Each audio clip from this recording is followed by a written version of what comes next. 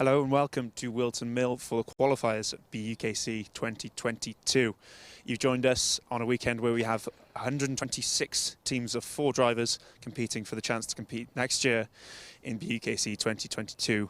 We have 23 teams ready and waiting to get out on circuits. You can hear in the background. First and foremost, though, we're going to speak to Tom Thickpenny from last year's champions. Congratulations on winning BUKC last season. Tell us, how does that feel, first of all? Yeah, it feels fantastic. I was in 2 minds whether to come back or not, because it's such a nice way to finish last year, because I graduated this summer, and I decided about 2 weeks ago that I was going to come back and wanted the #1 plate with a... Of course. So due to COVID, last year we allowed graduates to race because we cut their last season short, and then we realised there were also a number of graduates who missed out last year because the universities didn't let them compete. So Tom is taking advantage of that rule. How's your title defence looking? Obviously having you back is a big positive for the team. Well, I qualified 10th, so might be getting flipped to the B team soon. We've got the same team as last year, except from Piers, who's not doing it anymore. We've got Julio back. He was in Cambridge A last year. So I'm sure we'll be there or thereabouts. I think we've got a good team still. You qualified yourself 10th. How have the rest of the A team got on this morning? James was on pole, Charlie's 6th, and Julio's 3rd. So got some work to do. Me. And obviously 3 races count towards the qualifying today. Each team will have a race for each of their drivers, and the 3 best results count towards whether or not you qualify. It's obviously looking good for you guys qualifying for the Premier Championship again. Yeah, I think a big thing today will be keeping out of trouble. It's a half-hour race. It's going to be a lot of penalties and a lot of carnage probably. So the main thing today is just keeping out of trouble in your game places, and yeah, I think that's the best way of moving up from where I'm starting anyway. Fingers crossed for some good clean racing, and all the best, Tom, for your chances today and your title defence. Thank you very much. I'll see you soon. You will indeed. Tom Thickpenny there from our reigning champions, the #1 plate, Loughborough A. Right then, as you can see in the shot behind me, drivers have started making their way out 2 karts for race #1. Is this pole side? This is pole side, so the man who's going to jump in that vacant kart will be our pole sitter. I would admit we've had a little bit of an issue on the timing, and we haven't got the names of the people, so we'll be figuring it out as we go along. To the right-hand side, in 2nd place, though, we have from Oxford Brookes, Mr. Page. Just let him get his number plate on. Jump over this side, and once he's got the pins in. So each team has control of their own number plates, as you can see on the front of the kart, and transponder, which he's putting on now. The transponder goes on the side of the kart, so we can track how many laps they've done, how fast they're going, and exactly where they are on track. And once he's pinned that in, we'll have a quick chat about the Oxford Brookes title chances this year. He's ignoring me, but he'll come over eventually. Come and have a quick chat. Come on, do your seat and sit before you jump in. P2 to start the day, for which is this, Oxford Brookes A? Yes, that's correct. And are we looking to go better than P3?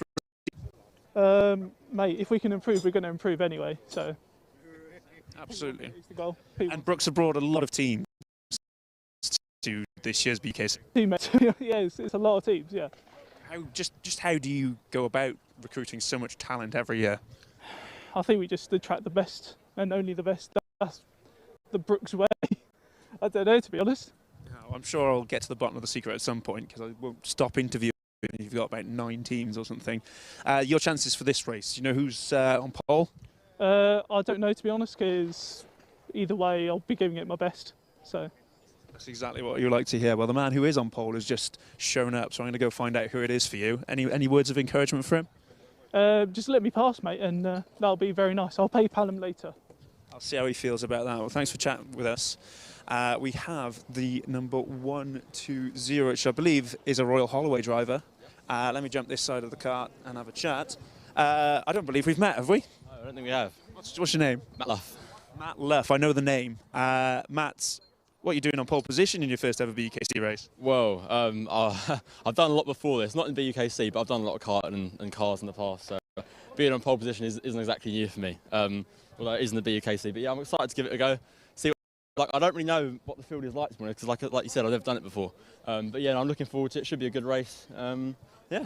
Well, you got Oxford Brooks lining up alongside you, Archie Hobson of Warwick in behind, another Brooks driver then, that's Angus Fender in what would be 5th place. Just having a look back down the grid now to see who else you've got. Ed Tansley by there. I'm not altogether sure who that is in 4th, but usually get a field, especially later in the season when we mix the teams together, because we've got half our good drivers racing tomorrow, shall we say. Tell us a bit about yourself then. What other formula have you been involved in? Well, I started off in rental karting when I was a little boy. I won the Saudi World Karting Championship twice. I went on to do a lot of British TKM, and then I moved to Junior Juniors in 2017. Spent 2 years in Junior Juniors, then moved to Mazda MX-5 Championship. Spent 2 years in that. Got a few wins here and there, and this year we did the Civic Cup, Honda Civic Cup, and we come second. Got the awards even tonight, so after this I've got to rush off. But yeah. It's quite a CV, to say the least, and it's great to have you here at BUKC. Hopefully you can transfer all those skills you've learned in those other championships. 18 kilos over the weight limit, so it's a struggle.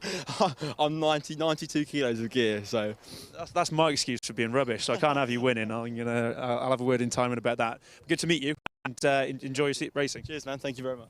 Let's go have a chat with Archie, who's up here in 3rd position. Archie, are you captain of Warwick again this year? No, that was 2 years ago. Wow, that shows how well I keep up with current affairs. You're still in the A team. Yep, still in the A team, still going strong. Yeah, 3rd place, surprise for you, or are you expecting to do this well? I was hoping to be there or thereabouts. It'd be nice to move forward, but there's not far to move forward. Yeah, so you've got Brooks driver to the right of you, Brooks driver in behind. I'm going to have a word with Angus in a second. And this man in front of you's just reeled off the most impressive racing CV I've ever heard, so you're in good company. Yeah.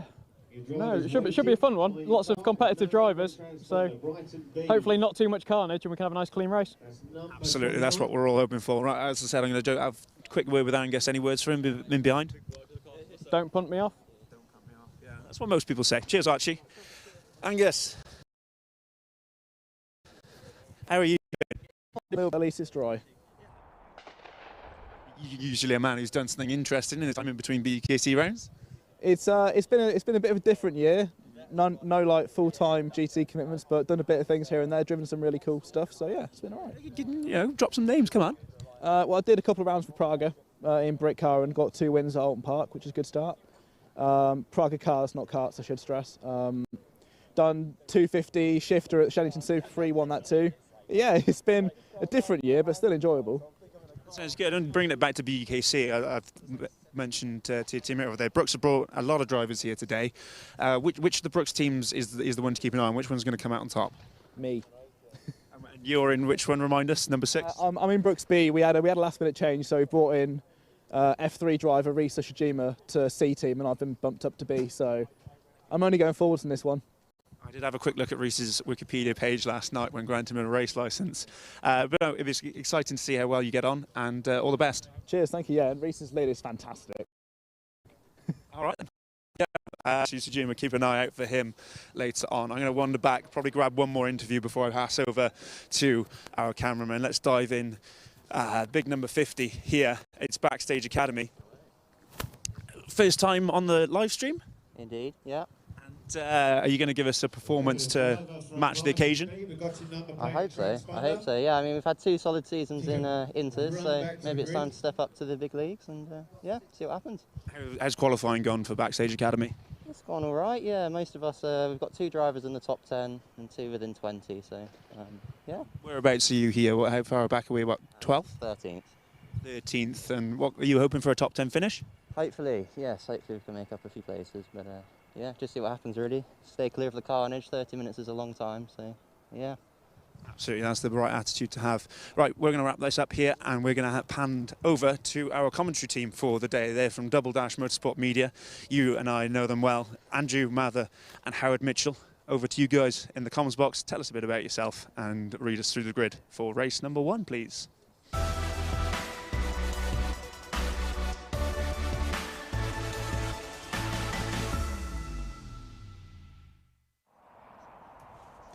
Thank you, Jacob. Hello, everybody, from the comms box here at Whilton Mill with myself, Howard Mitchell, and Andrew Mather. Together we are Double Dash Motorsport Media, and it's going to be our pleasure and privilege to take you through the action today, nay, this weekend. Hello to those of you around the circuit as well, because I believe we're going out on Tannoy as well.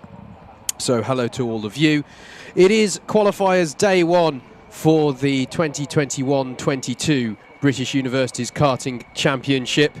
High pressure, high stakes for the qualifiers as teams bid to get themselves into the championship that they see themselves naturally fitting into, and into the classes within that those championships that they naturally see themselves being destined for. But it all hinges on just 4 races per team. Here's your grid for race number 1.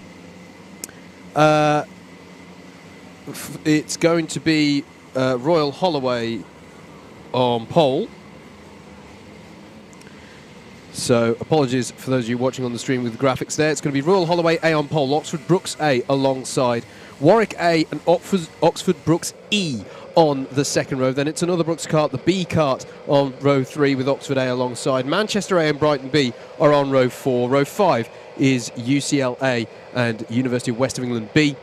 It's the University of East Anglia A and Swansea A on row 6. Row 7 is going to be Backstage Academy A. Then it's University of Wales Trinity St David B alongside them. De Montfort A and Brighton A are row 8. Leicester B and UED are row 9. Loughborough C and Swansea B round out your top 20.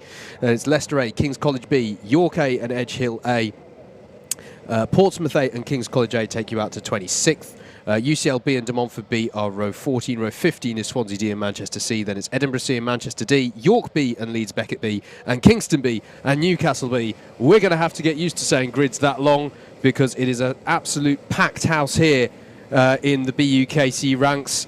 And Andrew, we are looking good for the go with race number 1. Here we go then. BUKC 2022 is go. For the first time here at Whilton Mill this weekend, we are racing 30 minutes for all of these races here today and tomorrow. Into turns 1 and 2 they go for the first time. A few stragglers towards the back of the field. Royal Holloway, though, this is a big opportunity for them to get some points on the board. Howard, they lead through Christmas Corner for the first time. Matt Lafar, pole sitter on that one, talking to Jacob down on the grid.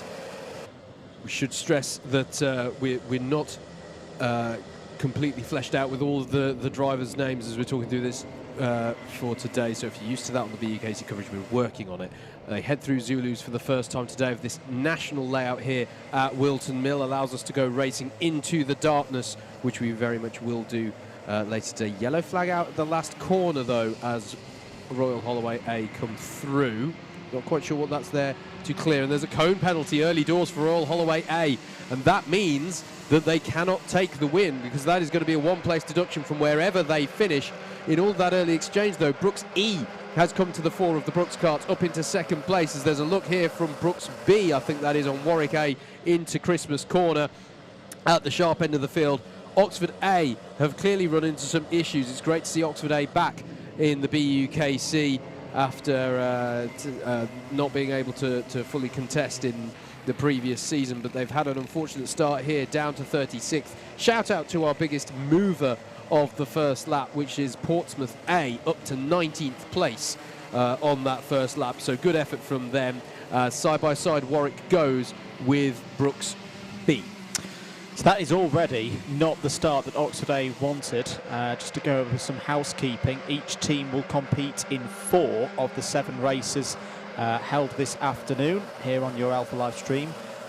They've only got 1 drop score, though, so the best 3 results of those 4 races are what count towards the team's points total at the end of the day. So Oxford A, on lap 1 of race 1, have effectively already used their drop score. And we've been talking a lot in the week and this morning on the DDMM data centre stream, Howard, how you can't afford to have a bad race because it's so competitive out there. There's so many strong teams going for one of those 27 places on offer today for getting into the Mains Championship.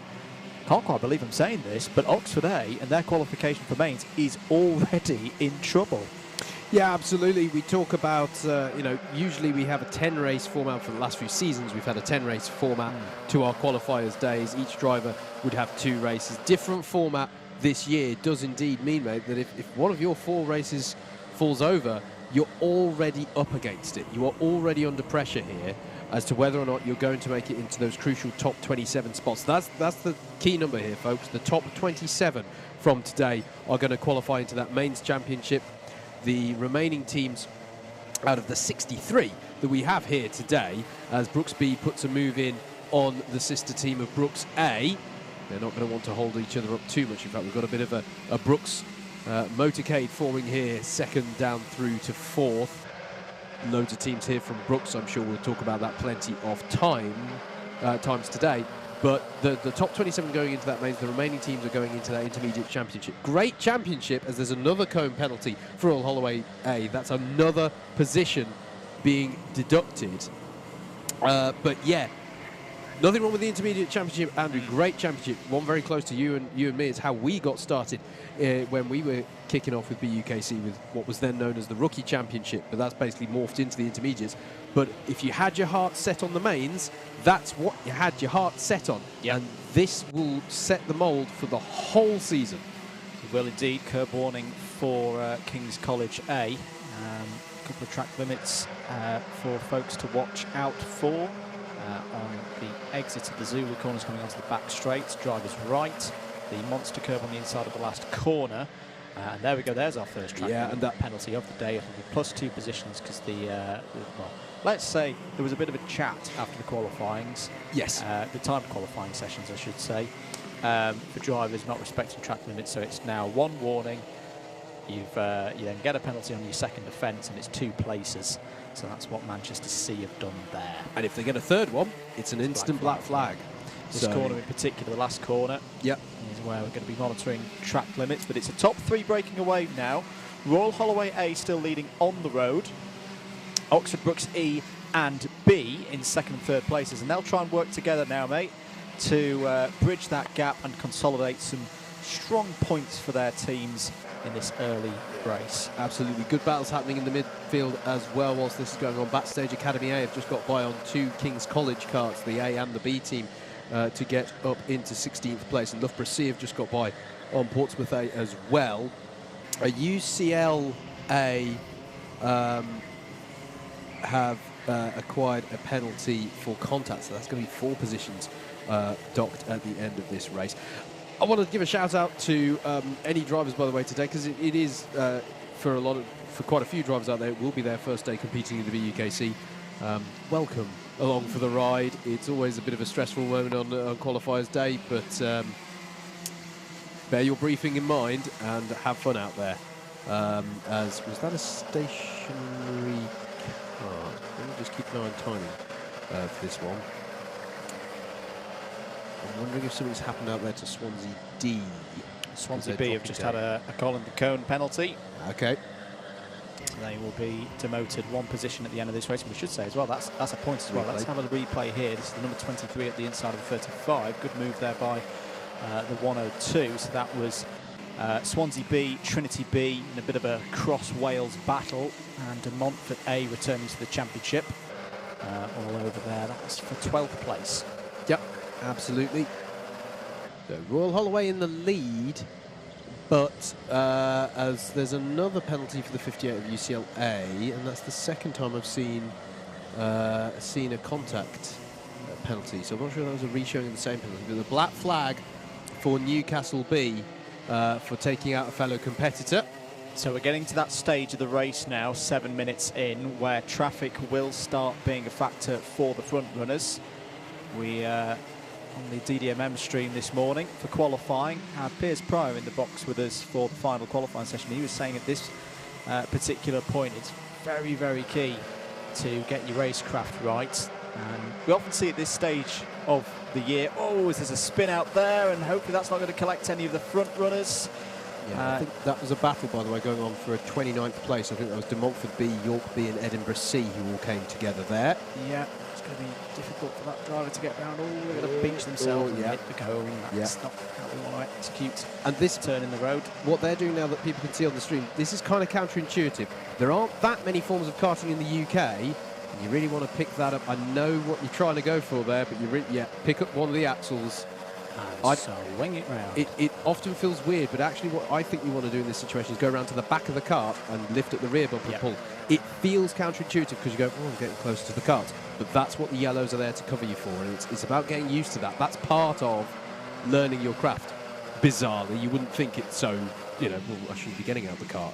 But every once in a while an incident happens, you need to be able to confidently get out and get your kart back underway again. Penalty towards the front of the order. University of West of England B, the team based in Bristol, have had an overtake on the yellow. I think that may have been through Christmas Corner there, so that's going to be a number of places demoted for the number 34 karts, currently in 7th place. But Piers was saying this morning, especially for new drivers into the BUKC who have experience in, say, owner racing, this stage is where it gets very, very different for those guys because they're not used to traffic. They're quicker, but it's not perhaps the kind of racecraft that they would expect from owner racing, and you've got to be a bit more patient. Here is a battle for the race lead on the road. So we've got Angus Fender there in the Oxford Brooks B kart. We do indeed. Really hassling the back of the Royal Holloway kart, and well, effectively already leading the race, of course, because Royal Holloway have a penalty. But Angus Fender back once again, looking on really, really good form. Yep, absolutely. So this is going to be an interesting. Well, obviously doesn't want to throw it away with the silly move because, as you say, net he already leads this race. Oh, that's a brave one. What a move, though. Brilliant. Round the outside of Oblivion, effectively there. Where did that one come from? That was brilliant. And Lufford's trying to fight back up the hill here. But Fender's going to just squeeze a little bit. Down the inside goes Royal Holloway A, back into the lead. Now they'll be heading towards Inkermans now. This is where the national loop diverges from the international loop. It's still with Royal Holloway A as they come through the Zulus this time around. Track limit warning for Royal Holloway. That was on the last corner, battling it once again. And Angus Fender trying to go around the outside into the boot. Can he get it locked down? No. Royal Holloway fighting back here. This is coming into play for Oxford Brooks E. They're pod to pod, a bit of contact through the last corner there. Fender runs wide, but he was kind of forced into that. There is a contact warning for Oxford Brooks A, and finally Fender has got through. That was inch perfect there on the apex of the crook there, because Fender came just to deter any run up the hill there for Royal Holloway A. It's a good little battle that, I've got to say, but leads us on. Here is the replay. This is into the boot on the last lap. Round the outside here goes Brooks B, goes Angus Fender. Malov trying to find the space on the third apex of boot, finds it, but then side by side through paddock. Not really, it's force majeure there for violating the track limits there for Brooks B, as we've got a driver off. It's the number 86, which makes it Leeds Beckett B, who are recovering to the circuit there. I'm going to guess one of our new drivers there. Black flag shown for Swansea D for an ABC takeout, which I imagine may well be on that Beckett B kart, because I'm pretty sure they were occupying a very similar piece of road, as this is exactly what we're talking about now. Going through the traffic, that was Edge Hill A, just minding their own business for the most part. As there's a black flag for Newcastle B, that's a re-showing of the one previously for a different takeout, as there's black flag for the race leader. Royal Holloway A have been issued with a black, well, I say the lead, excuse me, second place, of course, as of a couple of laps ago, but either way, they now have the black flag, and it's for an advantage by contact bump and pass happening twice, whilst Backstage Academy have also received a black flag. This is what it's all about, and for the first time I'm going to say the buzz phrase that we always say in the BUKC, particularly at the qualifiers, it is about getting through quickly but cleanly. That is the key. Yeah, and that Backstage Academy one, I think, could be something that they look back on at the end of the day with a bit of regret, just to bring up our projections. So this is the DDMM projection of who's in, who's out. This is based on the qualifying results from this morning, and currently Backstage Academy were the 15th best performing team in qualifying. So that potential of a strong result has gone now, and it's going to drop them down the order. Here come Royal Holloway into the pits. I'm going to be honest, Royal Holloway's chances of qualifying based off their timed qualifying results this morning was particularly low. So that is probably Royal Holloway done for the day. Although they could fight back. Their second, third and fourth drivers could fight back and get the results they need to finish in the top 27 here today.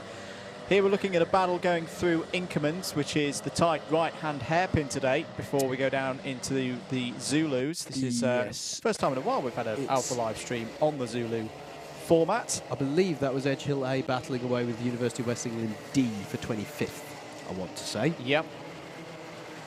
Bear with us though, folks. We're learning a lot of teams today. Yes, all brand new number boards for teams. Good little battle here. Manchester A leading the fight over 5th place between themselves, UEB, Swansea A and Brighters. That's Archie Hobson putting a lap on some of the traffic further down, as that is... I'm trying to see who was making that move. I think it was Portsmouth A on the move that we just saw up at Christmas Corner. But a good battle going on nonetheless in amongst the top 10. Brooks 1-2 at the moment, with Brooks B and Brooks E leading the way, as there's a look on the 72, but I think that's to put a lap on them. Is this the battle over 5th place coming through on the battle for 25th place that we were just talking about? It is indeed. And now it goes to a Brooks 1-2-3. Archie Hobson has been passed by the number 3 Brooks A Kart, so it is a Brooks 1-2-3, and Andrew, underlying the depth of talent, we always talk about it, but this year it's particularly pronounced, I think, with the 6 teams that they have here at qualifiers.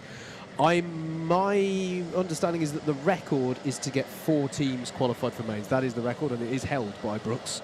I'm fairly certain, although Loughborough have also achieved that, I want to say.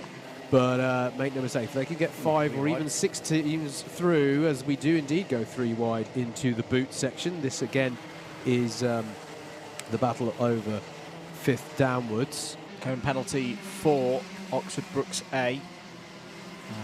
So that will be a place demoted for them at the end. We've seen the 86 there going through shot in the middle of all those leaders. And that is, of course, Leeds Beckett B, who've had their issues in this race. They're currently in 33rd position. Down the inside there go Manchester A, who had their best season in the BUKC in 2021. Finished 5th in the Mains Championship, hence why they've got plate number 5. 15 minutes to go in this first race of 7 here today. Each team competes in 4 of them. Each driver in a team races once each. It's been a good start, this, from the Oxford Brooks squad. They've seen the challenge from Royal Holloway diminish. Warwick A still there in 4th. It's a decent position, this, for Archie Hobson. We mentioned this morning how Warwick A always tend to run well in the qualifiers. Oh, there's a piece of debris in the middle of the track there at Christmas Corner, but this is good to see Archie, who, this is going to make me feel old because he's been saying this, he's much younger than me, bit of a veteran now in BUKC terms. Don't say that. You're right, but don't say that. But it's a good start for them, very absolutely. Good start for them to get some strong points on the board, take the pressure off later drivers to race this afternoon. And Archie's leading his team very, very well. Who else is leading their team very, very well? Brighton. We've not talked about Brighton a lot in this race, and we should, because they've got 2 karts currently in the top 10, running in 8th and 10th position as the number 35 looks down the inside. That's Swansea B putting a lap on the 86. Let's just put the spreadsheet of doom in the order for Brighton. How are Brighton looking? Yeah, they're looking very nice. Off their qualifying, both of their teams in the top 20 in terms of qualifying performance from the timed sessions earlier this morning. Contact warning for Warwick A. Leicester B have just overtaken King's College B for 18th position. That's the number 69 going past the 108. Contact warning for that Warwick A kart, but crucially a warning, not a penalty. But there is a penalty for Swansea D. That's another track limits penalty being issued. And this, to be clear, I'm not sure, apologies, not entirely sure if Jacob covered this for people on the stream down on the grid. A particular focus here on track limits after what was a fraught qualifying, a fraught series of qualifying sessions, I should say. Oh, and that is, well, we'll have to double check who that is actually, because it does look like it, doesn't it? Double check for that. Keep an eye on who's tumbling down the timesheet, or if they're going to turn it on. It's the 39, Newcastle B. That's not good news for Newcastle B. I've got the feeling that they've had a difficult day so far. Qualified 36th, 34th, 29th and 32nd of their races so far.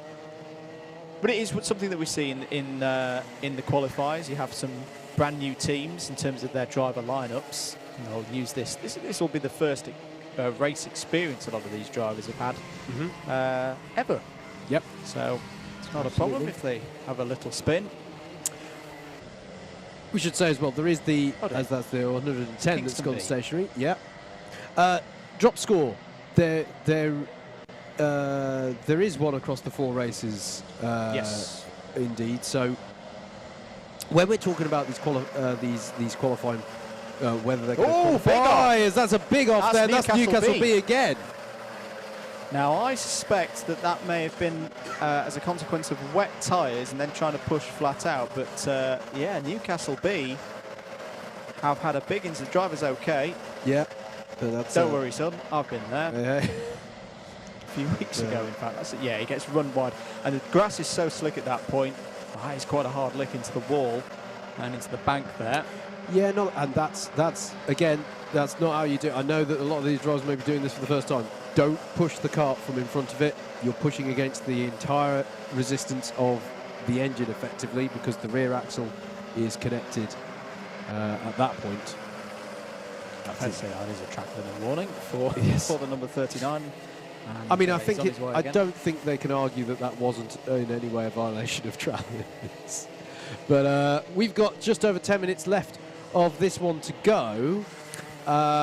Still a Brooks 1, 2, 3, but there is is it the A kart that has the cone penalty hanging over it? So at the moment, Archie Hobson in that Warwick A kart. I don't think I've seen any penalties come in for the Warwick kart. Will be in third. But yeah, there's the drop score of the 4 races the teams do. There is a score that will not count for their score come the end of the day. So why are we worrying so much, you might think? Well, if this was the race where you had the good grid position, like we were talking about with Royal Holloway A, you can't have another mistake. You just can't have another mistake. And that level of pressure, having so much consequence for your season, I can't think of a time when we've had that in the BUKC in quite this way. Good news for Swansea. I've just done a quick comparison of where a lot of the drivers started. Yep. Both the Swansea A and Swansea B drivers have moved up significantly. Swansea B running in 11th on the road at the moment started 20th. Swansea A started 12th and are up to 6th. That's the kind of performance that you want at this stage of the day. You know, you're taking a decent qualifying and making it a really good race result. You're gaining on the expectations from before this race. Yep. Just mentioned Angus Fender controlling this one well. 5 seconds the gap now that Brooks B has in hand.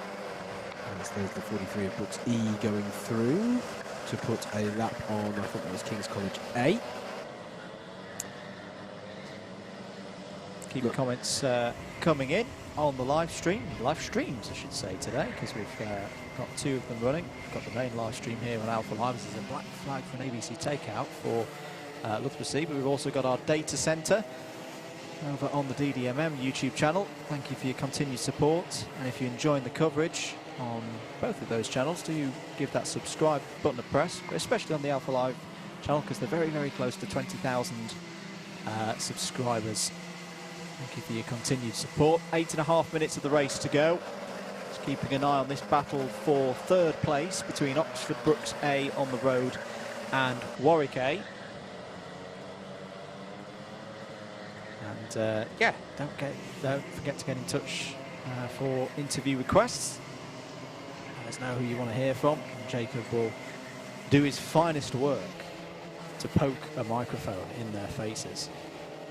Absolutely. Royal Holloway through on Portsmouth A for 16th place in what is effectively now a bit of a recovery drive for Royal Holloway A, but they still have penalties to be applied. Even though they got the black flag, there were still some penalties forthcoming before that, which means that where they finish, there will still be some positions docked for them. All penalties in the BUKC are position penalties, well, aside from the most egregious offences, which I suppose are disqualification from the round and you go home. But for the most part, 99% of the penalties you'll see are position penalties applied at the end of the race. So yeah, I think we mentioned the black flag from Loughborough C for ABC takeout. What are we talking about? They haven't gone and taken a takeaway. What are we talking about with takeout? That's when you... ABC is advantage by contact, so if you hear us say that, that's what we're talking about there. But then there are different flavours, if you like, of advantage by contact. There's bump and pass, which is where you didn't cause your competitor to crash out, but you did get through a little too robustly. That is ABC bump and pass, or shows up on timing as ABC-B ampersand P. And then ABC takeout is where you've literally taken out another driver and they've had to spun around and they have to recover themselves back onto the circuit. So that's the difference between those two. UCLA get through on De Montfort A, that's for 12th place. But almost to balance it back up again, De Montfort B have just got through on Edinburgh C. So good and bad there for De Montfort fans. Hello to Harry Jones, who's gone in contact on the DDMM stream. Confirms that, yes, Newcastle B is all new drivers. It's good to see. Drivers coming through. 6 minutes of this race to go. There's the number 58 at the inside, it's UCLA.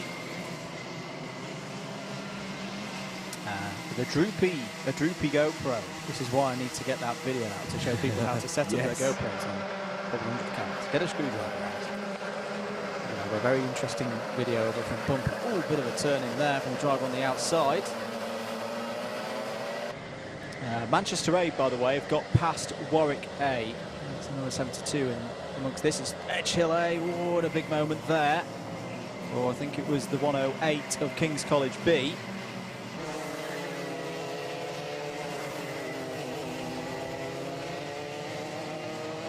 That's Royal Holloway making their way back through. There's a penalty for De Montfort A. Team based not too far from here, up in Leicester. But that'll be +4 positions for them at the end of this race. 5 minutes to go. Still Brooks B from E from A. In a BEA beautiful display so far from Oxford Brooks. Nicely done. Thank you very much. Not even ruined by the fact that Brooks A has a penalty, because Manchester A is waiting in the wings in 4th place. Yeah, it's... Oh, and there's some kart screening off there in the middle of the Zulus, and I think, is that Edgehill involved? I think that may be more someone's putting a lap on, so we could see someone dropping down from quite high up the order. Keep an eye on that one. There's it's on the inside of the... Oh, there's 2 of them. Yeah, that's my point, and I'm wondering, really. I think that was the driver in the black overalls, black and blue overalls on your stream, putting a lap.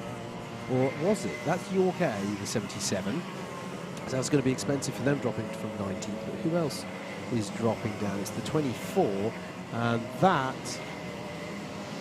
Oh no, that's Loughborough C from further down, so apologies. I got the drivers the wrong way. That is most costly for York A, unfortunately, who I think had been running this one fairly cleanly as Royal Holloway goes through there, putting a lap on fellow competitor there. We're within the last, inside the last 5 minutes now of what is, I want to say, the longest sprint format that the BUKC's ever used. These 30-minute races, we've had 25-minute races, we've had 20-minute races before counting the sprints, but these 30-minute races just leaves you that little longer time. It means that it's important to be patient. And if there's one takeaway from this first race of the day, I think it's got to be, Andrew, that it's about keeping it clean, it's about not getting those penalties. I know it sounds like we're doing the boring housekeeping stuff when we say it, but these teams are going to have to, you know, take heed of that, or they're going to learn the lesson very painfully by way of having a very hard time or an even failed attempt at qualifying for the championship or the class that they see themselves naturally being in. I'm going to give a shout out again though to the York A drivers, just to say that until that incident it was a really strong run. They started 23rd and were up to 16th. Yeah. Yeah, all good learning. and still not over for York. 15th place in their next race is a good opportunity for them to improve their score. 2.5 minutes to go. Here we're looking at the squabble over 7th place. Oh, someone's going round there through Christmas corner and may get collected here. Get on the pedal. That's a decent recovery. Get back underway. Yeah. You've got University of East Anglia in there. Performed brilliantly last year. The most improved team. But here is your race leader, Oxford Brooks B. GT racer Angus Fender. You see the McLaren logo on the back of his suit.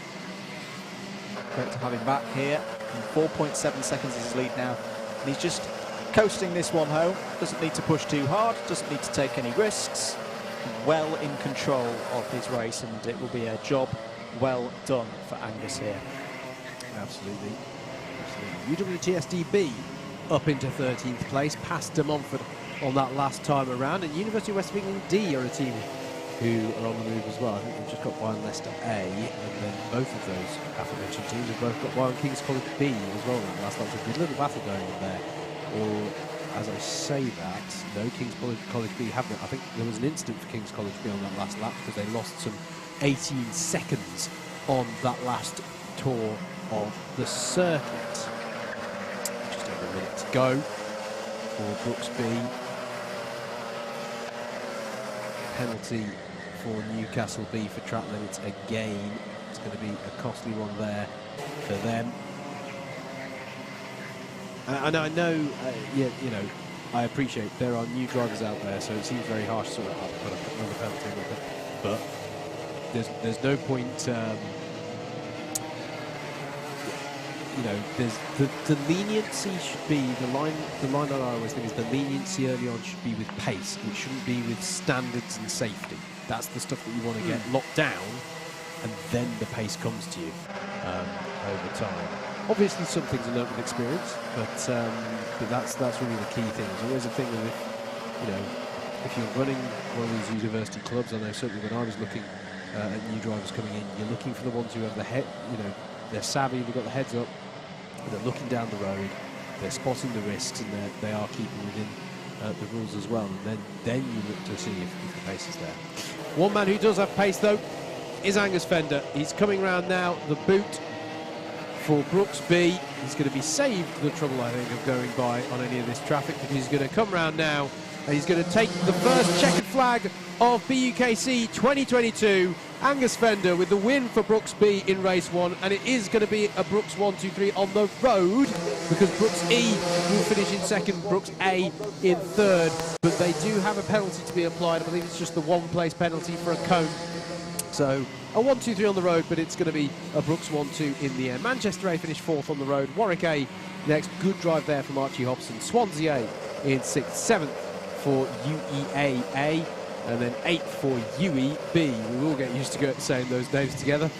Brighton B and Brighton A with solid drives from both their teams to finish 9th and 10th. And Swansea B, Royal Holloway A on their recovery up to 12th in the end. University of Wales, Trinity St David B in 13th, and it was UCLA, De Montfort A with a good drive there to 15th, Portsmouth A, decent drive. These like mid-team drives are going to be the crucial bread and butter that gets some of these teams through, make no mistake about it. Leicester B in 17th, King's College A, University of West of England D, Leicester A rounds out your top 20, then it was York A, King's College B, Edge Hill A, UCL B, Backstage Academy A, Manchester C, De Montfort B, Loughborough C in 28th, Edinburgh C, Manchester D round out the top 30 minutes, Leeds Beckett B, Newcastle B in 32nd, but definitely with some penalties to be applied, Kingston B, Swansea D, York B, and Oxford A with it all to do now, because they had, in some way they had some issue at the start, which meant that they finished 2 laps off the back of everybody else, so that is going to be one to keep an eye on for them as they try and regain that momentum. That was race number 1. We've got 6 more of them to come today. Let's head down next, though, to Jacob on the grid.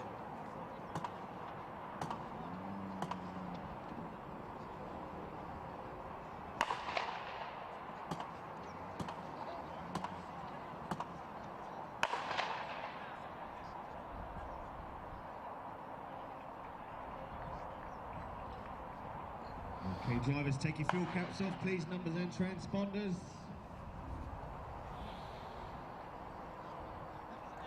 And drivers from race number 2, let's see you on the circuit, please, getting ready. Fuel caps off, please, drivers.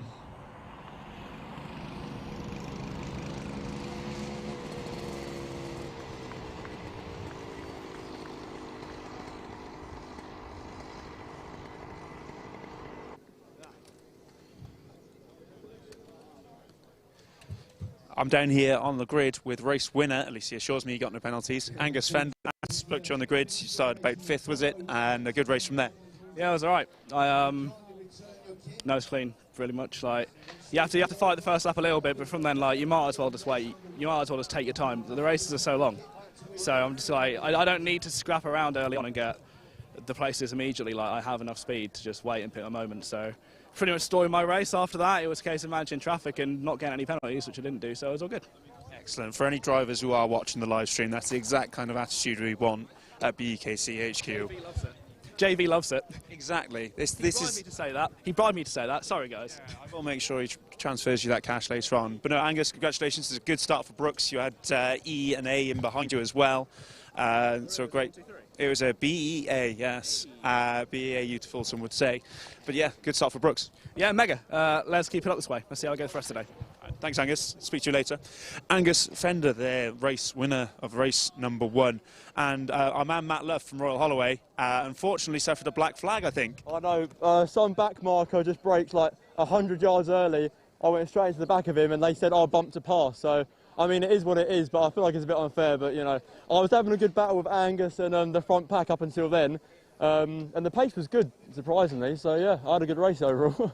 I don't know where I finished. Do you know? No idea, sorry. But no, you sound exactly like a standard BUKC qualifier's first time, not realising that the back markers are very much back markers. It does get a bit different after Christmas in the main championships. But did you enjoy yourself? Oh, mate, I had a great time. Yeah, I don't do a lot of karting anymore, so it's good to get back in it. That's the thing. The motto of the BUKC is if you had fun, then you won. Yeah, exactly. I agree. Good way of looking at it. Well, thanks for chatting with us, and hopefully see you again after Christmas. Thank you. Matt Love there, Royal Holloway, our pole sitter, unfortunate to get himself a black flag for that incident that he was describing there.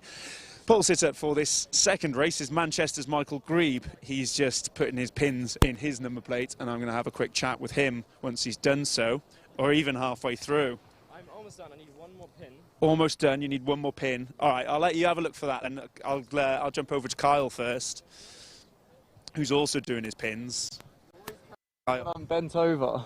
Yes, isn't that a shame? How are you doing? Yeah, all right. You? Yeah, good. What'd you get up to over summer? I lost some weight. Have you noticed? I didn't want to assume, but, you know. It's not tight. It's not skin tight anymore. Yeah, doing on the treadmill, or? Yeah, actually, yeah, all good. All good. Shame about the weight limit today. I would have been on 82, but 75. So. You're ready for after Christmas? Well, I've put it back on by then. Not too much turkey. And you're a working man now, aren't you? As of Monday, yeah.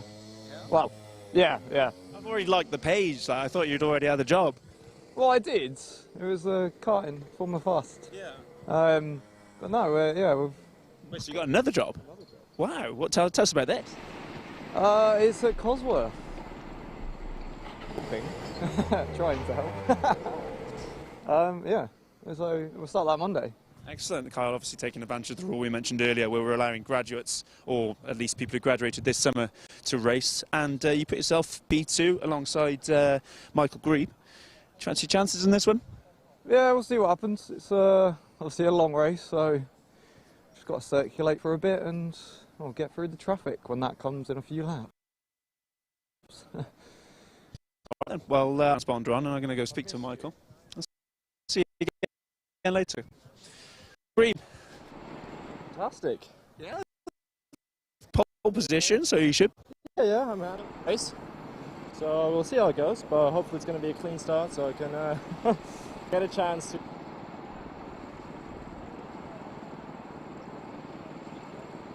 lead the truck is going to push back down there, Josh. But yeah, okay, we're back. We're struggling with signal down here, so let's wander up the grid a little bit and speak to. Let's go for Ed Tansley. Ed, I'm sure I saw you on the grid a second ago in race number 1. Yeah, I mean, I was putting the number board on. Miles was P6 in that one. I see. And this is the return of Oxford, isn't it? It is, yeah. We got 116. Like, you know, we need to lower that number hopefully this year. Oxford, the University of Mississippi, due to local COVID regulations, I guess. Yeah, no, exactly that. It's quite a team together when you're, you know, not allowed to hold any chest days. That's all done. You're back in force and you're here to win. Well, yeah, absolutely. You know, am I quick enough to win this one? I don't know, but you know, we're going to go for it. With that attitude, you're not going to be quick enough. You know, let's have some positivity and self-belief, please. Oh, I'm in it to win it. Don't get me wrong. That's what I like to hear. That's exactly what we want. Right, I'm going to quickly have a chat with Harry Farnhill and behind you. Nice. See you. Ed Tanzer, Harry Farnhill's a former drivers' champion, but he's way back here in what, 10th? Yeah, it was. So it is, isn't it? A bit of penalties and stuff like that, but see what happens in the race. Well, you are in the number 10 plate of the UWTSDA team. You guys looking to improve on that this year? I don't know, we've had like 11, 12, 13 and now 10, so we're having a good collection of these just outside the top 10, but yeah, it's just a number, isn't it? Time to finally break into it. I think they're waiting for me to finish. He's eyeing me up, so I'm going to get off your side pod now and let you race. Cheers, mate. Have a good day. Harry Farnhill there, UWTSD, Swansea. As you can hear, engines are fired up. Race is ready to go. Andrew, Howard, back to you in the comms box.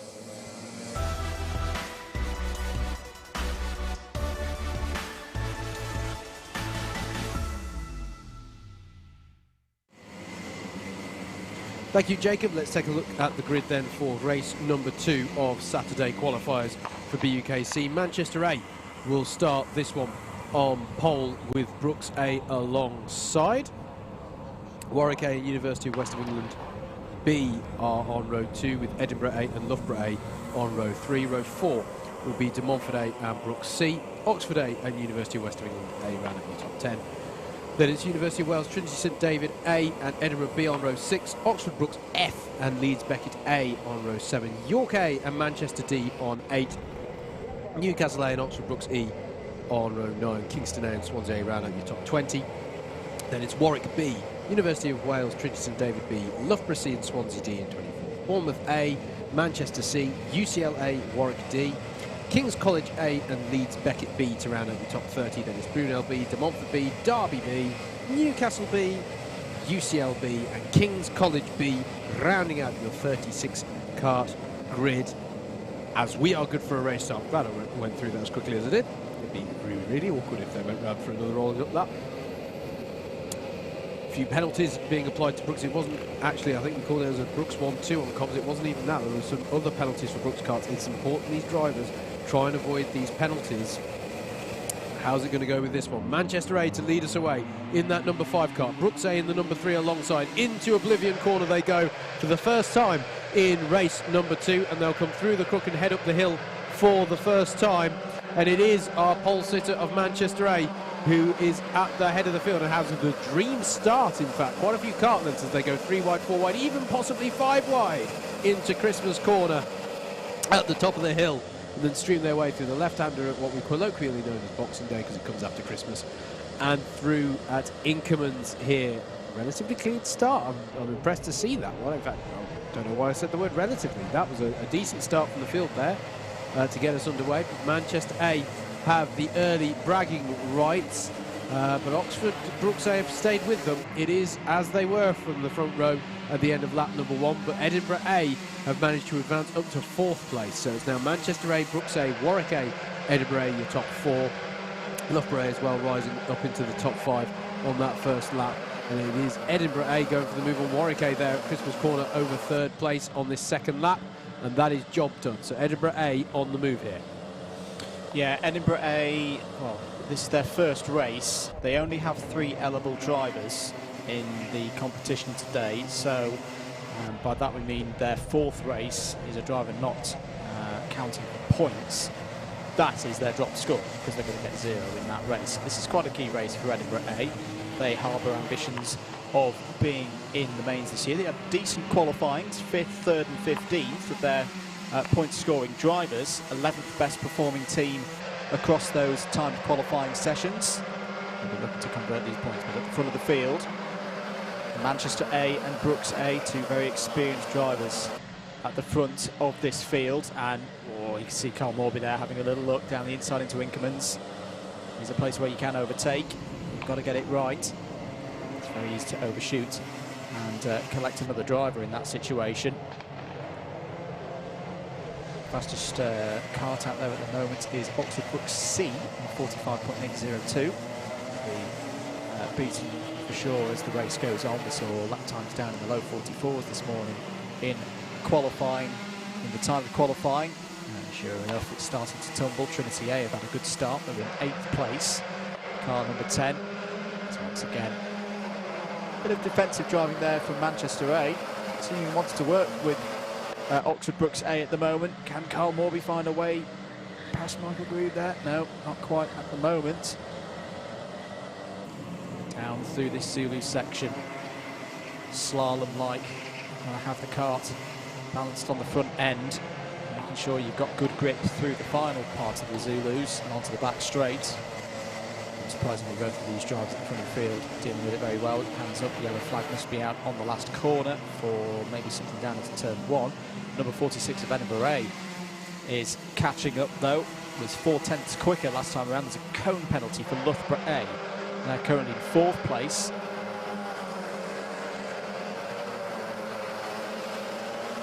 Troubles early on in this race for King's College A, Leeds Beckett B and Newcastle B. They are all towards the back end of the field. And, it's a difficult day so far for Leeds Beckett B. Drivers at the front of the field have already caught up to traffic. That's the number 79 being lapped there, UCLB. Dealt with by quite a few very experienced drivers in BUKC racing in this particular race. So Manchester A still leading. It gets worse for Leeds Beckett B. They've just received a black flag, so they'll have to come into the pits and have a stop-go penalty. Still Carl Morby. This is a good chance. Side by side through Boxing Day. Can he hold it to the outside? Yes, he can. So through go Oxford Brooks A into the lead, and here come Edinburgh A now as well. Instruction there from Carl Morby, let's work together, let's try and pull away. And to be honest, at the moment, he is not needing any help. He's got a big lead now over Manchester A. That was a good move, that, Howard. You saw it being formed up. Carl sticking to the outside, switching back. And this was the key moment, getting side by side at that point, the move's done. Yeah, absolutely. Great little move there. None too many that we see. Effectively around the outside of Boxing Day. It was already done by the time they were stabbing the brakes, as they do briefly for Inkermans. So Carl Morby showing a lot of his experience in the kart there. And now a lap on from where he made that move. Looking to stretch his legs a bit at the front of this race. Newcastle A have just got by on Oxford Brooks F. That is over 14th place. And if that sounds like that's not at the sharp end of the field, as we've been saying already today, those little, battles in the teens, those are potentially going to be the real clinchers for those who end up being on the bubble, as it were, for qualification to the mains. If you can put in those consistent results, then that's going to be crucial. Brooks C looks for a move on Loughborough A into Christmas Corner and makes the move stick. So Brooks C up into 4th place. One of the long-standing rivalries of BUKC is Loughborough and Brooks. Arguably, that was one of the longest-standing ones. Certainly the most successful rivalry, with the most BUKC championship wins for those two at the top. Good little battle going on still in that sort of mid-teens battle. Newcastle A and Brooks F getting by on Edinburgh B on that last lap. So good little battle going on there. And as I say that, there's a move for 11th place as well. Leeds Beckett A by on De Montfort A. In the stream, we're looking at Manchester A and Edinburgh A in 2nd and 3rd. They just went through your shop there. Here they are again, going through Inkerman's Corner. With their sweep through the Zulus. 1, 2, and then 3. Looks so simple, and yet quite an unusual sequence of corners. They all feed downhill, so the kart accelerates more than it would naturally as it heads down towards the back straight. And there's a effectively the way that the curb's set up, particularly on the third part of the Zulu, means it's effectively an off-camber corner, which can feel very odd as you're coming onto that back straight and really wanting to plat your foot down, and you very much want to, because you want to carry as much speed as possible through onto that back straight. There have been a couple of black flags in the last minute, I'm afraid to report. Leeds Beckett B and Newcastle B have both. Although for Leeds Beckett B, I think that's a re-showing, so important that the driver goes in to serve that. Do not ignore your digi-flag signals from race control. You definitely need to observe a black flag if it's issued, no matter how frustrating it is. Those two with a black flag will be trouble. It's Oxford A having a better race than they did in race number 1. By on Warwick A into 7th place, as we've got 7.5 minutes. Sorry, we're 7.5 minutes in to this one. Steady now. Sorry, Okay. I'm getting ahead of myself here.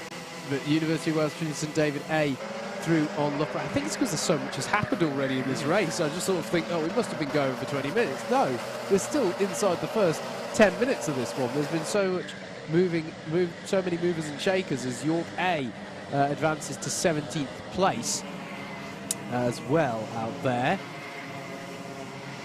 Here we're looking on the stream at, that was Oxford A, I believe.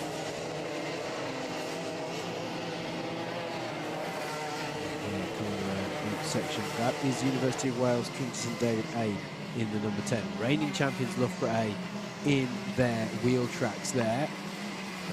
But they're not gaining at the moment. At the moment, Trinity St David do well to hold the reigning champions at arm's length. Edinburgh B still battling away there in the mid-teens. University of Wales Trinity St David B and BUKC F by on them in the last lap. Here we go with Leeds Beckett A chasing University of West England B that we're looking at on our shots at the moment. Onto the back straight. This is looking good actually for Beckett A. The experienced squad now in BUKC is Leeds Beckett, which also makes me feel old because I can remember when we were saying that they were a fairly young team, but such is the way. We've got to stop making comments of how old we're feeling. It's not. We're going to be out of sorts with these. Turn BUKC streams into two grouchy old men. Yeah, I was going to say, we're going to be like the two guys from the Muppets in this, right? But there we go. Beckett's A. Oh, we were that years ago. Oh, it's true. But still, the battle goes on here, and there's the move from Beckett's A down the inside, and UEB is going to try and keep their foot in it, and they actually held on there. So fair play, and actually. Did that give the opportunity? It did. Gave the opportunity for the sister team to sneak on by. So it's now University of West of England 9 and 10 out there. That was a good little cheeky move there, as De Montfort A homes in on this battle as well. Yeah, Phil Craven driving for them here. Very distinctive get-up that he has. Good to see him back once again. And De Montfort, one of our returning teams for 2021-22 season. There's a switch for University of West of England at the top of the hill, but it's going to allow Beckett through as well on the B team. We're 60 now ahead of the 34, and Craven, as you say, Andrew, in that De Montfort car, going to try and get by, but can't quite make the move stick. So it's now a different UE kart that's frustrating the endeavours of Leeds Beckett A, but now it's the 80. Further down the order, Loughborough C are through on Swansea D. There's a penalty for King's College B as well, which is a ABC bump and pass. So that's going to be 4 positions docked. The end of their races here is Leeds Beckett tucking underneath the University of West of England A now, but doesn't convert it at the corner. Interesting, they keep their powder dry for now. Further up front, BUKC still leading this one by 1.8 seconds as traffic starts to come into play for this battle for 9th place here. Two of them navigating that well. But BUKC lead by 1.8 seconds. Manchester A in second by 1.3 seconds over BUKC. Although, as I say that, change for second place. There's been a change out there on the circuit. BUKC are up into second place. The 14 now ahead of the 5. There's a spin. Here it is. Yeah, as down go the Edinburgh A on the inside of Manchester A. It's over 3rd place. It's where Carl Morby got through past Manchester A few laps ago. And likewise for Edinburgh A. Or is it? No, Mike. Michael Green fighting back there. There was a spinner, Howard. I think it may have been King's College B, just as Leeds Beckett were making the move past there. For me, it wasn't Leeds Beckett's fault. Oh, Michael Green back down the inside for Manchester A, and I think through as well has gone Loughborough A. So yeah, good move there from Loughborough A. Yep. We do have a penalty in this race, remember. They got one from very early in this 30-minute sprint Giro. Opportunistic driving gets them to fourth on the round. Yep, absolutely. Good stuff there from the reigning champions, who are now looking to see if there's an opportunity to get by on Manchester. So just a good little battle going on here over third place. And the next battle that's particularly close is the one that we were looking at a couple of laps ago for ninth, between Leeds Beckett and the whole of the west of England, basically, in the UE ranks. Very fast lap times just gone in from Oxford BUKC, who are clear of this battle now. 44.135. That's one of the fastest lap times that we've seen so far today. There's a penalty for Newcastle B for track limits. Some of the back markers getting embroiled with one another. That's salt in the wounds, I'm afraid, for Newcastle B. They've already had a black flag in this one. Having a bit of a tough day of it so far on Newcastle. Just got to focus on the track limits, the raising, observing the yellow flags not spinning out, getting those basics down, and they can advance from there in terms of the pace. Also important not to get, I should say as well, for the less experienced drivers, not to get spooked if you are being lapped. It's the job of the driver behind you or coming up to lap you to do that cleanly. And it's always that rule. We see this, Andrew, in endurance sports car racing as well. Hold your line, allow the faster vehicle to go through on you cleanly. Don't get spooked and start running wide. There's no need to fear that. Or do as the 58 did there and make it very, very obvious what you are doing and what you want them to do. So that was good driving from the UCL A driver there in the 58. Just holding to the left of the road. Top tip if you're used to doing competitive karting. You indicate with your hand what side others can overtake you on. Yeah, it is not a point of you go there. Yes, it is not an old-fashioned indicator on the road thing of I'm turning this way, I'm pointing. It's no, you go to this side of me because I'm going off to the other way. 15 minutes of this race to go. Hope you're enjoying the coverage. Still early days in the race section of this BUKC qualifier for the 2022 Mains Championships. Here's the number 34. Don't think this is for position, it's UWEB. And they're just navigating their way past, I think that's De Montfort B there. So yeah, De Montfort B in 31st position. A lap down at the moment. I've been saying it all day, but I do like this UE squad this year. Based down in Bristol. They're putting in some good work. They've really stepped up a gear in student motorsport in the last few years. We've got a very competent, well-run former student team, and improving yet again here in the BUKC. Switch around for the Swansea karts. A now ahead of D, that's in 23rd place. That is a key one to get down in this situation, isn't it, mate? You do not want sister karts holding each other up. You want to get these things sorted nice and quickly so that they can advance on the order for the good of your university as quickly as possible.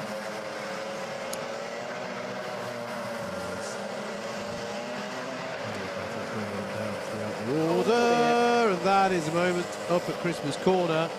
That was Manchester C on Swansea D. And yeah, that may be a penalty for the 88 of Manchester C. Just want to give a shout out to Trinity B. There we go, ABC takeout for Manchester C. They have just lost a position to Brooks F, but this has been a very nicely put together race from the driver in kart number 23.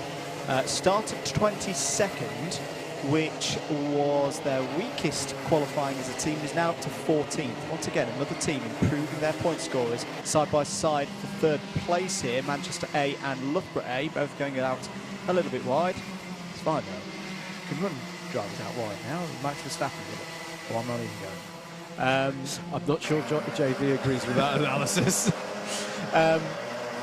They were a team, I want to mention them because they were a team that were kind of in that wobbly zone of 20-something. So decent qualifying, but still got to deliver it on track. And they're doing exactly that, solidifying their spot in the top 27. That was a costly exchange for Loughborough that we just saw on the stream, because they've dropped now behind the Edinburgh A and the David Kart. So a bit of frustration there for Loughborough. They've got a bit of work to do to get on at the road as much as they can.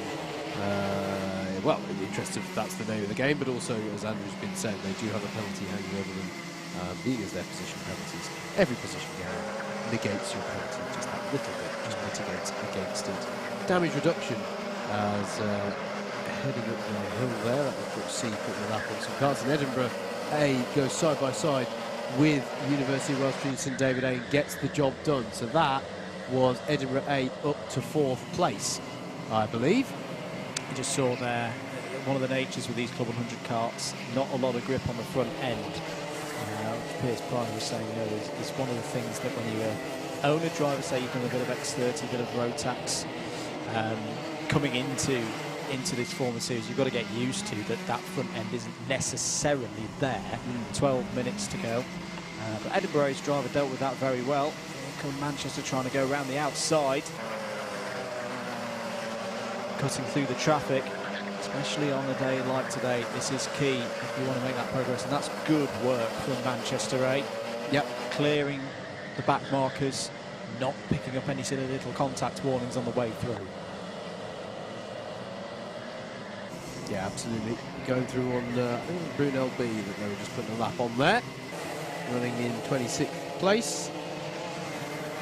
It's not too, you know, absolutely not in any way to take away from some of these drivers who are being lapped. They're all out there finding their pace, and because of the rules that have happened around graduates being allowed to compete for a time after graduation, because of all the complications that we've seen over the last 20 months or so, it does mean that we've got the widest spread across the BUKC field of experience that we've probably ever seen. So drivers, to be clear, shouldn't be disheartened. There's a move from University of Wales TSDA on Edinburgh, and side by side through the Zulus, and that's going to be costly for Edinburgh, and Loughborough sees the opportunity and go up into 5th place with Trinity St David now up into 4th. But yeah, the drivers shouldn't be disheartened. You know, everyone starts somewhere. I can certainly vouch for the fact that I started in a position where I was lapped multiple times.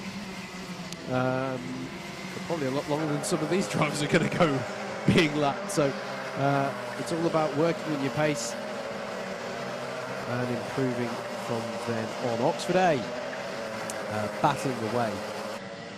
Well, not battling away, actually. They're having a bit of a quiet one at Oxford now. 2 seconds behind Loughborough, well, 2 seconds behind the Loughborough A battle, so Edinburgh clearly found their way back past Loughborough A in the last part of that last lap. But 3 seconds, or even 4 seconds now it is, up the road from Warwick A. So Oxford A having a quiet but steady drive here.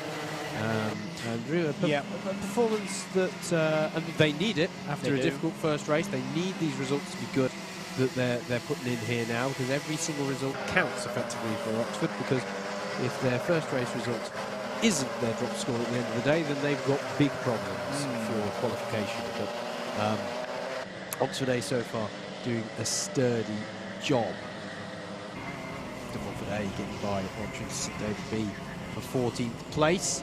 Loughborough C getting by on Swansea A on that last lap as well. So a few moves going on throughout the field, as we, this time I'm correct folks, are inside the last 10 minutes of the race. I haven't lost my sense of time completely. It's a Brooks 1-2, but you were saying that in the last race, and it wasn't really so.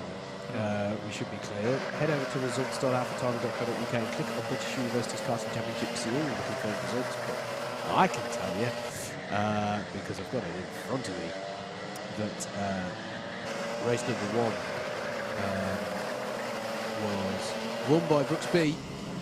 So Angus Fender did bring home the win for that, but penalties for the A and the E team, which means that it was actually Brooks B first, Manchester A in second, and Warwick A in third. So that's how penalties can come into play on this one, and there were a fair old few in that first race. This is a really good performance from Leeds Beckett A. Bradley Shears currently in for them. 9th place at the moment is the black flag for King's College B. On qualifying results, they're on the outside looking in. So when you see Leeds Beckett A flash up on our Teams tracker on the DDM data center stream, you'll see that currently their scores are red. They're out of the top 27 in the points standings, counted right now, and on the projection.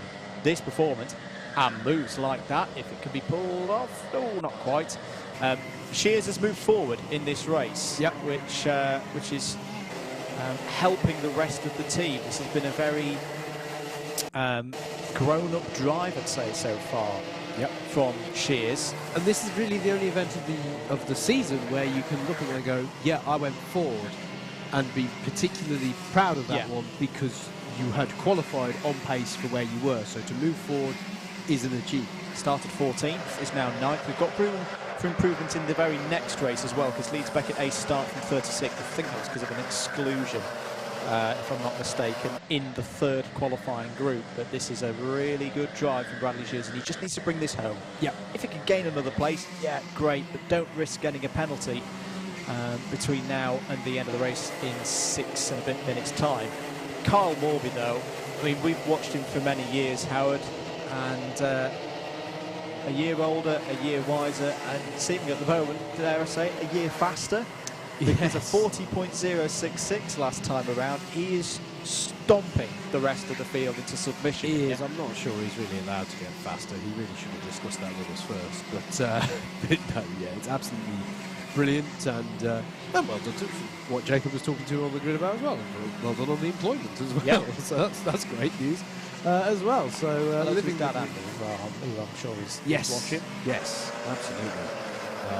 So yeah, all good. Living the dream at the moment.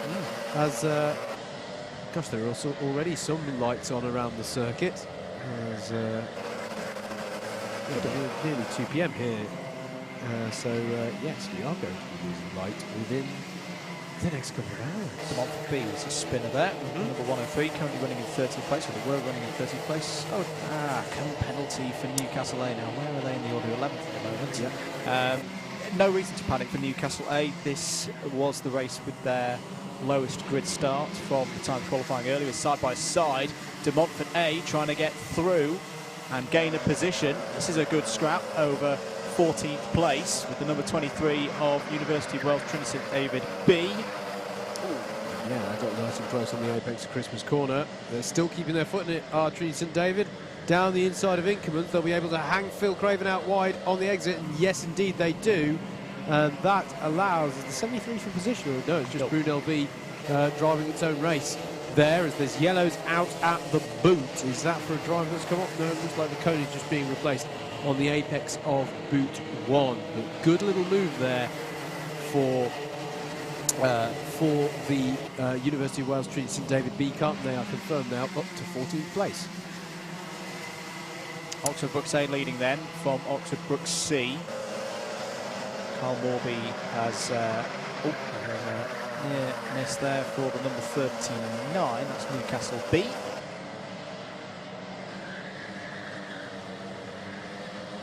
Manchester A still scoring points. And that was cone. That was a Stonewall Trinity B cone knockage. So that will be a place penalty for Trinity B. And the reason why that cone's there, it's quite a drop off on the far side of the curb that the Club 100 staff understandably don't want their carts running over the top of and damaging the chassis. 4 minutes to go. So is that the fastest that we've seen of the day from Brooks? Yeah, I think it is. That's the fastest we've seen. Very impressive pace from Brooks A. Trouble for Manchester D on that last lap. Dropped a couple of positions. Trinity A have also taken 3rd away from Manchester A. Just coincided Brooks C. There is your leader. Oxford Brooks A.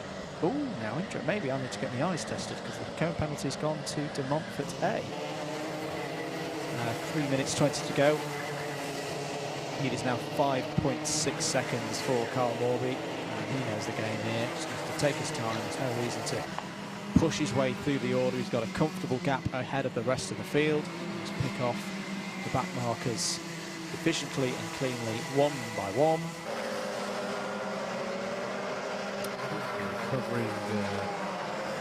Recovering King's College A Kart there on the straight up to Crystal. Sorry, Andrew. Keep your comments coming in.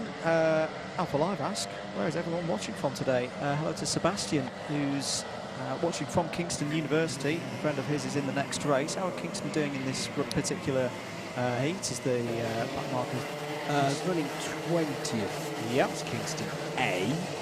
I don't think Kingston B are out in this one. Right there. They were out in the previous race. Matt's watching from London. Lucy from Bristol. Hello to you all. Of course, hello to anyone watching who's here tomorrow. We do all of this again for day 2. Looking for another 2017s to qualify through to the mains championship. We're visiting a great array of circuits across the course of the winter and early spring. Head across to www.bukc.co.uk for more information. Swansea A have just got past Kingston A. That's then up into the top 20. I should say as well, if you're watching from a university that doesn't have a team in the BUKC, get involved. Get involved. Obviously, you know, very popular championship at the moment, but definitely the opportunity to get in touch, see how you can get involved. Maybe your university doesn't have a motor racing club. Get it going. Get in touch, get in contact with your local kart circuits. And other university teams as well. Yes. It's something that's great about this competition is that it's how friendly the paddock is, and you know, from previous experience, if you are a university and you've got a group of 5 or 6 friends who want to form it, get a map out, find whichever team is closest to you, and drop them a note. Say how did you set up the team? How did you go about it? What's your experiences? Everyone's willing to share that information. Yep. Carl Morby, 39 seconds away from the end of the race on time. I think he'll get another lap in. And we'll go past the 40 lap mark. Back off, Kyle. keep it at the 4. 8 seconds is now his lead over this team 18 Brooks C. Track limit warning for Leeds Beckett A. Not a penalty at this stage though. Don't worry, supporters of the number 60 car. Looking round and start another lap. And he could actually have backed off just, but it would have been a bit tight. A bit risky. Would have been a photo finish there. Formation finish, you could say, between the Brooks A and Brooks C. Brooks being kept fairly honest by Trinity A at the moment. Manchester D and Swansea D up past Loughborough C. That's in a battle over 22nd place out there, as Leeds Beckett A accrues a track warning. Track limit warning. They should probably know that there's a track. Don't need to be worried about that. This man here, though, Kyle Morby, is going to come round to take another brilliant win for Brooks A, and goodness, don't they count on qualifiers day. Here he comes to take the win. Kyle Morby wins for Brooks A, and it'll be a long and quite impressive gap then back to second place, which will be, it's a drag to the line, and they get it at the line by 23 thousandths of a second. University of Wales, Trinity St David A get themselves into that second place. Brilliant drive there. So it's Brooks C then in 3rd, Manchester A come home in 4th, Loughborough A for 5th, Edinburgh A in 6th, Oxford A in 7th, Warwick A get by on Leeds Beckett A on that last lap in a battle over 8th place. That was close across the line as well, just 59 thousandths of a second separating those two across the line. UE A in 10th, 11th for a closely following there, Newcastle A, UE B in 12th, and it's Brooks F in 13th, Trinity B in 14th, De Montfort A in 15th, Brooks E, York A, Warwick B, Edinburgh B, and Swansea A take you to your top 20. Kingston A, Manchester D, Swansea D, Bournemouth A, Loughborough C in 25th, then it's Warwick D, Brunel B, UCLA, Manchester C and King's College A to round out the top 30. De Montfort B, Derby B, Leeds Beckett B, UCL B, Newcastle B and King's College B round out your 36 finishers on that one. Don't forget though, there are some penalties that will be applied post-race, so that is very much a provisional result for how they finished on the road. It remains to be seen quite how things go. That one. But we're fairly confident here in the box that Carl Morby kept that one clean, took the win for Brooks A. And I imagine it's probably from him we shall hear when we go now down live to the grid with Jacob.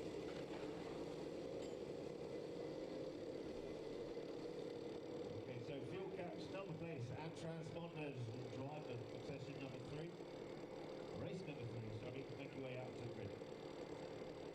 Number 3, sorry, make your way out to the grid. You got second on the line. Yeah, second on the line, is it? Yeah. Oh, it's long gone. Yeah. Drivers, out you come, mate. Let's go. Open the gate. You hear me? Chappers, are you there? We're live. I've got Harry Farnhill first and foremost, who came in second. A great drive from 10th place, Harry. Yeah, cheers. It was pretty good fun, that one. The back markers caused a bit of chaos, but yeah, that was a good laugh. Lots of traffic, obviously. This is qualifiers and 8 karts to overtake, but you managed it. Yeah, I didn't think... I thought I might get a couple of positions, but I didn't think it'd be that high up. But yeah, that was really good fun, and the battling was pretty fair as well. So yeah, that was a good laugh, that was. Excellent. Well, congratulations on pipping them to second on the line. I've got race winner Kyle behind you, so I'll get on to him, but see you later. Thank you very much. And Kyle's been slightly distracted, and I will go and tap him on the shoulder. Stop talking to him, I'm more interested. Hello, sorry. Congratulations. Thank you. We can have a little hug as well for that can. now that it's legal. Do we have to have clothes on? Not later on, no, but on the live stream, probably for the best, isn't it? Is it not like PG rated or something? Yeah, there are some children who could stumble upon the link to the YouTube, and yeah, we don't want them getting any wrong ideas about us. That would be unfortunate. We don't want that. What about the racing? A fantastic drive. You had a bit of trouble early tours getting past Michael, and a challenge from Edinburgh A behind you. Which one was Edinburgh? You were behind him for a few laps. Come on. Oh wait, Michael. Oh yeah, that was good. Oh sorry, yeah. Yeah, it was good. He started defending a little bit, and I honestly didn't know where I was going to get. But the only sore place was at the top there, which he sort of left the door open a little bit. And I was like, we'll go for it. Thankfully, that was enough. So then it was just managing the time to the end. I could have fell asleep about 10 minutes to go. It's a long race, isn't it? It's not our usual 25 minutes, and even that's quite long. Race. It's very long for a sprint race. I don't know, it just seemed like it went on for ages. I thought we'd got like 20 minutes in, and I looked at it'd been 10 minutes, and I was like, okay, we'll have to keep going. But no, it was good. It was good out there. Yeah. Maybe you should put a bit more weight on so that next time there's a bit more competition to keep you entertained. I'm not putting more weight on again. I enjoyed actually being able to overtake people for once and not having to like struggle on it. So that was good. But no, I'm hopefully, well, actually no, I don't need to lose anymore for the heavies when that comes back in, so that'll be all right. But no. You have it, the Kyle Morby fitness DVD in all in stores by Christmas, I imagine. Chicken, what is it? Chicken, broccoli and rice. Now they're not going to buy the DVD. And dust. Dust, of course. Lots of plenty of dust. Right, well, congratulations, Kyle. All the best for the rest of the day with Brooks. Thank you. See you in a bit. Kyle Morby, everybody. Let's dive straight in to pole position for this next one. And Matthew Graham sits here for Yui. Matthew, how are you? Not too bad, you? Yeah, I'm pretty good, thanks. How was your summer? Yeah, it's okay. Not too bad, you? Been on holiday to Greece and got some sun. How about you? Have you been away? Definitely not. No money for that. Of course, students don't have money. I forget these things. BUKC racing, so... Of course, yeah, you got to save the pennies up for that. And it looks like you're getting your money's worth pole position. Yeah, I'm going to maybe even try and send it for an extra lap at the end. You know, stretch the time out enough, yeah. Yeah, get the maximum value for money here. Yeah, I mean, if you come round and you see, like, let's say 1 minute on the timer, yeah, you've got to at least be round. You don't want to be slow on that lap. You've got to power around and get another 45. You do right 45 seconds lap. So if you see 46, you know you really got to get your hammer down and not make any mistakes that lap. Yeah, pretty much. Yeah. Exactly. Speaking of not making mistakes, how are you, UE? I say UWE, not UEA, doing? Yeah, not too bad. On the whole, pretty good. We've got some new drivers. Anderson Chilcott, he's coming through. We used to be teammates, so we've got some good new drivers, and hopefully this is the year. Bodes well for you. I'm going to go see who else is on the grid, but good luck for your race. Thank you very much. Matthew Graham there of UEA. I've actually had a race request for an interview in this one, so I'm going to wander quite far back down the grid, and I want to say it's number 110. Keep with me, Josh. I think it's towards the back of this one, and I want to say it's Kingston B. And here is the man here himself. I've had an interview request for you, young man. What's your name? My name's Gabriel. And do you know someone that goes by some sort of username related to grapes? Oh, I think I do. Well, they're watching on YouTube. Have you got any messages for them? Hello, Extreme Grapes. How are you doing? Extreme Grapes, that's the one. Are you going to put on a show for Extreme Grapes and the other viewers watching at home? Well, starting from 30th, and seeing as how I am 100 kilograms, it's going to be difficult, but hopefully I can do it. Yeah, I have a similar affliction in terms of weight myself, and it is quite hard to overtake, but temperatures are quite cold, and it does help to have a bit more extra weight to, you know, really get the tyres gripping. That is true, yeah. With the extra weight, you do get more traction. There it is. There it is. So you're going to use that traction to get us up into the top 10? Hopefully, yeah. Especially in the second corner. That's where I crashed out in qualifying. Best of that, then, in the race, all right? All right. Thank you very much. There we have it. There's our man from Kingston B. Let's dive over here and see who we've got in this lovely helmet. Who have we got here? Jack Lewis, Swansea C. Swansea. I haven't spoken to Swansea yet today. How's Swansea's day going? Been very good. A couple of good performances. Hopefully chuck another one in. And often we see in qualifiers C teams beating B teams, B teams beating A teams. How's Swansea C getting on in terms of the Swansea Championship? At the moment we're all in roughly about 20th. So hopefully we can break some top 20 results. Do you think Swansea C can be the best of the Swansea teams today? Easily. That's exactly what I wanted to hear. Well, good luck making that happen. I'm going to wander further down the grid. Let's go to someone we've skipped over through the middle of that. Corey Richards is there, but we've had Yui. And in fact, we are out of time, unfortunately. We'll be getting going for this. I think this is race number 3 now. Back to you guys in the comms box, Andrew and Howard.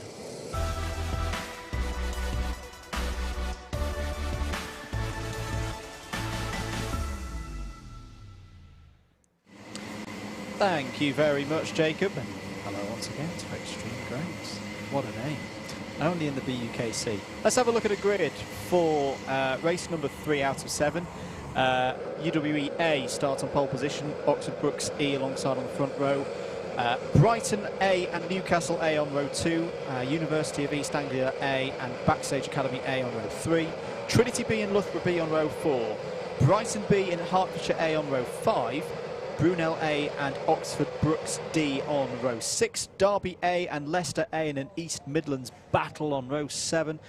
Warwick B and Edinburgh B on row 8. Swansea B and Manchester B on row 9. UWE's D and B on row 10. Leicester B and Loughborough D on row 11. Swansea C and Gloucestershire A on row 12. Manchester C and Kingston B on row 13. Derby B and York B on row 14. Newcastle B and Warwick D on row 15. Beckett B and Edinburgh C on row 16. Coventry E and Edge Hill A on row 17. Leeds Beckett A and Brunel B on row 18. There were a number of exclusions from the qualifying session that set the grid for this third race. There could be some big shifts up and down the order. Away we go, 30 minutes on the clock. Matthew Graham takes us from pole position there, sweeps across and retains the lead. It's a good start to the race for those on the pole side of the grid. Through Oblivion and Fair Lady they go for the first time in this one. They have not all made it through because there was a yellow flag out there on Marshall Post A. Good start though, Howard, for Matthew Graham. Oh dear. That is not a good situation for one of our drivers towards the back of the field, and someone is going for some rallycross. That's got to be from quite high up, Andrew, because they were on the grass for a while before we saw the whole field streaming through. So we'll be keeping an eye on who that was. Didn't quite catch it then, but it is still Matthew Graham in that number 17 UEA Kart, who's going to lead them round for the first lap. They come around here for the first lap of the half-hour race. It is University of West England A. Good start for Brighton A as well.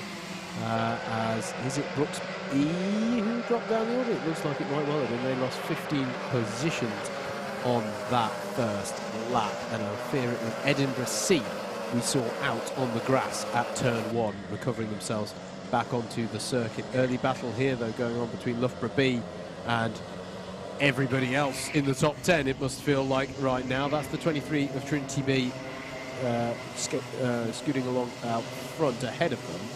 But then it looks to me like Loughborough B, have they got through on Backstage Academy A? I think they might have done, because I think the 20 is now ahead of the 50 there. And indeed, yes, it is changed. Loughborough B now in 4th, Brighton B in 5th, Hertfordshire A and Brooks D, and actually Backstage Academy A, costly lap for them, down 7 positions to 11th. But it's that kind of thing that right now in these sprint Duro races, certainly early doors, if you get taken offline, your rhythm is upset by a move that someone pulls, you're not going to lose 1 position, you're going to lose several as the battles amongst the lower part of the top 10 continue through the Zulus. As we've got a driver off at Christmas Corner. Getting going there. And keep an eye on timing for who that is. Another lap completed though by the University of West England A. On that lap, East Anglia got by on Brooks D. That was for 7th place. That was the main exchange in this battle that we're looking at here. The 20 of Loughborough B leading Brighton B into Christmas Corner for 4th place. Hertfordshire A in the 107. And then it's University East Anglia A, the number 12, with the 13 of Brooks D. Resuming a bit of a battle that was quite close last season, as is hinted at by the closeness of their kart numbers. Manchester B falling down the order, but it looks like there have been incidents on that last lap for University of West England D, Newcastle B, Derby B, and Manchester B, all with Warwick D as well, actually, all with quite hefty lap times there, which suggests that they have had some kind of issue, whether it be a spin or otherwise. UEA A under pressure from Brooks D up the hill and up towards Christmas Corner, as Brighton B feels the need to go defensive on Hertfordshire A slightly further up the road.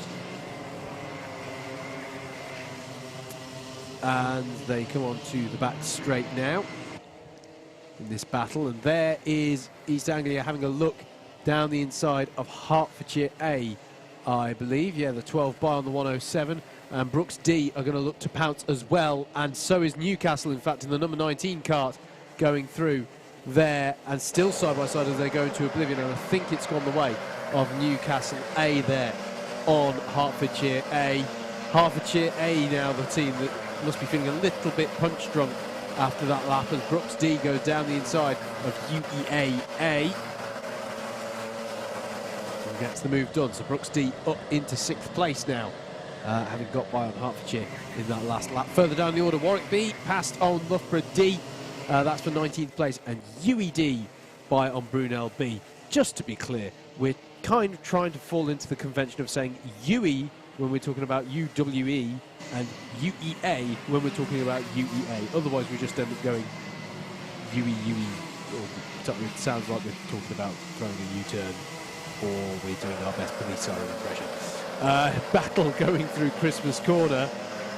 It was Coventry E and Newcastle B we just saw on the stream, who are further up the road from the battle in the top 10 that we've been talking about. And this is again entering that phase of the race where it's crucial for the leaders to get by cleanly on traffic, as the 72 reports to the pit lane, and that is for Edge Hill, and that is for a big no-no, folks. That is for restarting off of the grass. That is a big no-no in these Club 100 Rotax Evo karts. You do not want to be causing damage to your Club 100 kart, and John Weiger of Club 100 and the rest of his crew want it even less. Hertfordshire A finding their rhythm again, getting back past Newcastle A, having been passed a couple of laps ago. The gap at the front is not all that much. It's only 0.8 of a second between UEA and Brighton A. They're going through the middle part of the lap at the moment, is the 17 and the 22. And then there's a gap of some 2.8 seconds back to Trinity B, who are having a bit of a quiet one now. 3.4 seconds up the road from the battle that we followed the most on your stream so far, the Loughborough B, Brighton B, UEA A and Brooks D battle.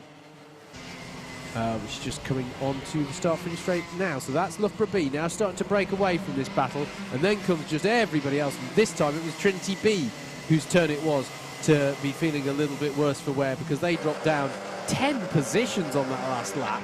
In fact, they're dropping down further. There's an issue out there for Trinity St David B. They're going to drop down heftily here, so I thought that was just another instance of them having their rhythm upset and dropping a few positions down. No, they have now crossed the line, but they've lost 17 positions, down to 20th place there for UWTSDB. Costly moment there, as there's a move there by UEAA to get by on Brighton B, which takes them up into 4th place. Yeah, that's kind of put a bit of a stop to the momentum for Trinity B. They've had 2 good results so far, a 10th and a 14th. This was their highest starting position, started this race 7th, now outside, to say, the top 15 is a monster penalty. That is not for drinking too much energy drink, that is for hitting or clipping or making contact with the large curb on the last corner. They've then demoted a couple of positions. Oh, we've got a driver stationary. Oh, and there's an issue. Oh no, sorry, that's a Club 100 kart tester. Sorry, I thought we'd cut dramatically with the cameras. It's all fine, nobody panic. So UEAA leading Brighton B now through the boot, as Warwick B are also through on UEB, that's UWEB further back. A few penalties coming in. There's another penalty. Is that a re-showing of the monster penalty or another penalty coming through for Derby A? And Manchester C as well getting a penalty for forcing a driver wide. That will be, off the top of my head, a 2-place penalty come the end of the race. Fastest lap of the race from Brighton A in 2nd place. It's hotting up at the front of this one as the leaders come around to start a new lap. UWEA and Matthew Graham lead this one, and they've responded with the fastest lap of the race, but that in turn is immediately beaten by Brighton A. So we do need to keep an eye on the battle over the lead of this one. This is still the battle for 3rd down, and there we just saw it go through the shot. I think the 17 followed by the 22, and they've gone through Christmas corner down. Then coming into shot will be some 10 seconds down is now the 20 in that 3rd position spot, leading the battle, which has been raging all race long here between these two. And there's the move from UEAA down the inside at Inkermans, and that is job done there, as there's a black flag for Edinburgh C. That is going to be dealing, yes, playing around with your radiator. That's a big no-nos that I'm seeing being infringed upon in this one. We've seen restarting on the grass, which is definitely a no-no, and yeah, messing with the radiator is, you do not play around with these Club 100 karts. And this is another driver who got it. You got to just take it on the chin. Yep. Go behind the back of the car, lift up the car. Oh, you've got to be careful, because this is how you get restarting on the grass penalties. You'll be all right with that one, but you are better to get out of the car, go round to the back of it and pull it onto the circuit. It feels counterintuitive. I remember the first time I did it, I was like, what on earth is going on? Why am I standing outside my vehicle on a live circuit? And it's true that you shouldn't dally. You know, the kart is the safest place to be because you've got bumpers all around you. But you also are safer by only being out the kart for 10 seconds by picking up and dragging the kart onto the track than you are, you know, stood for 30 seconds, a whole minute, trying to push your entire kart on from the front in a sort of weird reverse gear whilst you try and sort of steer it over the nose cone. Not going to work. Don't give it a go. You want to pick it up, pick it up quickly and drag it to where it needs to go, as there is another driver there out on the side of the track. I want to say it's the 73 potentially LB, and they are dropping. Yeah, that would stand to reason.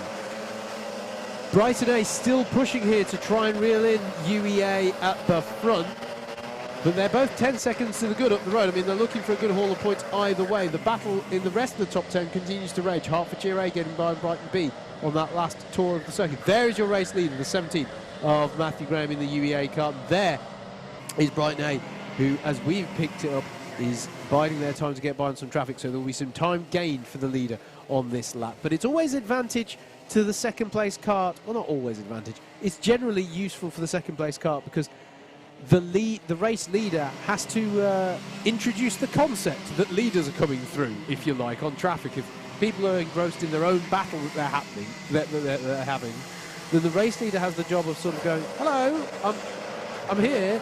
Please don't fight me too much. It's not for position." Have we talked about Leeds Beckett again? No. This is a really good race for them again. They're up to 13th place. This, as I say, they were one of the karts disqualified from qualifying, I suspect, being underweight. This is just what they need. They've moved up through the order. They're into 13th place with this kind of performance combined with what they had in the previous race. They're getting there. They're getting there and moving themselves into contention for being in that top 27 at the end of the day. 18 minutes to go. UEA still leading this race very nicely as they finish lap number 16. Yep, absolutely. And then soon into shot, we're going to see the battle still going over third place. Here it is, now headed up by UEA. Hertfordshire, Newcastle. Oh, that's a spin for quite high up. Is it? The Leeds Beckett. That's Leeds Beckett. Yeah. That's big. That's big. That's the kart that we just talked about was making good progress. I'm afraid to say, I think Beckett have been hit by the commentator curse cannon. First victim of the day. Yellow flags out as that driver recovers back onto the circuit. And it's important to have the yellows down there in Oblivion, fastest part of the circuit. Unless it was Beckett B. Okay, they may be might have been Beckett B. We'll wait and see. A little glance to the squad there. Hey, it's bad news either way, right? Unfortunately. Brooksy have just gained 2 positions on that last lap, Howard. And we mentioned that, Brighton B and Brooks D with the karts that they displaced there. Good battles going on in the lower teams as well. Is that an issue for the 35? I think it was a yellow flag. It's okay. It's the other Beckett kart. It is Beckett B. Beckett A still running in 13th place. Just saw the number 60 come through there.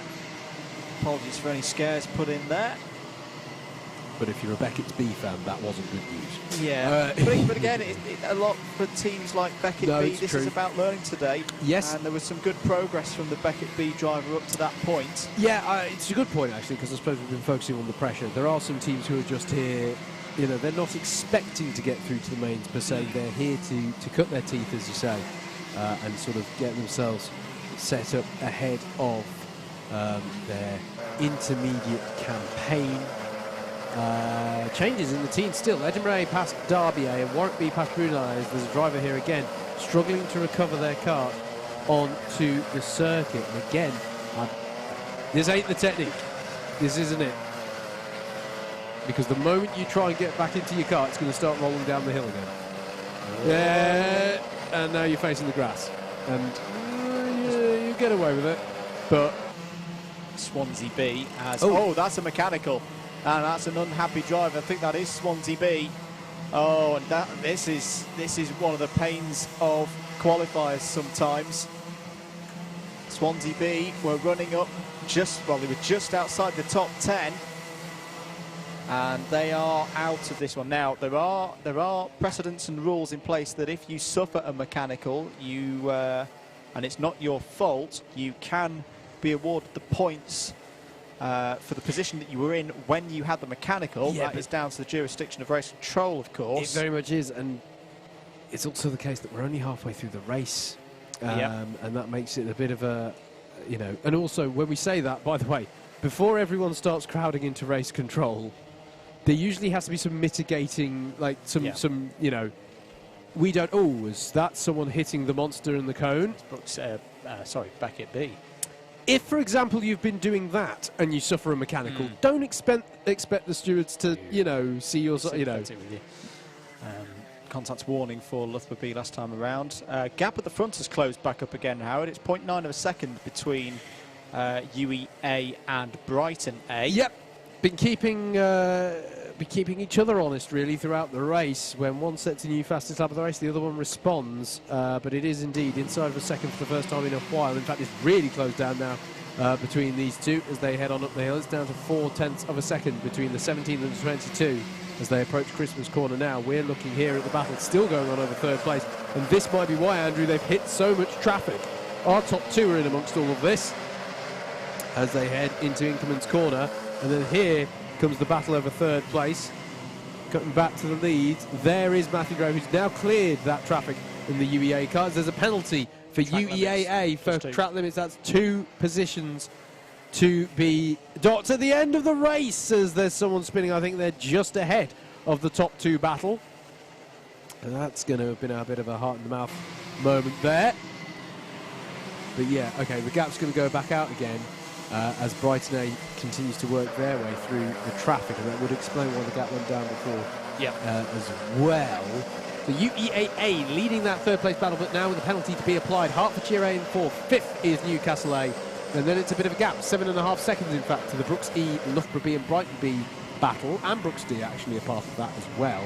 That is the battle for 6th down through to 9th, and then 1.5 seconds back is Backstage Academy A to round out your top 10. How are Backstage Academy getting on, I wonder? Backstage Academy, in the terms of their qualifier, they are currently a projected finish of 19th, event position 51 because of their DQ from race number 1. So finishing 10th, that'll be okay, They've got some good grid slots coming up as well, 17th and 5th in their 3rd and 4th races. It's still very much in their hands, but they could do with just having a nice, quiet 12 minutes between now and the end of this race to get those points on the board. So did I just say have a quiet 12 minutes in a qualifier race? I think I did. Yeah, you must not be feeling well there, mate.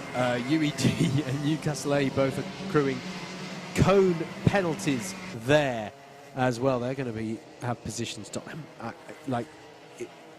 every position counts, right? These things are costly, as there's the race leader going through there, putting a lap on a very courteous UEB who lets them go on through and clocks what the situation is. So now, if I'm not very much mistaken, our top 2 runners are in clean air again. So going to be interesting to see what the pace is like on this lap,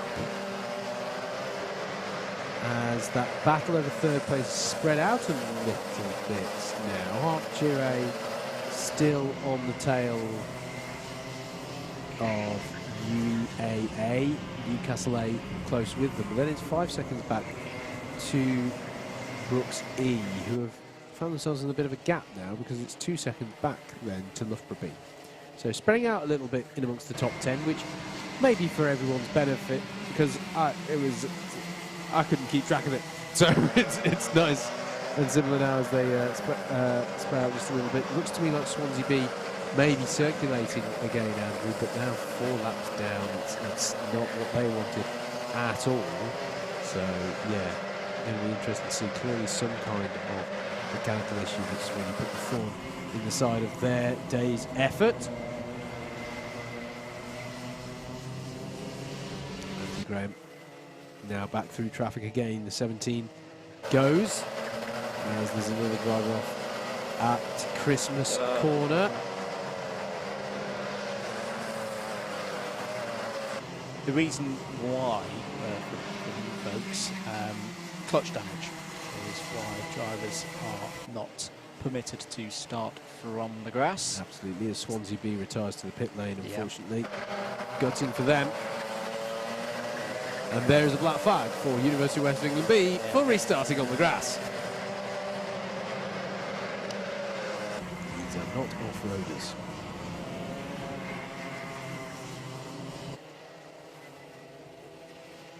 Two seconds now, the gap out front. This is your leader, but that is not second place running behind them. So it will be UEA who cross the line. Still good pace from Matthew Graham at 44.4. Pretty decent, solid pace from our race leader. I will say this does have that feeling of perhaps a little bit intermediate and even before Rookie Championships evolved. If you can just keep it clean, you're on for a really decent finish here. Because I'm just, UEB getting that black flag. They're running in 16th place for restarting on the grass. Now, That in means order to everybody behind them has had some form of incident. Yeah, because you were restarting on the grass means you had some kind of issue, right? So it does tell me that if you can just have a clean run here, it really is going to pay off on the result that you have.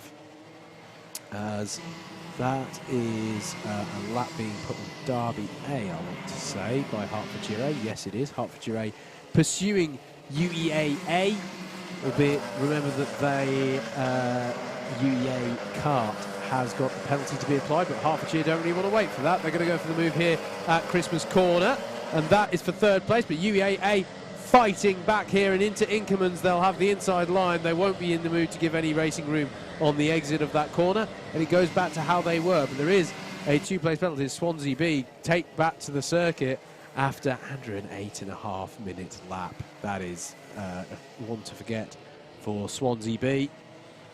We're going to have to wait and see how that all comes out in the wash in their day. Battle for third place goes across the line, and officially nothing happened because they didn't swap, but we know what happened. They battled quite intensely, as indeed is happening there between Edinburgh B and the 91 and so 14th place for Green LA.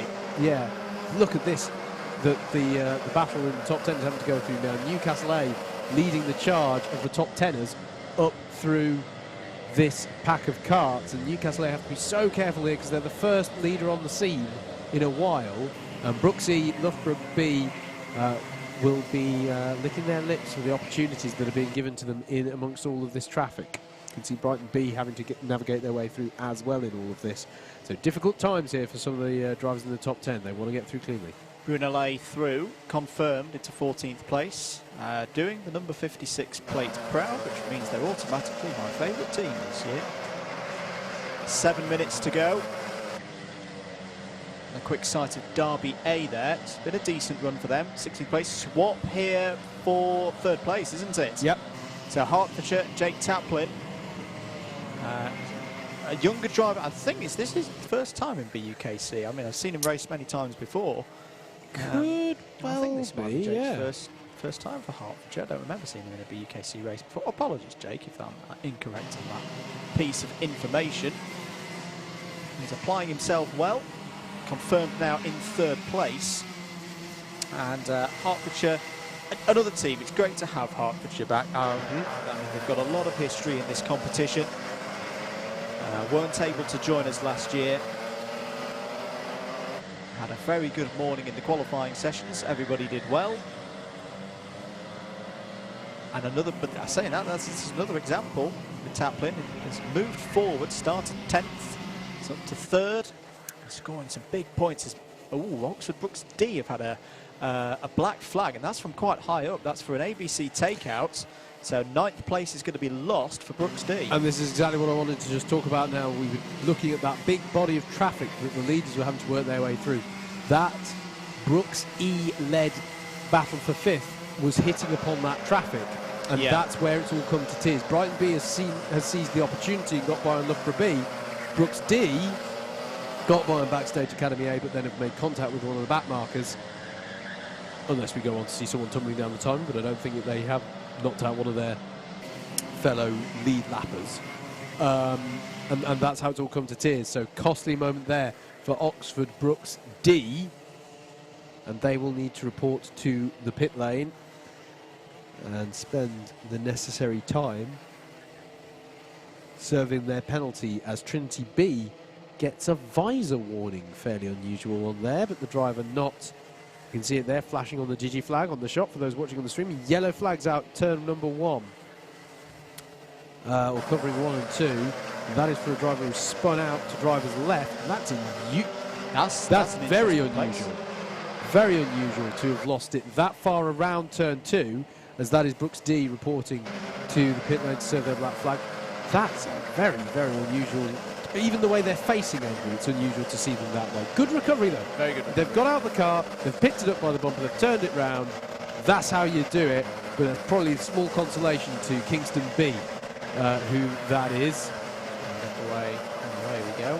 I don't need to mention another pole on the Alpha Live page, which I feel is trying to drive a rift between ourselves and Mr. Harris. I don't like this. We're all sharing the love here. Yeah. But for what it's worth. I mean, I can't blame him because he's a great guy, but Jacob Harris is currently winning the favourite BUKC presenter competition by 67%. I'm really touched by the 9% who've gone for me.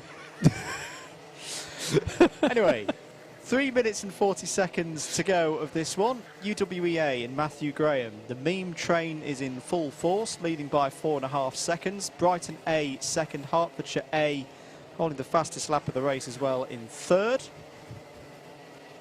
And Kingston B have come back out again in 30th place, but lost some 40-odd seconds or so there. Hello to everyone watching on the comms box cam as well, over on the DDMM YouTube channel. With the points coming in, more information. I think we will, unfortunately, see our first non-qualification after this race, because I should mention, Kingston B, this is their last point-scoring race. They've got 2 ineligibles today. How, yeah, incidentally, how are... By my count, at the end of race 4, there's only one team who will have done all of their racing, and that's Leeds Beckett B. 2, I think there's 2. I want to say, I can't remember whether it's one of, it's a UE or a UEA team that will have done all 4 as well. But you're right, Leeds Beckett B will be one of the first teams to finish their day's racing, and will set the early pace in terms of what score you need to get through here today. I think a lot of people racing tomorrow will be watching those scores intently, because it tends to be, you know, a point here or there, not too far off year to year. It is UEB. Yep, UEB. What happened there? Spinner there. That was right in front of the leader as well. Yeah. That was a bit of a hearty mouth moment. Gets it going again. It is the number 72 of Edge Hill A. Yep. Track limit warning for Leeds Beckett B. UEA has done a good job of, as there's a track limit one for Brighton A, they'll want to be careful they don't get another one of those, as there's a sideways moment there right in front of the 4th place battle, and UEA A has to navigate that one quite carefully, possibly a bit too robustly actually, but the reason why is feeling the pressure, I think, of a Brooks E kart that has just taken 2 seconds out of them. The top 10 have spread out a lot over the last few laps going through the traffic. UEA now leads by 4.5 seconds over Brighton A, who in turn are 9.5 seconds up the road from Hertfordshire A, who in turn are 4 seconds up the road from UEA A. So it's had a very distinct cooling effect on our top runners, has this traffic. Swansea B gets a penalty for overtaking under yellows, not a good one either. There's Newcastle in the number 19 kart running in 6th place. Decent haul of points coming their way, but trying to chase down the Brooks E kart. As further behind, that's Loughborough B now ahead of Brighton B. The 20 now ahead of the 29. As we are going on to, will this be the last lap that we go on to now as Matthew Graham comes around? It is indeed the last lap here for our race leader in that number 17 kart, the UEA kart. Just want to give mention to York B. We've had a very, there they are. Well, perfectly picked up on the screen. 1-2-6, up 8 positions and into the top 20 are York B. Apologies, I don't know the name of the York B driver, but that's a pretty good run in my book. I suspect it's a newer driver. Great to have York back again. Been a perennial team in the Intermediates Championship. That's a good drive there. But your leader, Matthew Graham, is going to start his season here in the BUKC off just the way he wanted, with a race victory at Whilton Mill. Round the final corner, here comes Matthew Graham, 60 points for the University of West England, and P1 for Matthew Graham indicated on his number board there, covering the 7. Very good result for Brighton A, 59 points for them in 2nd. It's going to be Taplin at home in 3rd place for Hertfordshire A on their return to the BUKC. 4th place is going to be close on the line, is it not? No, that's a back marker, so it's a good haul of points for UEA A. And Oxford Brooks E wrapping out the top 5. Newcastle A, strong again, they're having a good day. They're in 6th place. Loughborough B 7th, Brighton B in 8th. These are all big results for teams looking to get in that top 27 at the end of the day. There's Backstage Academy 9th. Leicester A will be the last kart over the line on the lead lap. That shows the pace that the front of the field had there. Yep. That only 10 karts finished on the lead lap. I'll say that 10th kart are Leicester A. Warwick B 11th, Leeds Beckett A 12th, Brunel A 13th, Edinburgh B in 14th, 15th for Derby A, 16th for Trinity B, University of West of England D finish in 17th place, Leicester B 18th, Loughborough D 19th, York B in 20th, and let's head down onto the grid and join Mr. Jacob Harris and the grid forming up for heat number 4.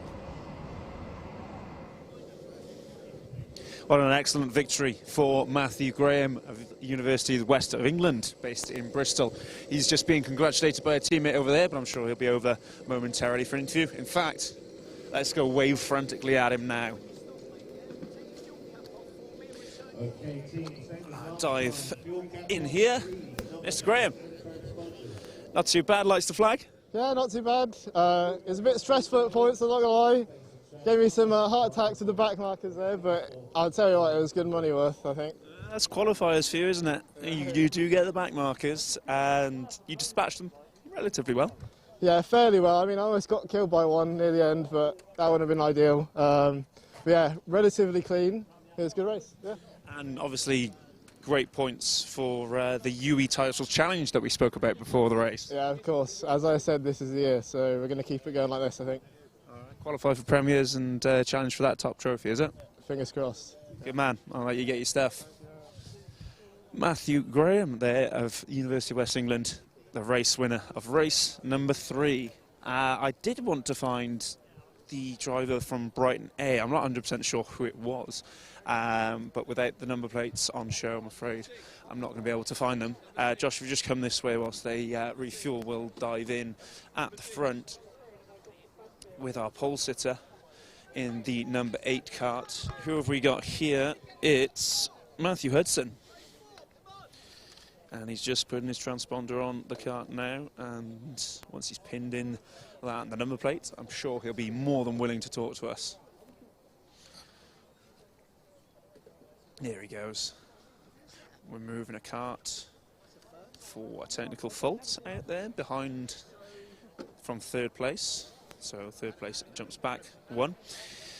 And I'm not even sure Matthew's noticed we're here. Matthew, come and have a quick chat. Pole position for this one. Remind me which team you are. Warwick A. Warwick A.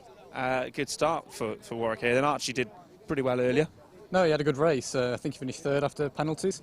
So a good solid result. A 3rd, another top 3 here, and you're on for Premier Class again, I think. Yeah, that's the goal, just to get into the Prems and work from there this year. So glad to hear it. Can you go any better than 8th as you did last year?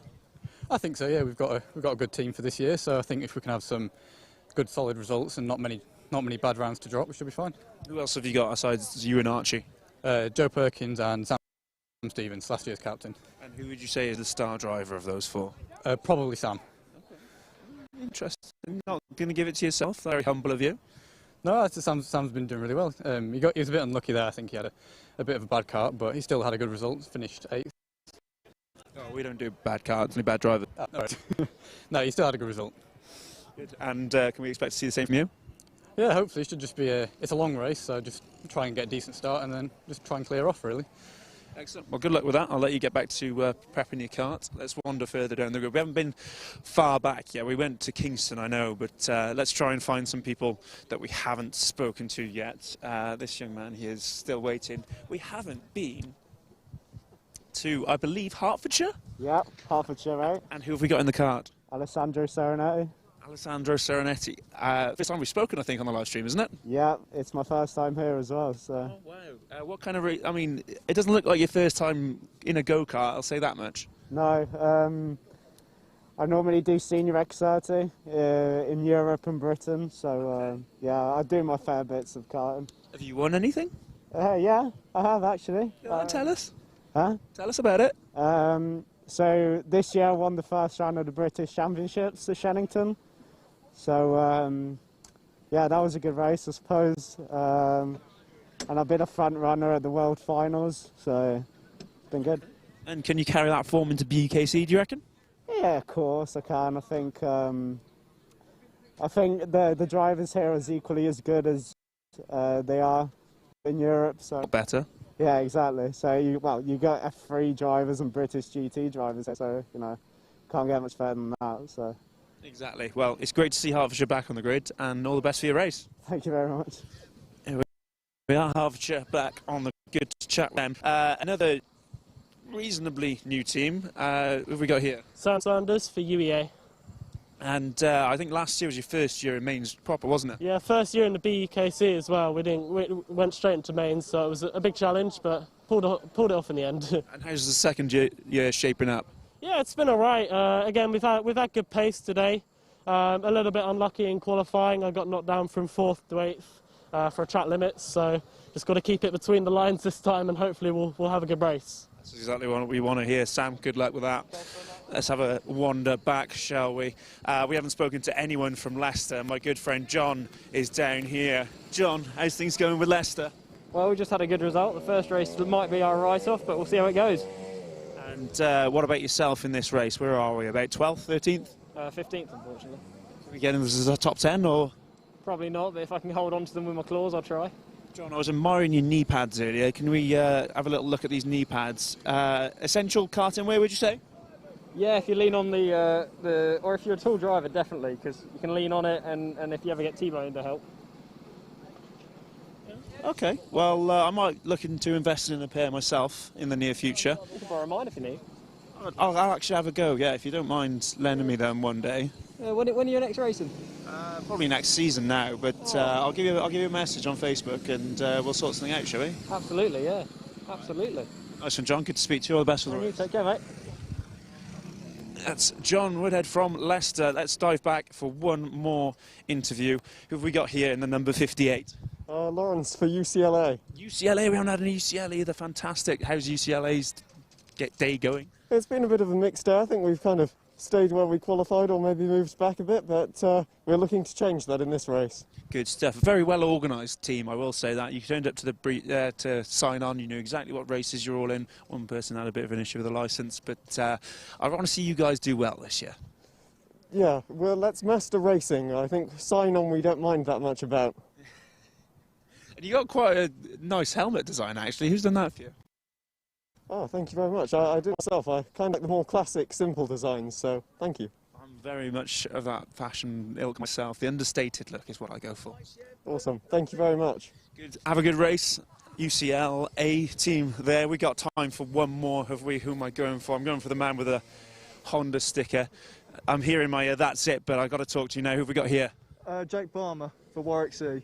Warwick C. We've spoken to a Warwick driver on pole position. He's doing a bit better than you are. Yeah, it might be. It's my first year doing it, so made a couple got a couple penalties in qualifying, but hopefully make some places up. Yeah. Are you enjoying your first year? That's the main thing. Of course, absolutely. It's brilliant. Are you improving each time you jump in the car? Yeah. That's exactly what we want to hear. All right, I think the racing is just about to get going, so I'll leave you to it, but enjoy your race. Thank you very much.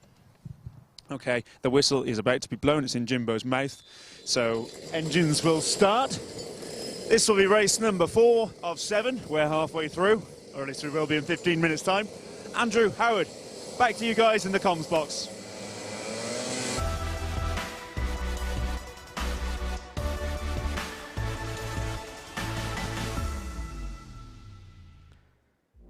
I should very much hope so that his whistle is in his mouth and not elsewhere. Right, race 4, here it is. Here's your grid. Warwick A and Oxford Brookes A on the front row.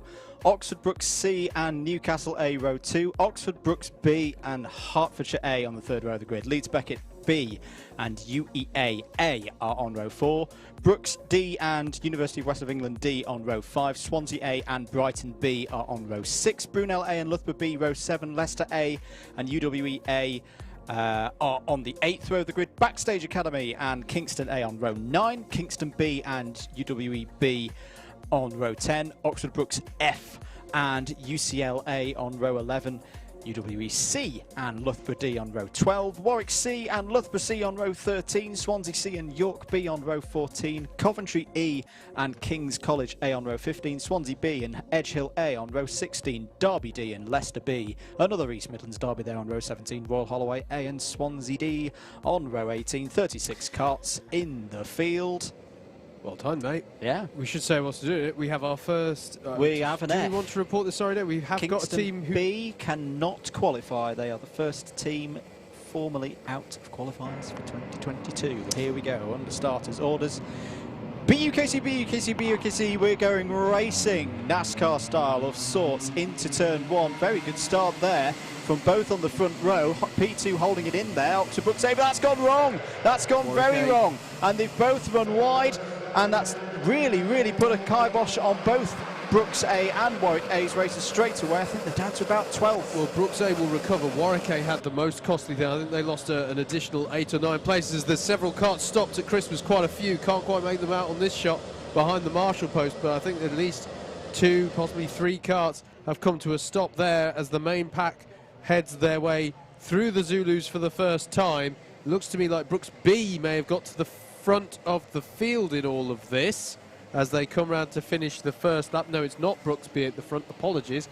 They're in second, I believe, because leading them across the line is going to be Hertfordshire A, Brooks B in second, Newcastle A in third, then it's UEA A in fourth, and Brooks A, as you say, Andrew, costly for them down to fifth. Wasn't as bad as I feared for Warwick A, as that is Newcastle A on the grass from third place. Costly moment there for Newcastle. They managed to keep their car under control, and that is a ABC bumper pass penalty for UEA, but that's not related to what we just saw with Newcastle because they're significantly further down.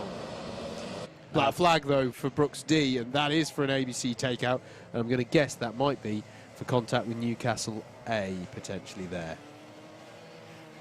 So here is your leader, Alessandro Terranetti, very well-known driver on the owner racing scene. He just had Piers Pryor pop into the comms box. I said, and he spotted it first of all, and I was like, oh no, this is making me feel old. I remember commentating on Alessandro when he was not old enough to race in the BUKC, shall we say, and now he is. But another key point, I think, for us to look at in this race. Very quick driver, very well-known driver, got to the front of the field, now pulling away. That's not the difficult bit for a driver like Alessandro.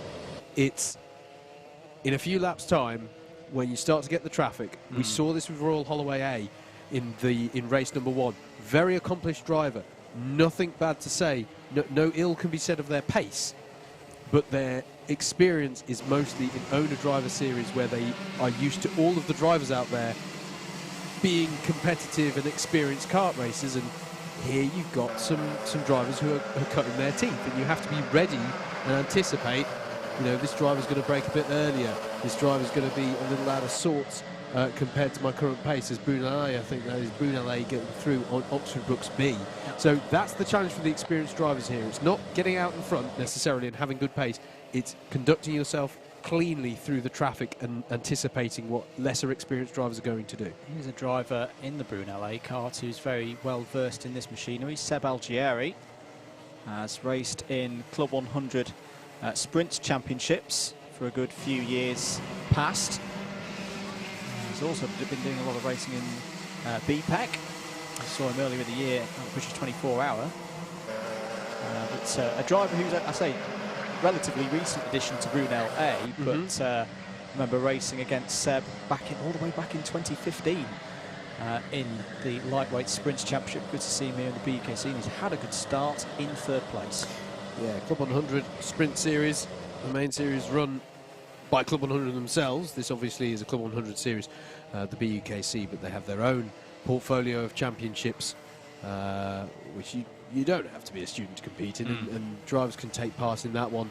We get drivers as young as 14 taking part in that Club 100 Sprints Championship. All of this, by the way, being enhanced with last year the start of the Young Drivers Championship, and indeed going into next season with the cadets, the cadets Club 100 Championship. This ladder that's being created, that's going to be a really interesting thing to see in BUKCs of the future. Is, do you start getting these drivers coming up through the ranks who, I've got some experience in Club 100, I've been racing in the junior category for a while. That's going to be a really interesting one, I think. I don't think we've got anybody in that category. Obviously, we just mentioned Seb, but he's come up through the standard, what's now known as the Senior Championship within Club 100. That's going to be an interesting one to see in the next few seasons. He's coming forth in the next few weeks as to which bits of those championships will be streaming. Here's a battle between Leicester A and Swansea A. This is over 12th position, heading up to Christmas Corner. We've got the number 34 of University of West of England B ahead of them. We're in their last race of the day. Yeah. That's a good point. Let's have an assessment of what do UEB need. Oh, they're right on the bubble, you know, mate. They are currently projected to finish 27th, as University of East Anglia A have had a bad lap. They've fallen down all the way to 32nd. They are running again, though, and they've got a good amount of time to pull their way back up. So, yeah, OK, this is the first karting team that I think we are going to be talking about in terms of they are in a bit of danger but could still make it. So at the start of this race, the projection had UEB in 27th on a score projected of 140. Started this race 20th. Where are they now? They're in 11th. I mean, that's going the right way. It's going the right way, moving themselves further up the order and further towards safety. How about Leeds Beckett B? Leeds Beckett B, unfortunately, I think are going to be short. They've had 28th, 31st and 28th of their results so far.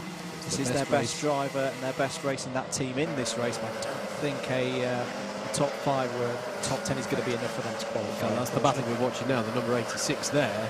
And it's Bradley Shears who should be ineligible anyway, because I've already seen him race. In that case, fair enough. That would be day run for Beckett B. A reminder, as we start to enter the latter half of today's running, if you have a spare monitor or device that you can also watch a stream on, in addition to these pictures from Alpha Live, then do head over to the Double Dash Motorsport Media YouTube channel as well. We have a stream there going where you can see us in the Cobbs box, which probably isn't the highlight if we're being honest, but around the edge of the screen we've got loads of things on the graphics around there. It's the sort of it's the nerdy stream if you want to know the details that are going on in the background. We've got the live timing over to one side. We've got the driver tracker. These things are available on the Alpha Time website as well, we should say, but at the bottom the real sort of value added thing that we've got for you there is a little ticker that is ticking through the teams and giving you a lowdown on how they are looking set for qualification and what their projected position is based on where they've qualified in this morning's qualifying sessions. Brooks D, keep an eye out for them. They had that black flag very early in the race, but are currently the fastest kart out on circuit, 44.413 last time around. So, and they are a good deal quicker than karts around them in the order, so they could come back through. Yep. Just to visit back into the UWEB situation now, they have just lost 2 positions to Leicester A and Swansea A. A 7-point improvement on their current projection. I reckon if we're talking it in like a driver outside in Q1 and needs to hop into such a position to get through to Q2, UWE are doing the equivalent of jumping up to about 11th place on an F1 qualifying. That's how I'm going to put that one. They're doing okay. They could do with more, but they're at least giving themselves a shot of being in that top 27 come the end of the day. But they're looking a bit nervy here. So maybe not hitting them, maybe hitting 10th right at the dying moment. They're sort of on the bubble. They might make it, but we've got to see what the others do. If a load of cars are really, really quick on their laps, they could end up back outside the top 27. But for now, they're doing okay, and they're moving themselves forward. I don't think we mentioned all of that there was a black flag which has now been served by Derby B. That was for an unsafe release, so not too happy with how unsafe release is to do with coming back onto the circuit and doing so it's similar to the restart of the grass, but it's not necessarily trying to start on the grass. I mean, it's fair to say we've got 63 teams here today, and it's only the top 27 who go through the main. So when we're talking about teams who have not qualified, as we've already said a few times, there are some teams here today who maybe aren't aren't aiming for that. You know, they're getting themselves set up for the Intermediate Championship, and the majority of teams who we see racing won't make that qualification. So that's important to bear in mind. As going for a rotation there at the boot. Might be Kingston B, the 110. We'll confirm that in a moment. I think you're right. Hertfordshire A lead by 3.5 seconds to Warwick A. And then it's a further 1.7 seconds back to Brunel A. What I quite like from this drive from Serenetti so far. Yes, he's managed to still get through the traffic cleanly, but he gave himself a nice buffer at the start of the race. Yes. A really nice buffer to not have to worry about being overtaken whilst overtaking Kart's a lap down. It was a very good early start from Serenetti. I think it was Royal Holloway A who spun. Okay, 1-2-0. Apologies. There is your race leader. Warwick A behind as well, having another strong run. Oh, God. Wonder, a Warwick A on here for a... it's all about getting in the top 27, but still setting the pace for the season. Warwick A could be on for an event podium if they keep this kind of form up. There you see not Mika Hakkinen, UEA A as... Oh, now, was that... I think that was Brunel A up to second place on that brief shot that we saw there. But no, that's UEA and Sam Sanders. Far had a down great the order. debut. Yes, I think he had an incident on lap 1. Ah, yes. He's still very quick. A great season last year. One of our relatively related addition to our RS and Legends of Double BUKC Championship. Really good performances on there. Change for second place, Andrew. Confirmed. Brunel A past Warwick A. Newcastle A past UEA as well for 7th on that lap. And the battle that's been going on, it's been a race-long battle, hasn't it, so far, between Swansea A and Leicester A over 11th. They've just swapped positions again. Still plenty of time to go in this one, though. 18 minutes, just over. We've got our first situation, I think, mate, of if teams want to start playing tactics, they can do. UEB are falling down the order a bit. They're down to 16th, but they've got 2 of their teammate karts tucked up behind them in relatively close formation. I don't know if they have the means of communicating to those drivers, but they might want to think about acting as rear gunners now, especially with that rapid Oxford Brooks D kart coming through the field. So we'll keep abreast of that situation. Yep. Brooks B falling down the order now, Andrew. Down on timing. Yes. Something's happened to Brooks B out there, the number 6. Can't see any black flags or anything, so they're not losing time to that.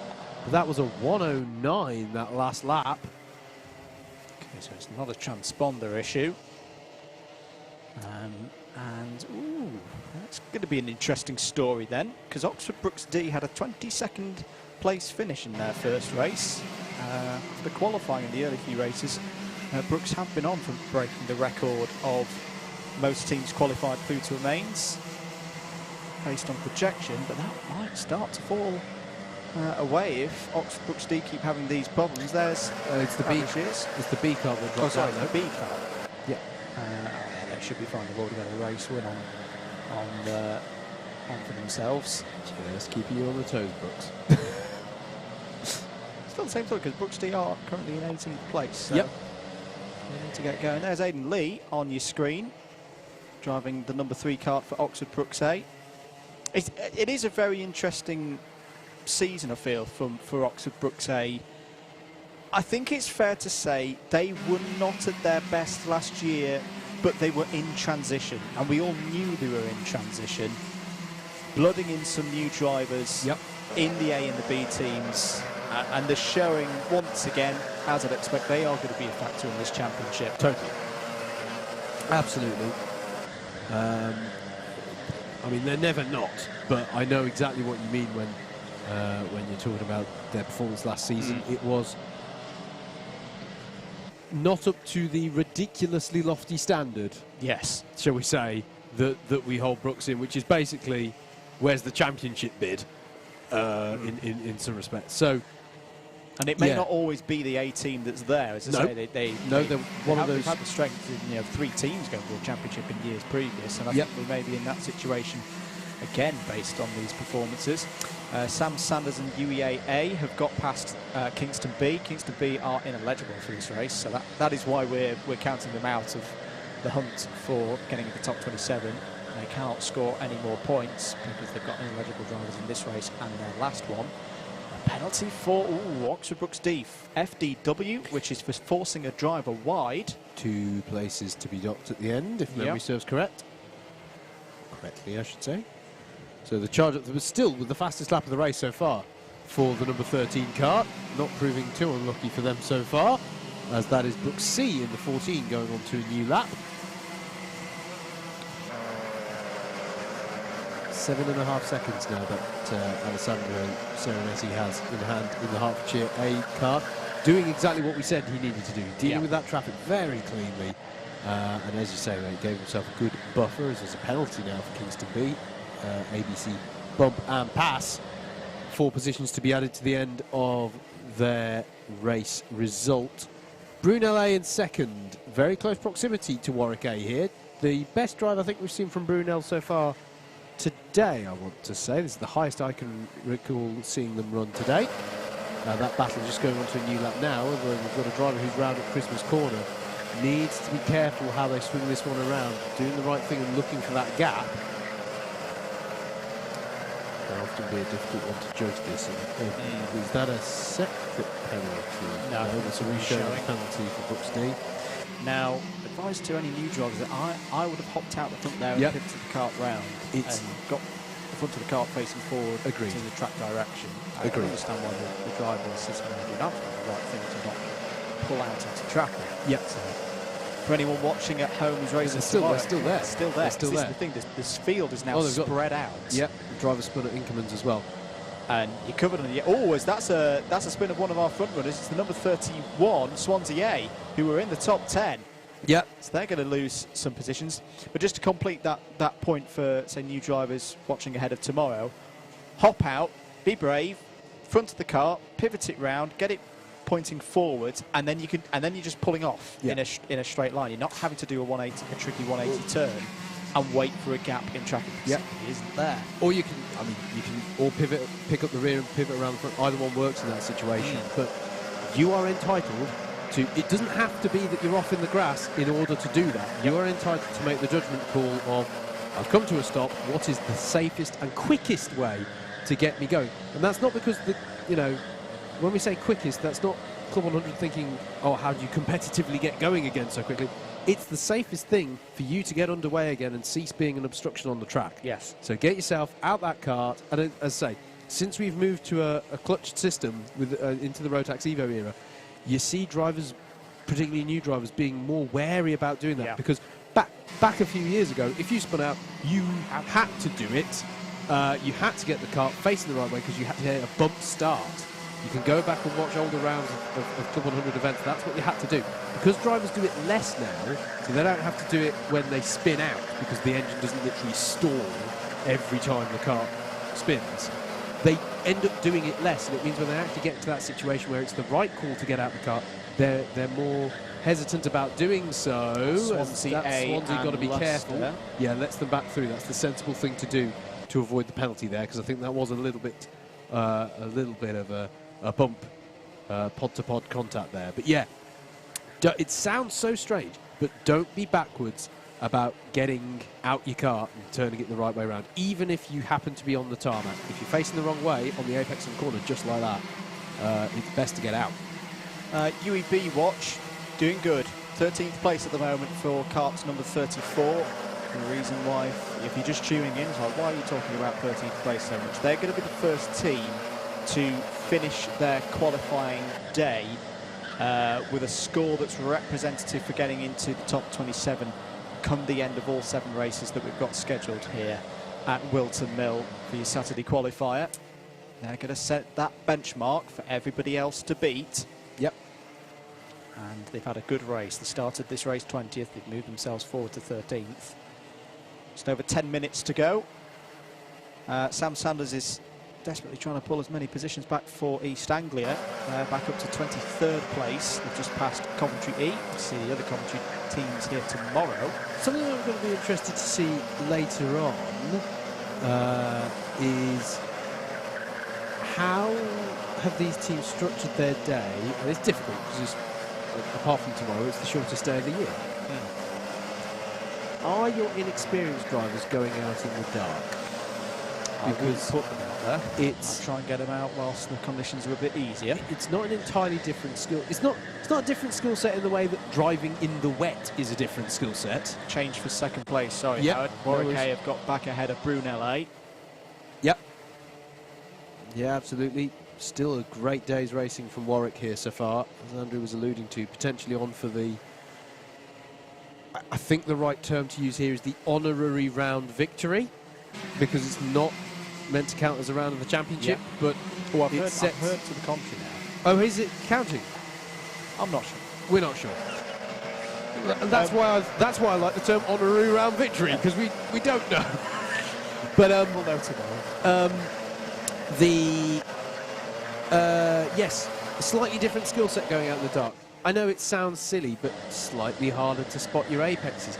The shadows can play, not tricks on your mind, you know, to that extent, but it is slightly different racing in the dark. There's no two ways about it. So that's going to be an interesting one as we go into the darkness. Probably in an hour's time, we're not going to have all that much daylight around here. Yeah, it's 3:15 already. Just to praise this drive from Seb Algieri and Brunel A. Brunel A are one of those teams on projection on the outside looking in, but not far off. You know, they've already got a 13th place in, solid. Now what was going on there with one of those? Was that contact? Brunel was right next to them, but it was. I mean, Seb Algieri wasn't changing his line. That was a very bizarre incident. I don't know if we can get a quick replay of that. I think it might be. Yeah, it might have been the 110 of Kingston B. Quite sure what the back marker was doing there, but there we go. He's up 10 places, is Algieri, for Brunel A. Yep. They're getting some really, really good scores on the board and taking a bit of the pressure off their drivers coming up, who start 24th and 21st. Now, there's a contact warning for... It's not Kingston B. It's not Kingston B. There was a contact warning for Brunel A there. I think that's a bit harsh, because I don't think Brunel did much wrong there. The driver who span off was weaving around. Anyway, 7 minutes and 45 to go. As you pack racing around for a spot in the top 5. Leeds Beckett B are in there, but they're ineligible in this race. Oxford Brook C are not. In 4th place at the moment, as it was the 120 of Royal Holloway, who are now going again. That's the second time we've misidentified the 110 as the 120. Yeah, we're getting old, mate. This is our annual eye test, is reading all these number plates for the first time. Swansea A with a penalty now. Track limits, that's going to be 2 positions docked from their result, currently running in 19th place, and in quite a close battle with Oxford Brooks B and UEC, so a bit costly there, as that looked like a yellow out up at Christmas again, so something's happened up there. But Warwick A in second with that Brunel A battle through the traffic. We're looking at the next battle down. This is Brooks C and Leeds Beckett B. Yes, Newcastle A are close in this as well. Indeed, it's changed. That's what was throwing me there. The 19 now ahead of the 86. So it's now Brooks C in 4th. 5th is Newcastle A and Leeds Beckett B in 6th. The curious way today's working. 2 teams, you know which one of them is going to be, on that bubble, are involved in a fight for 13th place. Warwick C have just taken it. This is their first race of the day. Their opponents, UEB, of course, it's their last. Right. So keep an eye on that one. They're both at opposite ends of their situation, but in terms of the grand scheme of things, quite similar for Warwick C and UEB. Battle for second, just coming onto the back of some traffic here. Warwick A in your number 8 car, the 56 of Brunel A. But yeah, I'm not sure I'd want what Warwick C have got there. I don't think I'd want to wait till race 4 to get. Actually, would I? Would I rather have that than and know what you need to do? And know what I need to do rather than you. Yeah, but I think it's very difficult to keep track. It's very easy for us in a comms box to know what you need to do. That's why we've got the DDM That's why we've got the centre. Well, that's true. They should There just we watch go. the stream. But I don't know. It's difficult. It's a difficult one. You probably want a bit of an even spread, to be honest. But yeah, very odd one. And when we say they're on the bubble, you go, well, how do you know Warwick C are on the bubble if they've only just started? This again is going back to what's projected based off of where they've qualified on the grids for their races. We assume that the most boring race in history is about to transpire and everyone finishes where they started. And yes, that has generated some references already to a certain Premier Racing Series where sometimes you get no overtakes and the battle for second comes upon some traffic, and that's well done by Warwick A there. Seb Algeri in that 56 Brunel kart looking for the opportunity, but actually, if anything, I mean, he's done a good job as well there, to be fair, but nothing gained, nothing lost really between those two there as they continue their way through the traffic. This is how you do it. You've got to pick your moments carefully and try not to spook the drivers who are maybe still getting up to speed. Into in the cut now. This actually might be an opportunity this time. Algeri is going to be in the wheel tracks of the number 8 Warwick car. Is he going to see an opportunity as they go by on York B into Christmas Corner? Algeri does have a better line through there. Is he going to try the move into? No, he keeps his powder dry for now. Meanwhile, the next battle down from them, Newcastle A, Leeds Beckett B and Brooks C have all come up onto this traffic as well. Hello to Ed Hardy. He's cheering on Serenetti at the front of the field. He's continued to do a great job. This is a very brilliant.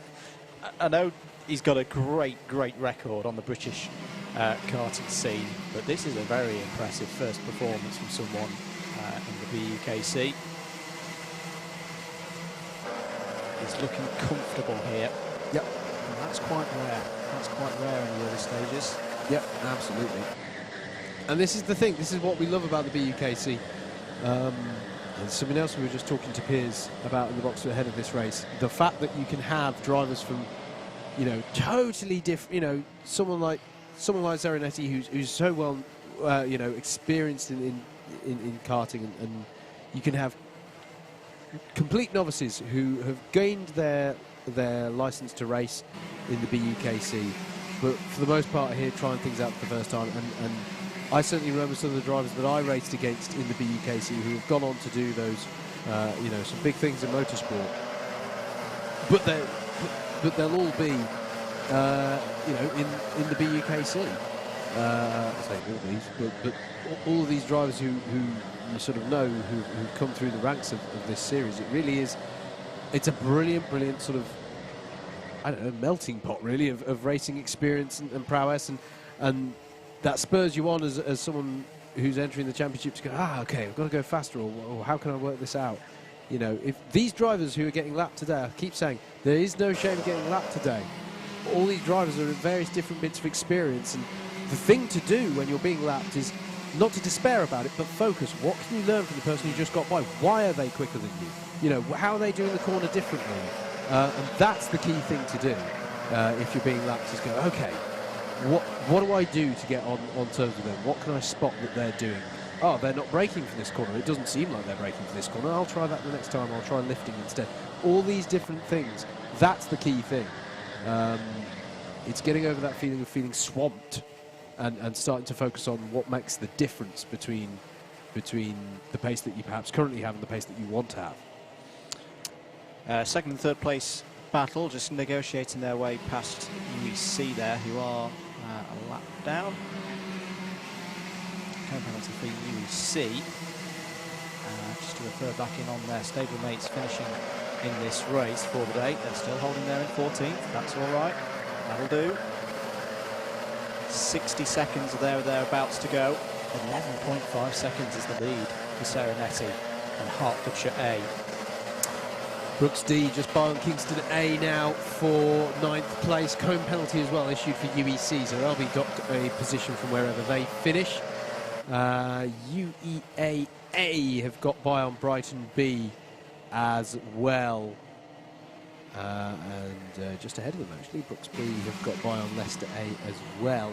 Plenty of position swapping hands in the last few moments of this one, and it is the last few moments now, Andrew, because this battle for second included is on the last lap of the race. So if Seb Algieri is going to pounce here, now is the time, and he is having a look here. Warwick having to go defensive here against Brunel A.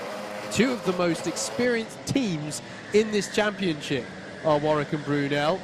Behind them, there is a battle as well going on between Brooks C and Leeds Beckett B. We've got to keep an eye though, because Alessandro Cerenetti will be coming through now. There he is, Hertfordshire A take the win in race number 4. It's a brilliant victory, so well controlled there for the Hertfordshire squad. Warwick A are going to come around the final corner. They've held off the pressure from Brunel A for second there. Newcastle A can't quite reel in Brunel A on that last lap. Brooks C will be in 5th. Leeds Beckett B in 6th. Oxford Brooks A in 7th. 8th is University of West England A. Then it's going to be, we anticipate, yes, Brooks D with the fastest lap of the race and a good run up through the field there for Brooks D. Kingston A in 10th. 11th are Loughborough B. Oxford Brooks F in 12th. Then it was Warwick C in 13th. University of West England B in 14th. They're done now with their racing for the day. They can't do anything more to qualify. They've given it their best shot. One of the first teams to finish their racing for the day. Oxford Brooks B in 15th, then it's Leicester A in 16th, UEAA in 17th, Brighton B in 18th, Backstage Academy A in 19th, UCL A rounding out the top 20. Then it's UEC, Swansea A in 22nd, Swansea C in 23rd, Kingston B, Loughborough D in 25th, King's College A, Coventry E,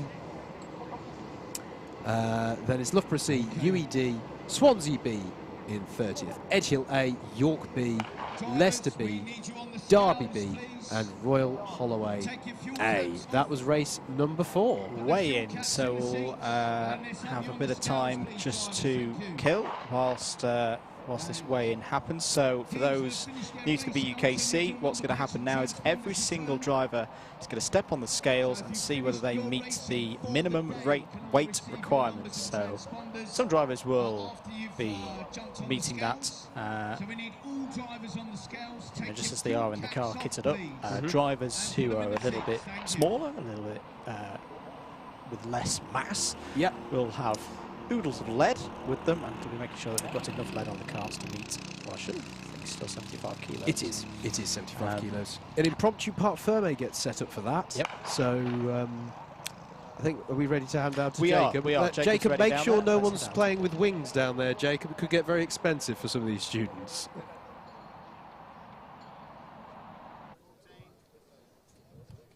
Thank you. No one is playing with wings down here. They're all getting weighed, actually. So we have a minimum weight of 75 kilos. That's driver, number plate, transponder, and any lead that they need to carry to get themselves up to that, 78.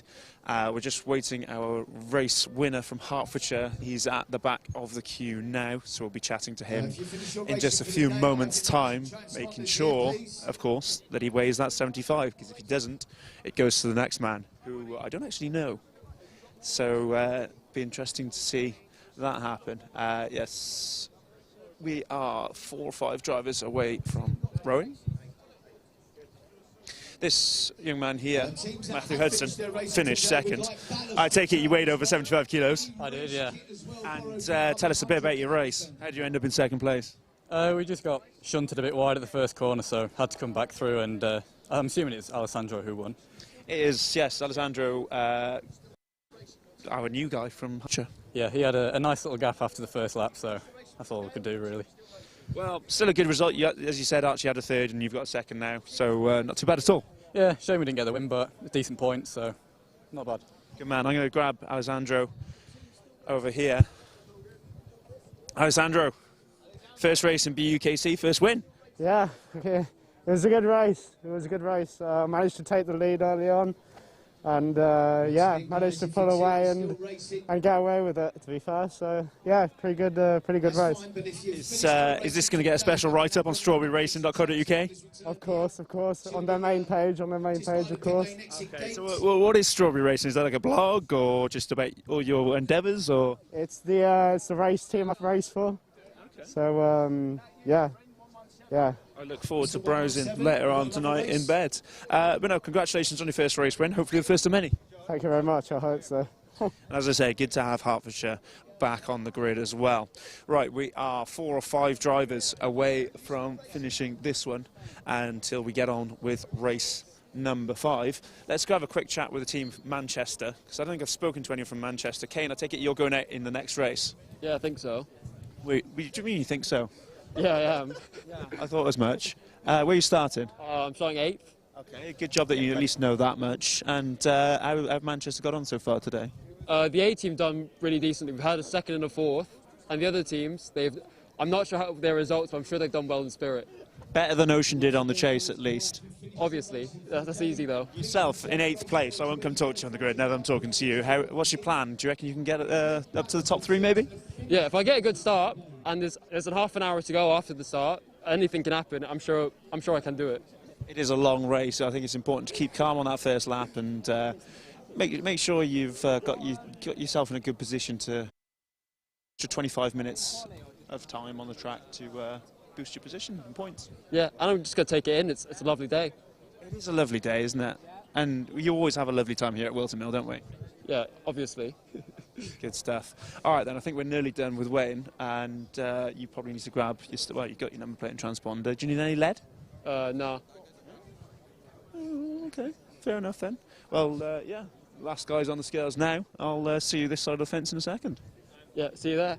Kane Shepherd there of Team Manchester. Oh, there is one more for the scales. Let's go for race number 6, please. And that's gone. Out they come. Let's wander over to the grid with them. See who we've got on pole position for race number 5. Race 5, guys. Jimbo's erroneously announced that this is race number 6. He wants to go home soon. Look at the race suit we've got on here. I'm going to grab this man here. Gonna have to. Can you, before you go to your car, tell us where you got that race suit? It's fantastic. Where did I get it? It's my dad's. Oh, yeah. No wonder. Yeah, I love it. He bore it very kindly until I get home. Is he watching at home? Maybe he might be. I don't know. Give him a wave. Say hi. If he is, I say hi. But yeah. And sorry, who are you and who are you racing for? Ambrose, I'm racing for Kings. Qualified 21st, so not too strong, but we'll see what we can do. Yeah, it's good to have Kings back in the BUKC. Yeah, it is. Last year we didn't do much, and this year hopefully we can get 2 teams qualified, so we'll see how it goes. Good luck with that, Ambrose, and I'll see you later. Lovely, lovely race suit.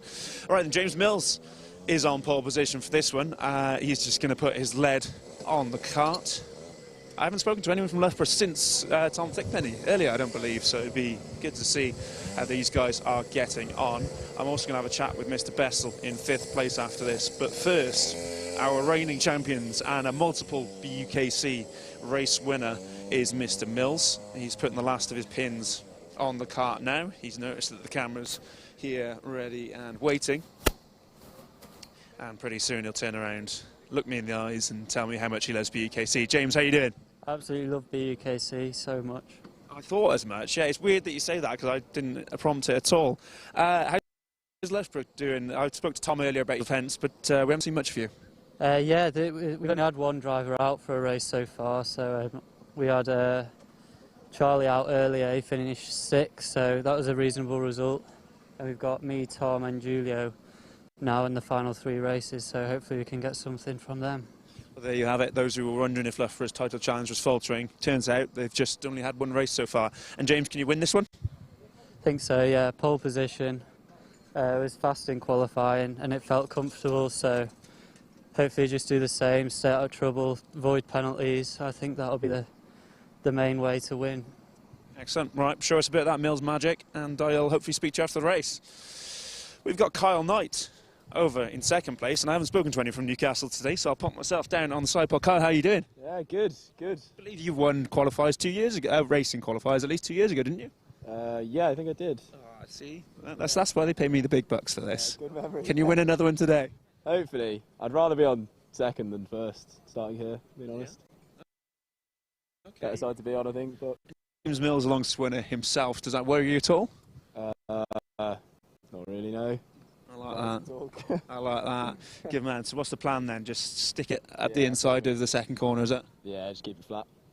Keep it flat, keep it going, and then stay in first the whole race. Good man. Well, all the best with that. Hopefully speak to you after the race. Hopefully. Kyle Knight of Newcastle. I promised I'd jump in with Dom Bessel as well. Dom, how are you doing? Good, thanks. Yourself? I'm cold. Too bad. It's Kyle got gloves on. I wasn't expected to need gloves, but it is Love Actually Day after all, which means we're in the midst of winter. You want to be my summer? Sorry? You want to be my summer? I would love to. I hear you after a shout out. Yes. Is it mod or is it GRG on this side? I forget. GRG on the front. GRG here. So All over. Yeah. Mod by there, GRG Mod there, everywhere GRG. else. Yeah, GRG Esports. It's a up-and-coming community. We've got 2 races on right now. My team is competing in the RWB 12 Hours of Bathurst at ACC and the VISC 12 Hours of Sebring on our Factor 2. Big team, but if you just go to GRG Esports and Chrome, your favourite browser extension, got a lot of races going on, but you know, everyone here is watching racing. We all like a bit of racing, so if you want some virtual racing, it's the place to go. Exactly. Tune into that after BUKC and not a moment before. How are you doing today as well for De Montfort? I haven't spoken to anyone from De Montfort yet. A team's going well. B should get into Prems hopefully, which is the idea. But yeah, it's going well. P6 best qualifying, so can't complain. You can make up a couple of places from here, can't you? Yeah, can try to, but driving standards have been a bit questionable. Seen a lot of loading into Christmas, like always. On the inside, thankfully, but I mean, do I trust anyone around me? Not really. Yeah, I know you got Kane Shepherd behind you. I had a chat with him before, and he was a bit clueless as to whether he's even in this race. So I'd worry about that if I were you. Right. Oh, sorry, I'll try and, yeah. That's all right. It's just shocked to see JV double checking your card. I'm going to have a quick chat with Hirsch before we go, but all the best for your race. Cheers, appreciate it. Hirsch, I'm conscious I haven't spoken to someone from Edinburgh yet, so I'll dive in on you. Decent starting position this for you, 3rd place. Not so bad, yeah. For a man who spent most of the last couple of years in Inters. That's true. And driving down, a long way down. Exactly, from Edinburgh, but evidently the strength of the field in Inters is almost comparable to Mainz. Is it? You're in 3rd place. You're behind a race winner and another night, so for yourself. Thank you. Can you carry the qualifying form into the race? Hopefully I follow them through and see where I end up. Get yourself, you know, in good spirits for that long drive home. If I can stay into it, I'll be happy. How long does it take you to get here from Edinburgh? Now, I mean, here's a close one. 7 hours. Wow. And what about Buckmore Park for the first round? 9. I think it's 9, yeah. This is what a man who's absolutely dedicated to BUKC looks like. He drives 9 hours to Buckmore Park and 9 hours back after the karting. What an absolute hero. And it's about the 9th year you've done this, isn't it? It's like my 5th year. Yeah. That's still a lot, Hirsch. There's still a lot. But we love having you here, obviously. And long may it continue. Thank you. I think this is my last year, actually. Don't say that. If I can stay another year, I'd love it. I'll see what I can do. I'll fiddle the rules. Thanks, Jacob. Nice one, Hirsch. Have a good race. Thank you. Right then, they are getting on their way. That's the grid for race number 5. Back to you guys in the comments box, Andrew and Howard.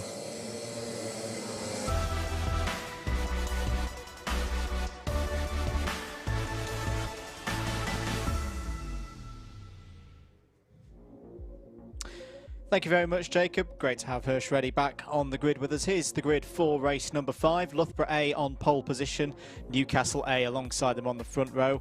Edinburgh A just spoke to their driver there on the second row of the grid alongside Swansea A, Trinity A and De Montfort A on the third row of the grid. Moving down the order, we've got Hertfordshire A and Manchester A on row 4, Leicester A and Manchester B on row 5, Trinity B and Brighton A on the 6th row of the grid, Warwick C and UEC on row 7, Bournemouth A and Derby A on row 8, then on row 9, De Montfort B and Loughborough D, and Oxford A and Edinburgh B on row 10, King's College A and Portsmouth A on row 11, Coventry E and Brunel A on row 12, Beckett A and Gloucestershire A, row 13. Warwick D and Royal Holloway, row 14. UED and Manchester D on row 15. UCL B and King's College B on row 16. Swansea C and Edinburgh C on row 17. Brunel B and another team on the 18th row of the grid. We are ready to go, although one kart is out of position there, needs to get back in tram lines. We are good to go. James Mills takes us from pole position for Loughborough A, and away we go for 30 minutes here in race number 5. Couple of rows towards the back of the field. Had a bit of a slow start there, but James Mills leads us up to turn 1. Carl Knight defending on the inside for Newcastle A in second. There's 3 wide off of Christmas. Is that going to work? Sort of, maybe. There's a bit of bumping across the Inkerman's curb on entry, and there's a bit of loading through Inkerman's. Drivers running wide, but on the whole, everybody still pointing in the same direction. Just before I reintroduce Howard back into the box, we have news. We have qualifiers. Warwick A and Oxford Brookes A have qualified for the 2022 BUKC Mains Championship. Sadly, though, I have to even it up. We've now had the second team not to be able to qualify. It's Leeds Beckett B, as round at the back there. It might have been the 56 of Brunel A. We'll confirm it as they come round. End of lap number 1. Loughborough A leading from Newcastle A. Hertfordshire A haven't had a good first lap. They're down 17 positions as here comes the number 10 of Trinity A, going past Manchester B there. The spinner was the 26, not the 56. It was Leicester A. Bad laps as well for Warwick C and Derby A, who have dropped down a lot of positions on that lap as well. Not sure if it was mentioned whilst I was just outside the comms box, but floodlights around the circuit in this race are now on. Yes. What's the significance of that? There are rules around the types of visors that you're allowed to run under these conditions. You can't have the most tinted, tinted visor on beyond this point. You need clear visors, or yellow tints are sometimes allowed. But as you can see, yeah, the light is beginning to fade here, and that's something that the drivers are going to need to take into account. 28 minutes to go. If you're enjoying the coverage and you haven't done so already, do please click that subscribe button on the Alpha Live channel if you're watching the full video stream.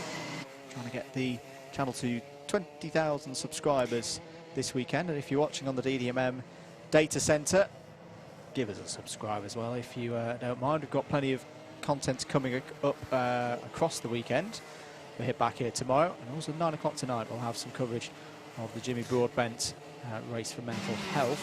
Lots of squabbling going on there, Howard, for places in the top 10. Yeah, Manchester being very robust in their defence of 5th place on Brighton there, doing a proper no, you are not coming through at the second apex of the boot. We're going to close the door on you for that. Quite a few teams, as you might imagine, because we're on race 5 out of 7, quite a few teams will finish their racing by the end of this one. I was going to see if I could do a very quick roll call of them, but there's quite a few of them. I want to say there's 6 teams. Newcastle A will be done at the end of this one, as will UWTSD B.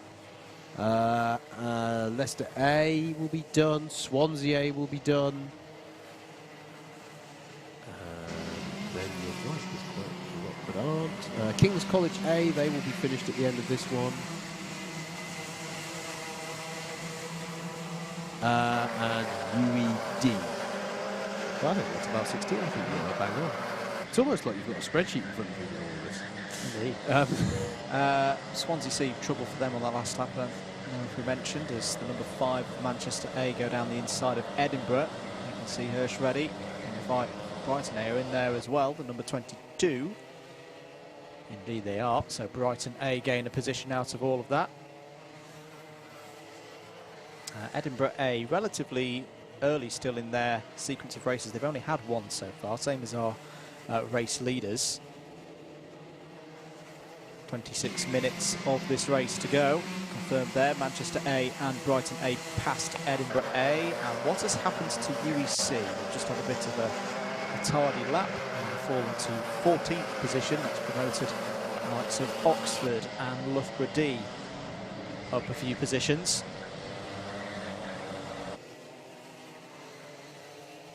So Newcastle in that, Newcastle A, I should say, in that last race that they could compete in today. Did you say it was Carl Knight at the wheel of that one, mate? Yes, it is Carl, back once again for another year of BUKC. Brilliant stuff. 1.4 seconds Not anymore. Fastest lap of the race, 44.8 to close the gap to the lead by 0.4 of a second. Kyle Knight in pursuit of James Mills would very much like the lead of this one to close out Newcastle's scoreline on a high. Swansea A a further 4.5 seconds down in third. Manchester A another 2 seconds back and leading. What not for the first time is a frantic battle for fourth place in this one. We've seen a little bit of it already for those of you watching on the stream. So there are the leaders, but I wonder, Andrew, actually, just watching that, I wonder if the reason, I know, Carl Knight, I think, has cleared that traffic quite cleanly. So I was about to say, has the leader lost out on the previous lap because of traffic? And I think actually question answered, yes, they have somewhat, because the gap has gone back out to 1.4 seconds on that one. Closest battle in the top 10 at the moment. Very close across the line last time around between Manchester and Brighton A. Good little battle going on there. Also good battles going on. Two Trinity Karts quite close together. A and B in 9th and 10th at the moment. And Loughborough D and Bournemouth A are doing battle over 11th place. They're quite close right now, as well as are Oxford A and UEC in their battle over 13th place.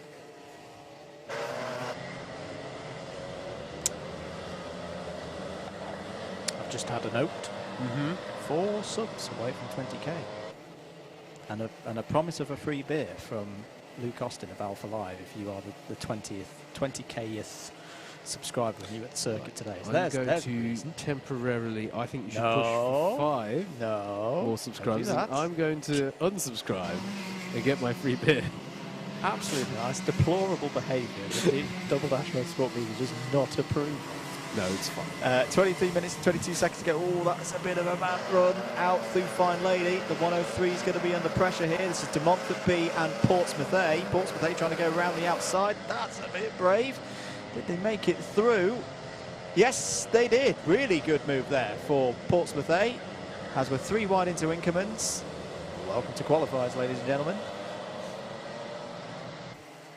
New fastest lap of the race has just gone in from James Mills, 44.637.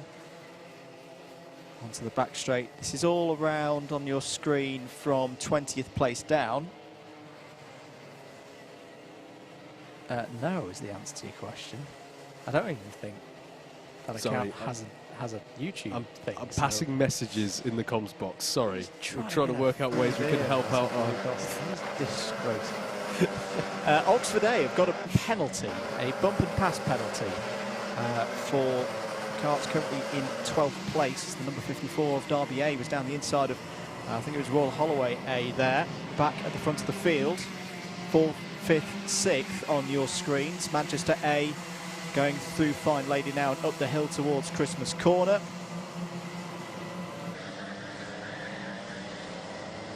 Montfort A there, trying to go for 5th place, past Brighton A. They've done it. Really nice move there from De Montfort A, who I get the feeling need this. They need this result. Let me just check what their situation is at the moment. Yeah, they do. 17th, 16th.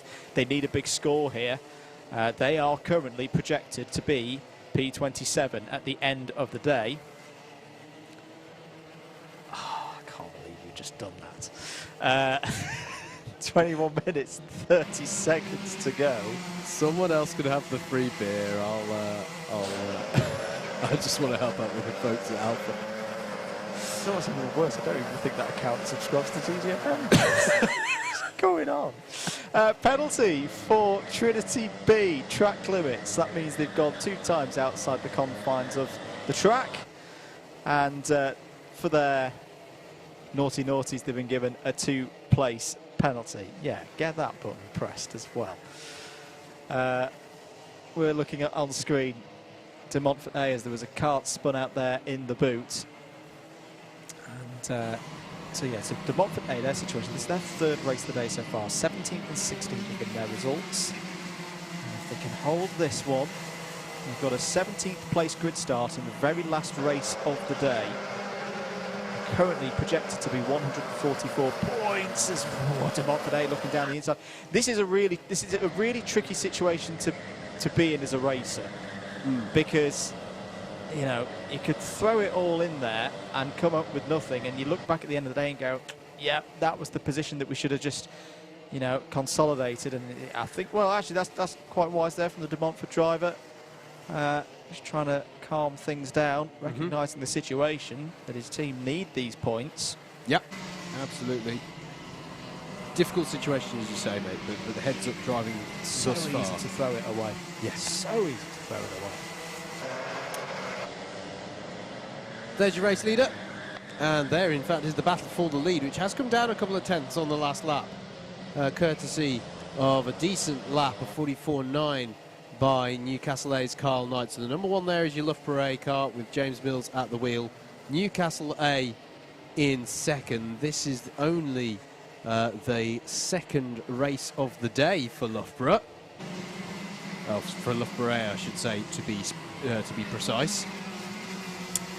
But for Newcastle, this is their last race, as we've been covering. The footlights are on here at Whilton Mill. And they're, largely speaking, trading lap times so far. And these top two. New fastest lap of the race last time around from Loughborough A, 44.549. But had they not have set it, Newcastle A would have set a new fastest lap of the race. So they are both pushing incredibly hard here at the front of the field. This is one of those laps where they get, or last lap was one of those laps where they get relatively clean air, so can focus on pushing. And that is a key thing, of course. The moment you get through the traffic as a leader, you need to be back on that pace. That's the key thing. It really is quite a dynamic experience leading a BUKC race, so I've heard. So as they come up onto the back of some more traffic, and they're nearly 11 seconds now up the road from Swansea A, who's having a little bit of a quiet one at the moment. They've got 1.6 seconds in hand over Manchester in fourth. Hello to Paul Lustow, who's subscribed on the DDMM YouTube channel. Thank you for tuning in, Paul. Thank you for your support. James Mills working his way through the traffic here. Carl Knight on his rear bumper. They're working together very nicely here. That mark of the 120 aware of Mills there. Ooh, it's not making it easy for the race leader.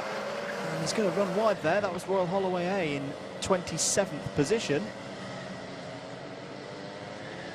Brighton A have got a penalty for a bumper pass and have lost 2 positions on that last lap. It's not particularly good for them. Still looking pretty good though. They've already got an 8th and a 2nd booked in. I think, Andrew, is because they've come upon quite a body of traffic now, that battle.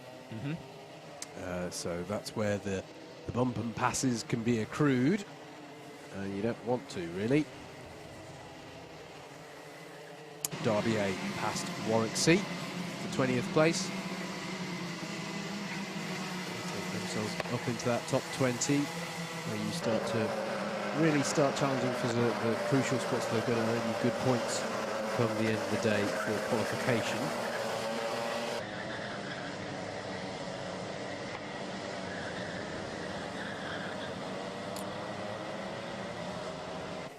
Trinity A as well, past Brighton A for 8th place. A few positions being swapped out there.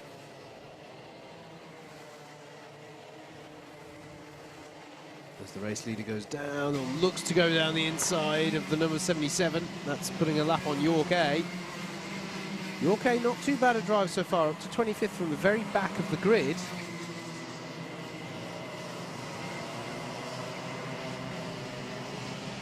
That was a difficult moment there for James Mills in the Loughborough car.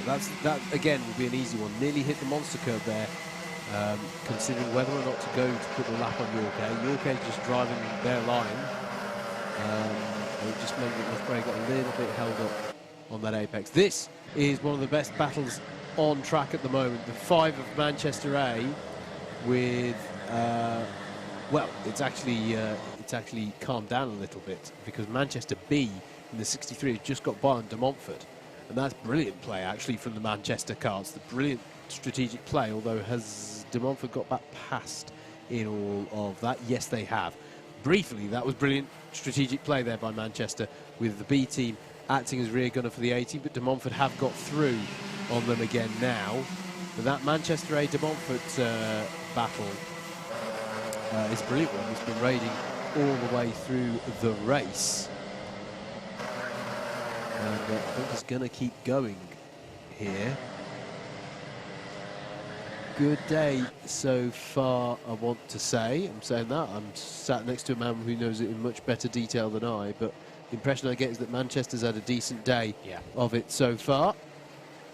Yeah, at the moment they have secured 116 points, so they need one more good run, which is what they're doing here, and they will join Warwick A and Oxford Brookes A as qualifiers through to Mains Championship next year. But I think they're still thinking about that overall and a chance of a round podium here. I think it's going to be really interesting to see who makes up this Premier class. Obviously, we're mostly talking about, you know, qualifying for the Mains Championship outright, but I think it's going to be very interesting to see what the division is between Premier and Clubman teams in that upper tier, because I think, you know, again, we're talking about teams here where, you know, you're allowed to compete as a graduate this year, and that means you've got a lot of experience and skill at the sharp end of this championship. And that's before you get onto the usual rotation of drivers. I know we've spent a lot of time today talking about new drivers who are new to competitive outdoor karting and Club 100 karts, but every year as well we get those people who come in like Serenetti earlier on, and people who we go, oh gosh, we used to commentate on them in that series, and oh, they're really well known, or they're really, you know. This happens routinely in the BUKC, and it means that suddenly the fortunes of a particular team can really go on the up and up. And I think there's so many of those strong teams. I'm genuinely interested to see who gets into that Premier class. You know, the top 13 teams basically from today, and see how that all shakes out. I think that's going to be a really intense championship. I do just have this feeling of it being possibly one of the most open championships we'll have seen in a good few years, and that is saying something, because the BUKC is renowned for being an open championship. A couple of penalties to tell you about, both for King's College teams. A penalty for King's College A and an overtake on the yellow penalty for King's College B. There's Hirsch ready on your screen. Edinburgh A, 7th place at the moment for them. They've got attentions from behind, from Trinity A, Brighton A and Trinity B. King's College having a difficult day, unfortunately. Currently, they're in projected 40th and 57th places. This is King College A's last race, 16th, 32nd, and 21st. What is happening here?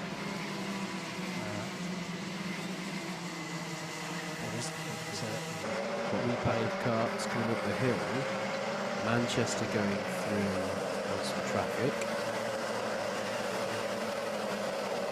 Derby A have got past Brunel A. How are Derby getting on? Not too bad.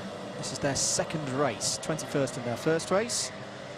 They're in 18th now, having got past Brunel A, who similarly, I would say, yeah, they're having another good one as well. They're moving forward. We always talk about it in qualifiers.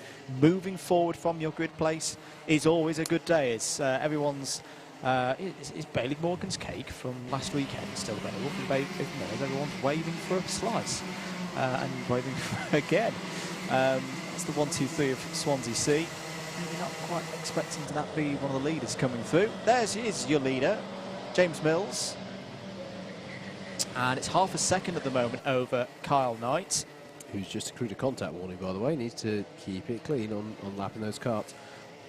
We should mention Brunel do have quite a history of success around the circuit. Is it 2 seasons ago when we last had qualifiers? Yep. That Brunel took the win on one of the days of qualifying. So that is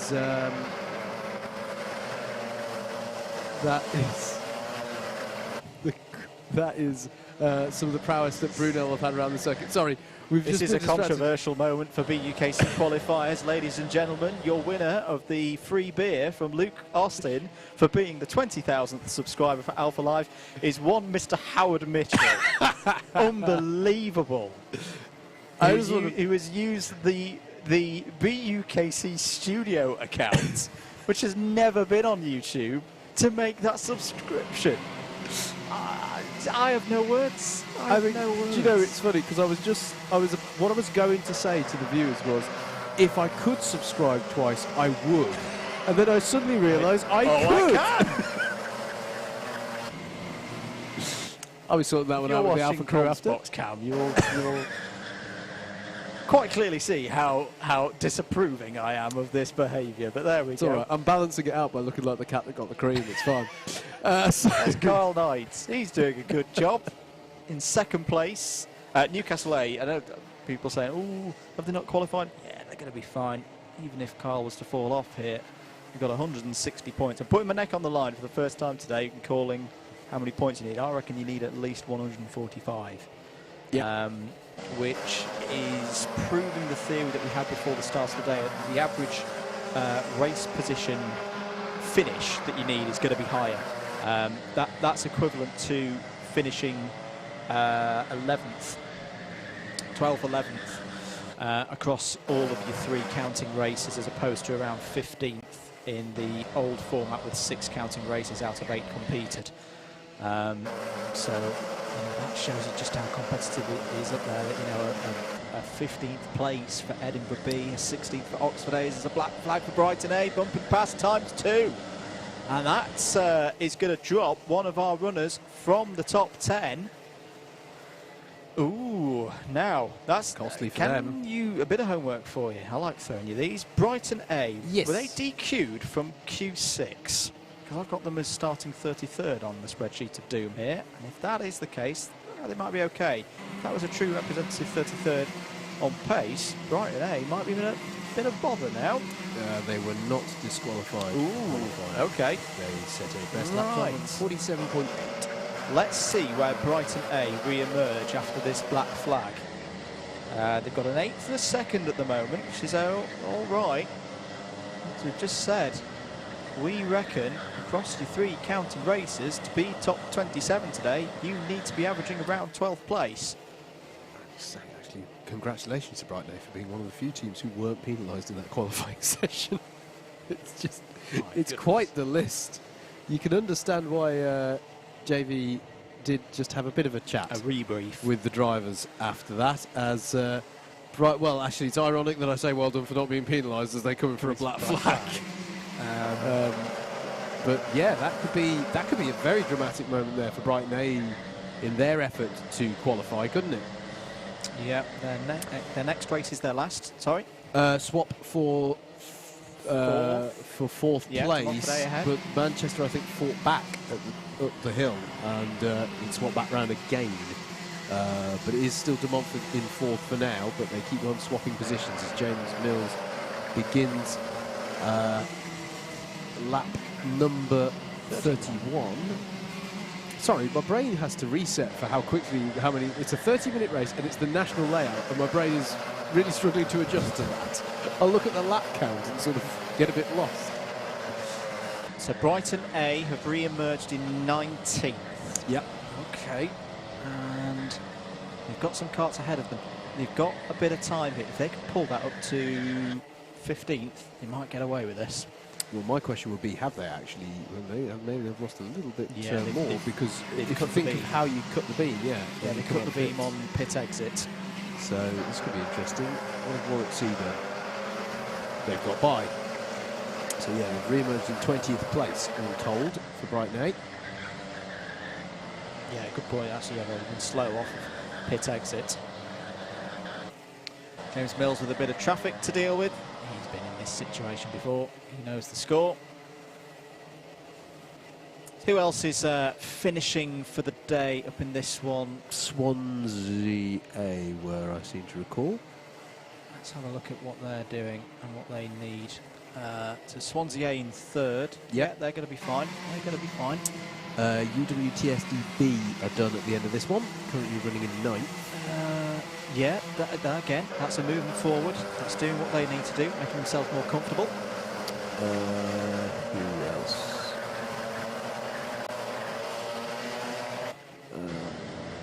Newcastle A, we mentioned, they're looking good to be going through. Yeah.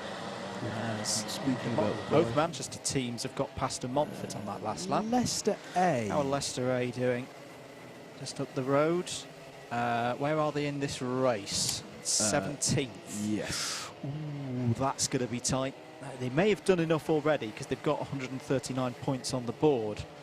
I'll get up to 141 with where they are at the moment. So that's going to be a team that's going to have a nervy wait for the next hour or so. As 2 more races are completed. Who else we got? King's College A. King's College A looking a little bit stretched here, getting into the top 27. Projected 40th. And UED. UED are in a similar situation to King's College. They can be projected to finish in 41st. 4 minutes and 40 seconds to go. There's the number 63 on your screens. Yeah, great race for Manchester, and that was the 63 having a battle with De Montfort. In fact, De Montfort are through on the 63 now.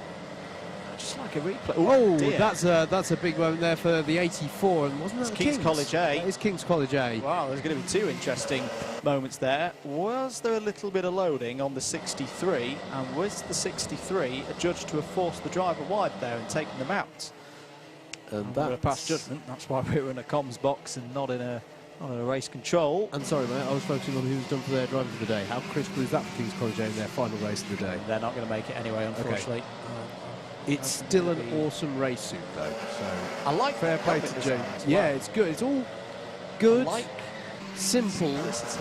Yes, noticeable. We're very simple in the comms box.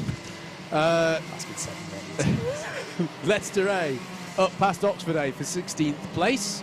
That's going to be nice for them. Again, they are in their last race of the day, so every little helps. King's College A being confirmed as dropping down the order, of course, as a result of that incident up at Inkerman's, for which I can't yet see anything coming through by way of admonishment for the carts that were in that vicinity. James Mills, though, leading this one comfortably. Sorry, I say comfortably. He has a gap of 0.8 of a second over Carl Knight and the Newcastle A cars. Unfortunately, King's College A is still recovering themselves back onto the circuit. And yeah, it's a difficult one. Trying to get the traction on the geo block there, but is underway again now. Yeah, it's not that big a gap, is it, at the front of this one? But you do also feel that Carl Knight's, been biding his time very carefully through this one. If he is going to make an attempt, and to be honest with you, he's a little too far back to do so right now. But if he is going to make the attempt, he's not, I'm not going to throw it away with anything silly here. I'm going to keep it nice and sensible. Still a battle going on between Manchester and De Montfort A, though, the 5 and the 102 battling away. Swansea A would be forgiven for wondering where everybody is in this one. They're 14 seconds back from second place, but they're 6 seconds ahead of that battle between Manchester and De Montfort A. So Swansea very much cutting their own furrow in this one. Hello to the most exciting driver in the world, also known as Christian Vessel, formerly of Democratic University, asks, where are DMU looking in terms of the tracker? Well, at the moment, they are looking a little bit tight. They're in P27 on projection. This is their best grid slot on the road. The B team's looking a bit far off, 45th place. Howard, what have you spotted? Penalty for second place for contact. 4 positions to be deducted from Newcastle A at the end of what will be their last race of the day.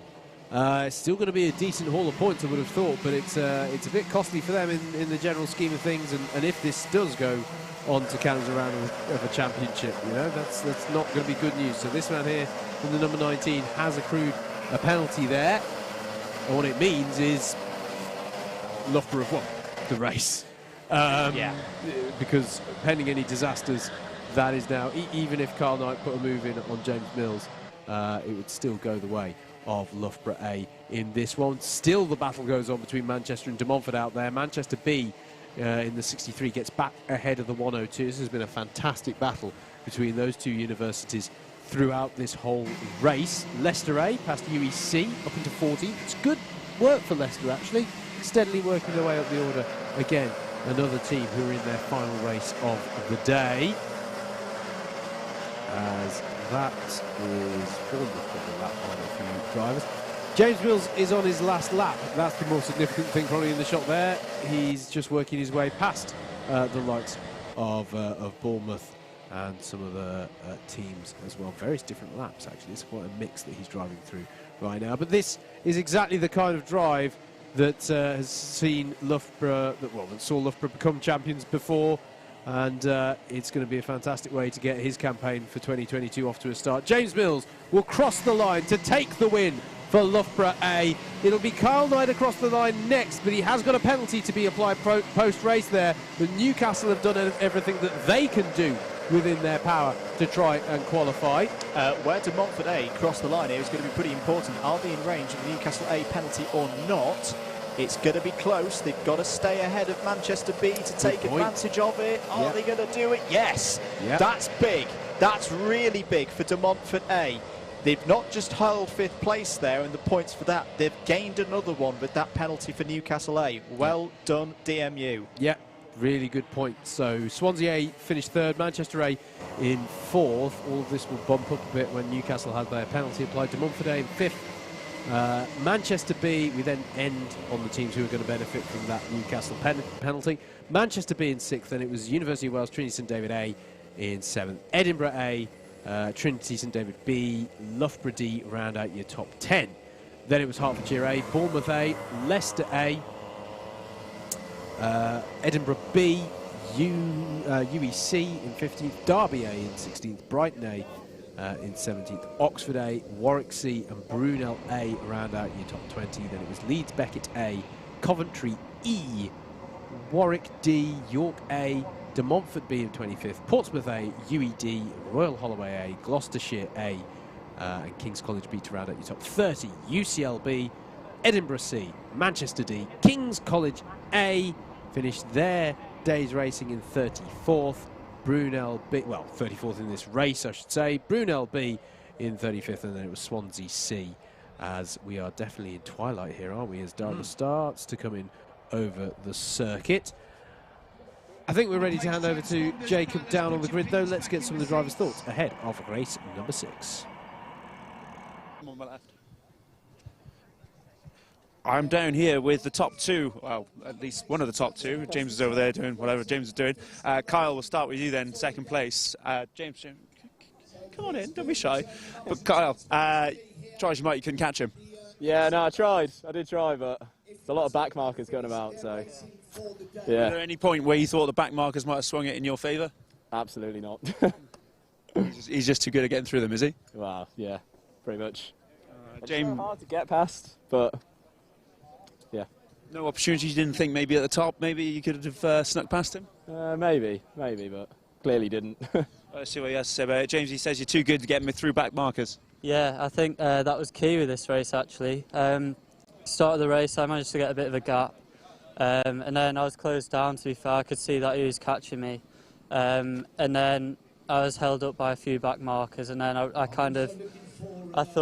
think if I want to win this race, I'm going to have to get through these back markers fast. And that's what I concentrated on doing the rest of the race, and it worked out. So. Well, I think the gap got down to about half a second at one point, but unfortunately no intense battling as we were hoping for on the live stream. But good race from you both. Kyle, good result for Newcastle? Yeah, I think we qualified, so that's all we're really bothered about. But yeah, good result. That's what we want to hear, and solid 2nd race for Loughborough. Yeah, so 2 races to go now. Let's see what we can do.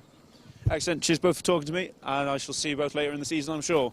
Kyle Knight of Newcastle finished 2nd, and James Mills of Loughborough A, who finished 1st. Defending champions winning a race at the 2nd time of asking. Excellent. Right, I believe the drivers are being weighed as well for this one, so hopefully the 2 that I just spoke to come in overweight. We see Kevin Sang there of Edinburgh making his way over to the scales. We are collecting in number plates and transponders, as some teams have finished their race today. Some teams have only just got started. James Mills saying that was the Loughborough 2nd race, but in this new 7-race format, some teams are done. So we're having number plates and transponders back from them. Right, we should be about to see drivers come out onto the grid, and there it is. JV gives them the go-ahead. Race number 6, make your way to your carts then, please. Get your numbers transponders Here on. they Get come. everything secure. Let's see if we got a whole position for this one. Lucas Sullivan there looks to be heading towards the front of the grid. I know Tom Thickpenny didn't have a particularly good qualifying.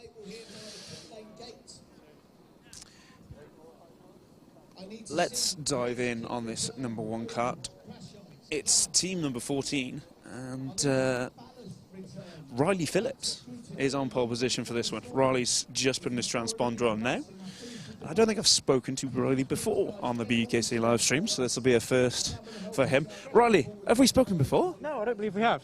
What are you doing on pole position then? Have you managed that? Yeah, my qualifying session was hectic, to say the least, so I think very few people got clear laps in, and yeah, I was lucky enough to get one in, but yeah, Whilton's my home circuit, so it's good to be back here. It's evidently paying off for you. I'm terrible with numbers at qualifiers because I can never remember who finished where last year. Who are you racing for? Oxford BUKC this year, so yeah, same team as last year. You are a Brooks driver, and we've got a couple of Brooks drivers around you as well. We do, yeah, so hopefully we'll be getting a gap at the front and then squabbling at the end. That's the idea. Manchester's Ocean Beach behind you, and I've forgotten Mr. Chilcott's first name. Do you know him? No, I do not. I'm going to go over and get to know him then. You enjoy your race. Thank you. Oh, let's slide in by here. I've forgotten your first name. Anderson. Anderson, of course. It's because it's a surname, really. Anderson, second place. Who are you racing for, first of all? UE. Okay, yes, you're one of the UE's new drivers. We saw Matthew Graham get a superlative result for you guys earlier. Can you carry on that trend? Yeah, definitely. Yeah, if we get another consistent result, the overall team will do well. So just aiming for a good result, really. That's exactly what we want to see. And I think you raced last year, didn't you? No, you didn't. No. You're new. I'm thinking of the test days. So this is your first BUKC race proper, is it? Yeah, first go. So it's not going too bad so far. So hopefully we can keep it up in the race. Well, you got a bit of experience around you. Riley was here last year, and Lucas has been here about 9 years now. So you'll do well to keep on the podium for this one. Yeah, hopefully we can, but we'll see how it goes. Long race. Well, good luck with that. I'm going to go see who else is around you. We've spoken to Manchester, and I don't like Ocean anyway, so we'll leave him. Tom Thickpenny, we've had plenty. We haven't had Sam Johns on the stream yet, and I do really like Sam, so I'll stop for a chat by here. Well, maybe not really but you're all right. It was a bit of a stretch, really, wasn't it? Yeah, I mean, I saw you in the services once. That's about the extent of our friendship, I think. Oh, it was a good stop, though.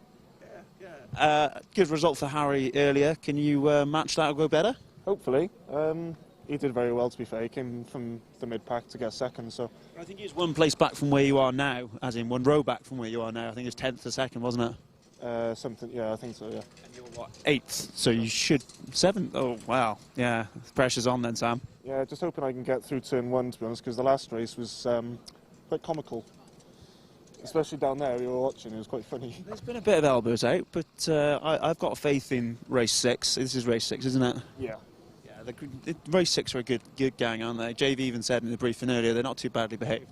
Well, I think Lucas Sullivan's a bit, yeah, I think everyone else is all right. I've had my eye on him for a while now, actually. I'm not going to be very happy I said that. He's one for a sneaky shortcut, isn't he? He might, at the top of Christmas Corner, try and straight line that king. Oh, yeah, I remember that. I'm going to try that race line, see if anyone notices. All right, well, yeah, let me know how it goes. I'll watch it on the live stream. I'll probably be in the steward's office afterwards, but yeah, we'll see. They didn't see him do it at Clay Pigeon. They won't notice you either. Oh, man, well, we're sorted then, aren't we? Well, all the best for that. Cheers, mate, thank you. I hope it comes off for you. Let's wander further back. Let's get some proper midfield teams, shall we? Who haven't we had so far? We've had Yui. We'll jump into number 28. Who have we got here? Warwick B. Warwick B. We've had a bit of Warwick before, but I'll go for some more because we haven't had anyone from the B team. How are the B team getting on? We're doing all right. We've got 11th, 17th, and then, yeah, I'm 19th. So hoping for a bit of a better race. So, do you think you can qualify for mains? Yeah, I think so. That's the aim of our team. So hopefully we should be able to. Quick wristband check. Each driver has a wristband so that we know that they're eligible to race. And yeah, but you're saying you reckon Clubman's is on? I'm pretty confident we can get into the mains. Good luck with that. I'm going to wander back and grab a couple more interviews before we start. Let's go to this side now, and with number 116, who have we got here? That's Will Iliff, Oxford. Will, I didn't recognise you with your helmet on, and well, I should have done because you haven't got your jacket on, which you haven't all weekend. No, jacket still missing. Looking forward to being reunited with it. Good news, I will probably have it at the end of this race. That's super news. I'm looking forward to that indeed. Will is very unfortunate to have lost his jacket yesterday. Someone from Cardiff stole it. If you go to Cardiff University, you are a thief, and you should be very ashamed of yourself. We'll be confronting them on the live stream tomorrow for you. Terrible, terrible. The standards of these universities, terrible. It's people from South Wales in general, Will. Will I live there? I have got his jacket. I will give it back to him at the end. Right, this is race number 6, the penultimate race of the first day of qualifiers. And I'm going to hand back to our comms team, Andrew and Howard, to talk us through it.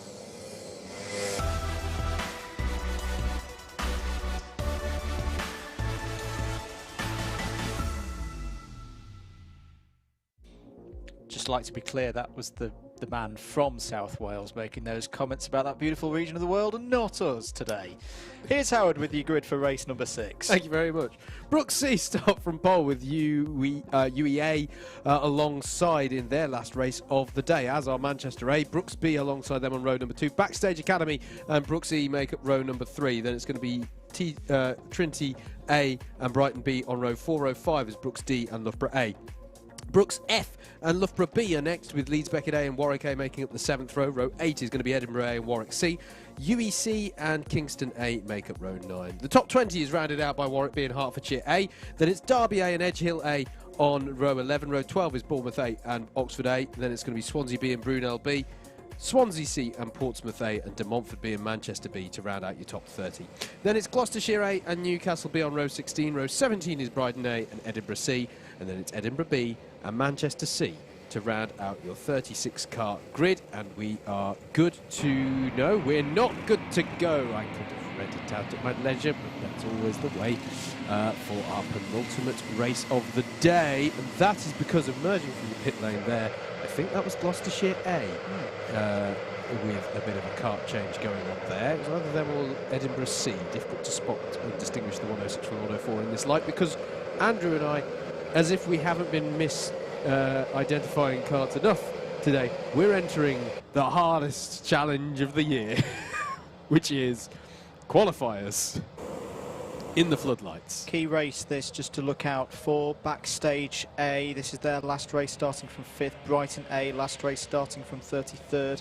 Leeds Beckett A starting from 13th.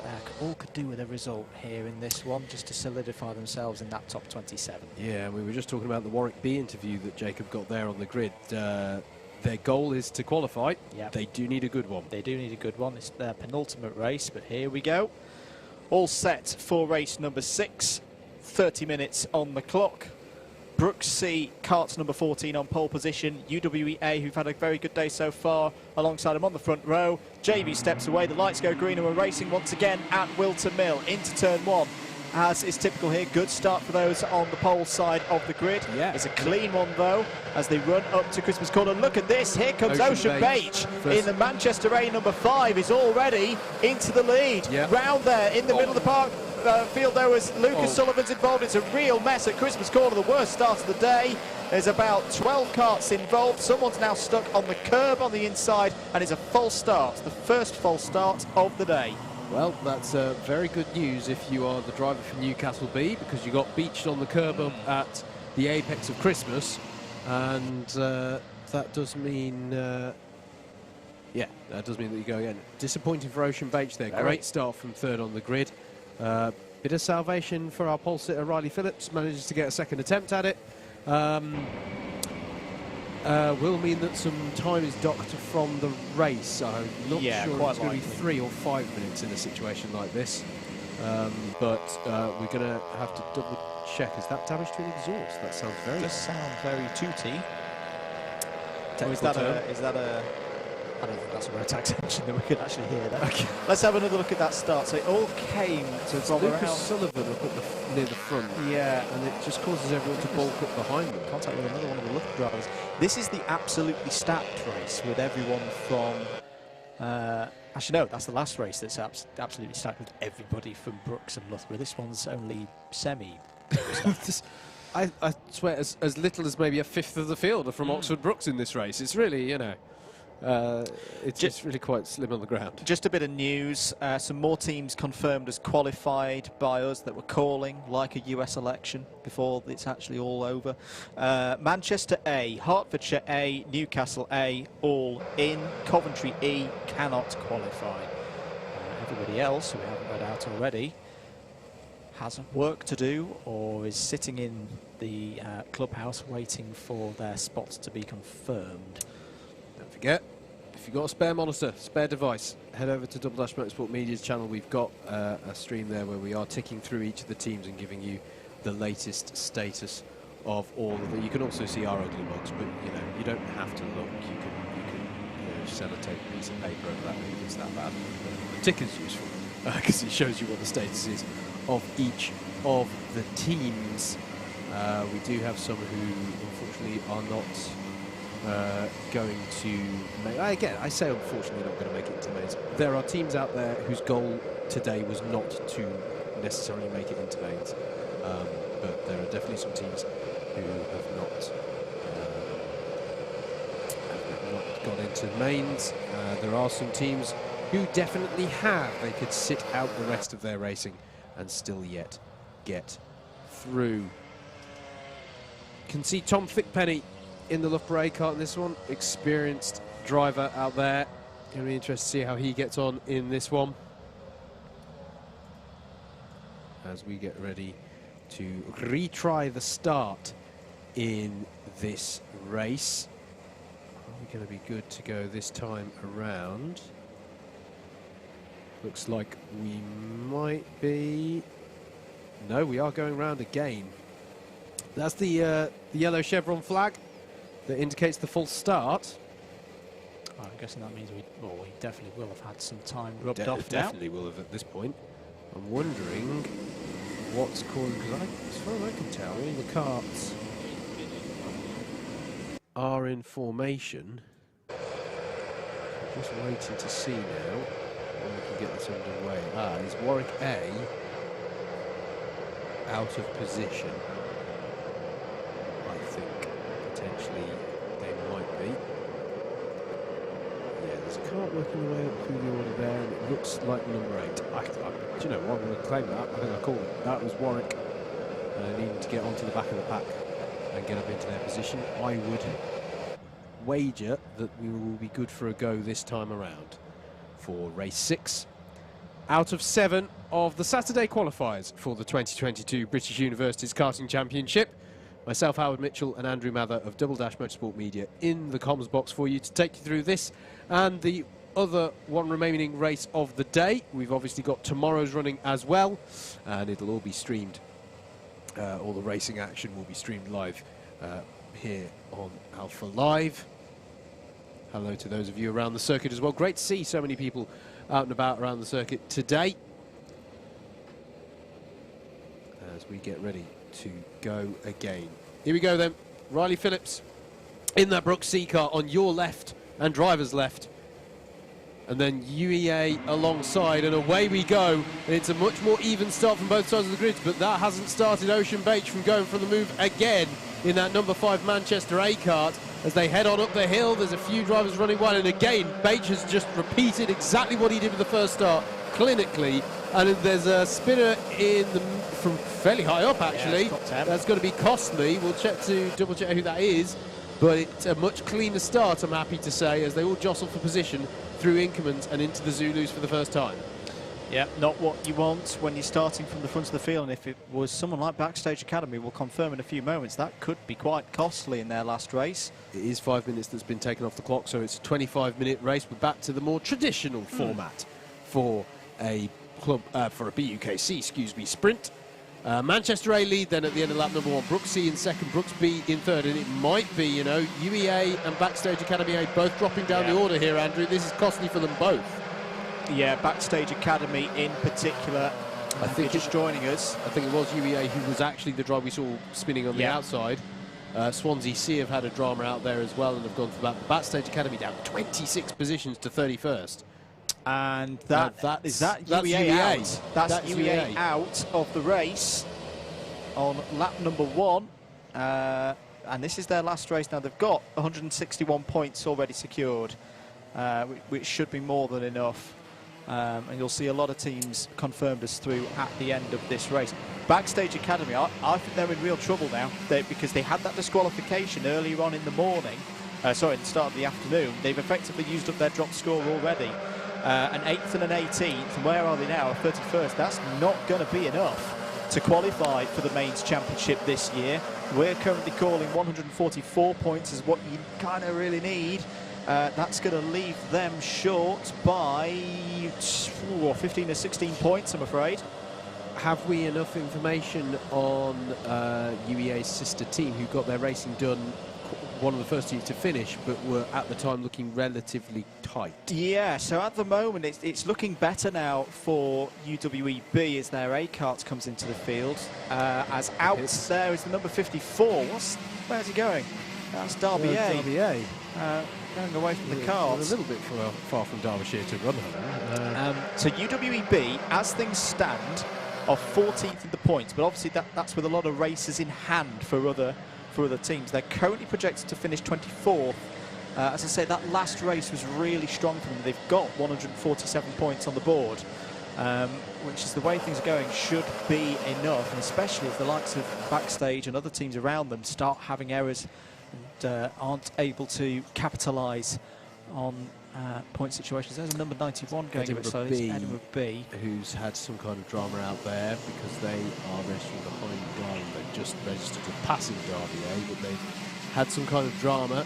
That was a 1:10 lap time for them, so something unusual has befallen their race, and they're now being lapped by the race leader, Ocean Beach, going through, settling in to controlling this race if at all possible. And there is the Derby kart being recovered now, as that is Sam Johnson, the Trinity A kart, battling away with the Brooks E effort, and I think that was Brooks E through. I think that was a slightly Schumacher-Hakkinen-esque move there, actually, either side of the Edinburgh B kart. So I think that was a sneaky little move there for Brooks E.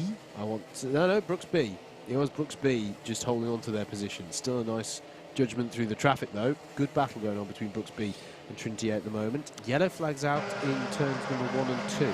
Just to mention on a similar regard for followers of Trinity, because Trinity B are done. 10th, 14th, 15th and 11th for them. They are actually your clubhouse leaders at the moment, so that should be enough for them to go through. Sorry, who are the clubhouse leaders? Trinity B. Okay. Actually, no, I tell a lie. Newcastle A are your clubhouse leaders. They've finished, haven't they, on 168 and have already confirmed as qualified with the mathematics. This the battle over second place. Brooks C, Brooks B and Trinity A. Breaking away now from Brooks E, who are some 3.3 seconds, in fact, broken away, because the gap is 3.3 seconds back to Brooks E, who themselves are embroiled in a battle with Leeds Beckett A and Brooks D. Decent showing so far from, this is the other race, as well as race 3 or 4, I wanted to say, where Brooks is represented very strongly here. Every team apart from the Brooks A team are present. And speaking of which, some drama has hit Brooks F. They've just dropped down 18 positions, and they're still dropping. There's a black flag. They've gone in to serve a black flag for taking out another competitor. So Brooks F, costly for them. How are the lower down Brooks teams looking, actually? Because in team order, team name, the likes of E and F. At the moment, all of them are still projected to be qualifying. Wow. A good number of them into Prems as well. As down the inside there goes Lucas Sullivan. That's still in defence. He's been doing that for a number of laps, having to defend hard here against the Trinity kart. This is the battle that we've been paying attention to. I want to talk Leeds Beckett again, if I can. Really impressed with how they've tackled this afternoon. Left themselves with work to do from the timed qualifying earlier on, but they're doing it again. Their driver is in 6th place, started 13th, if their driver can hold that position, all 4 of the Leeds Beckett A drivers have moved themselves forward significantly from their time qualifying, and they're going to be in mains. They're going to make it comfortably. It has been a superb response from a disappointing morning. Backstage Academy on the recovery now, up to 17th place. They've just got by, in fact, up to 16th now. They've just got by Manchester B. So Backstage Academy, after that incident on the first lap, starting to run up the order. Yeah, fighting their way up. They've got to fight their way in here. At the moment, if they were to finish 16th, that would leave them on 141 points. As there's a spinner there. It's, I think it may be Edinburgh C. Yeah. So Backstage Academy. I mean, there's good time. 18 minutes. You've got 2.8 seconds up to the next kart ahead, which is Hertfordshire. It's kind of 2-second jumps, isn't it, up to where they need to be. So 6 or 7 seconds, and you're gonna be there or thereabouts. Well, what you want is there's a battle going on ahead between Warwick B, Brighton B, and Kingston A. They're very close together. If they can start to battle, they'll hold each other up, and that would give the opportunity to backstage. Why is it every single year we do this? Warwick are always on the bubble. They're there again. Currently, as it reads, Warwick C, and this is not the first time this has happened as well. Warwick C are your 27th team. Where are they at the moment in this race? Warwick C are running 19th. all right. They're in 19th. They've gone back. The Warwick B team's in an intriguing position because they're 28th on projected and currently sat behind their A team, who have already qualified. So there's a bit of a job here to be done as a squad for Warwick A to try and, you know, help their teammates up and into a position as a black flag for UEA. That's a bit... But they're already out for the count this one. They were the ones who had the incident on the first lap and down to 35th and the stationary kart and everything. Yes, that's not a race to write home about. There's the number 35 passing through your shots. That's Swansea B. I should say as well, you really shouldn't be getting a black flag for taking out another competitor when you're down in 35th. There was nothing to be fighting for. There's not really an excuse for it under any circumstance, but yeah, unfortunately that's the nature of this one. Swansea B, unfortunately, I think I just saw them there. I think they're going to be a bit short this year on reaching mains. There's been a feature in there before. There's a penalty for Oxford Brook C for an overtake on a yellow. And that's for second place. Yeah. That is second place in the race. Which means this battle that we've been watching for so long between Brooksby and Trinity A does become over a net second place. I tell you what, that could be quite big for who wins this qualifier overall, because Brooks C have been right in there. Manchester A leading the race, of course, and they're going to put in a big score here. If Ocean Beach can bring this one home, it's a cone penalty for Oxford Brooks E. There is Oxford Brooks B. Lucas Sullivan ahead of Trinity A's driver there in the number 10. But yeah, at the moment, this is Manchester A's last race, and they're going to put in a very nice, a very pretty 1, 2, 3, 4. The fourth will get dropped, and they'll finish on 177 points if Ocean Beach can close out this race. Having said that, we are halfway through the allotted time, and the 5 minutes were dropped off at the start, but 15 minutes to go. There's Lucas Sullivan trying to just find his way past another one of the back markers. Something went on around the top 10 that last lap. Warwick A are galloping down the road. So they've got up to 8th place. They've got past Edinburgh A and Brooks D. We're talking about Warwick B. Still there in 12th place. And this is actually a really good drive from the Warwick B driver, because they've improved by 7 places in this race so far. Yeah. Crucial. And it's taking the pressure off in that last race, because you just don't know what's going to happen in the last race on the qualifier. We've seen it so many times before. Yeah. Yeah, fantastic job. Still a good battle going on between Brooks E, Loughborough A and Leeds Beckett A in the top 10. Some 7 seconds behind this battle between Trinity A and Brooksby that we've been watching quite a bit, as the 35 of Swansea B goes by on Newcastle B there. That's for 25th place. So that is the 35 past the 39 there. as we race in the darkness here at Whilton Mill. Bournemouth A have got some work to do, but they're pulling their way back into this. They've started 23rd, they're up to 18th now, and they've just set their personal best lap, 45.705, so look out for the number 45 as who's that off in the gloom and in the dark. Someone in the boot. We'll track them through in a moment as to who's falling down the order. They've got going again now. Driver is perfectly okay. Kingston A fighting still in there. Gained a position against Manchester B. It's Gloucestershire A, this bit there. Okay. Let's have a check in on Gloucestershire.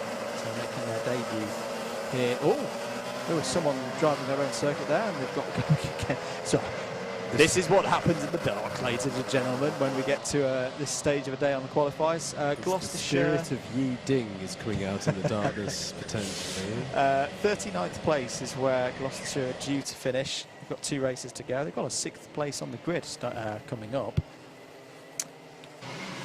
Decent effort from them. Niche reference for anyone who wasn't around a few years ago. Manchester A leads this by almost 3 seconds over Brooks C. But bear in mind that Brooks C have a penalty to be applied for overtaking under yellows. As Backstage Academy continue their progress up through the order, past Brighton B now, and up into 12th place, as there's a track limits penalty for Edinburgh B. This is another battle here. Oh, working its way through the traffic. That's the battle between Brooks E, Loughborough A, and Leeds Beckett A, working their way through. That's a spin for Edge Hill A. Yeah, and I think it may have been Gloucestershire A again. That's a really big move from Backstage Academy to get up to 12th place, because now that puts them on a confirmed 145 points if they can hold that position, which we think should be enough. They need to keep moving forward, give themselves a bit more of a buffer, but it's been a really good comeback from them. And there's a familiar helmet design. Is that Warwick B? Yes, it is. That's Warwick B. That is Warwick B.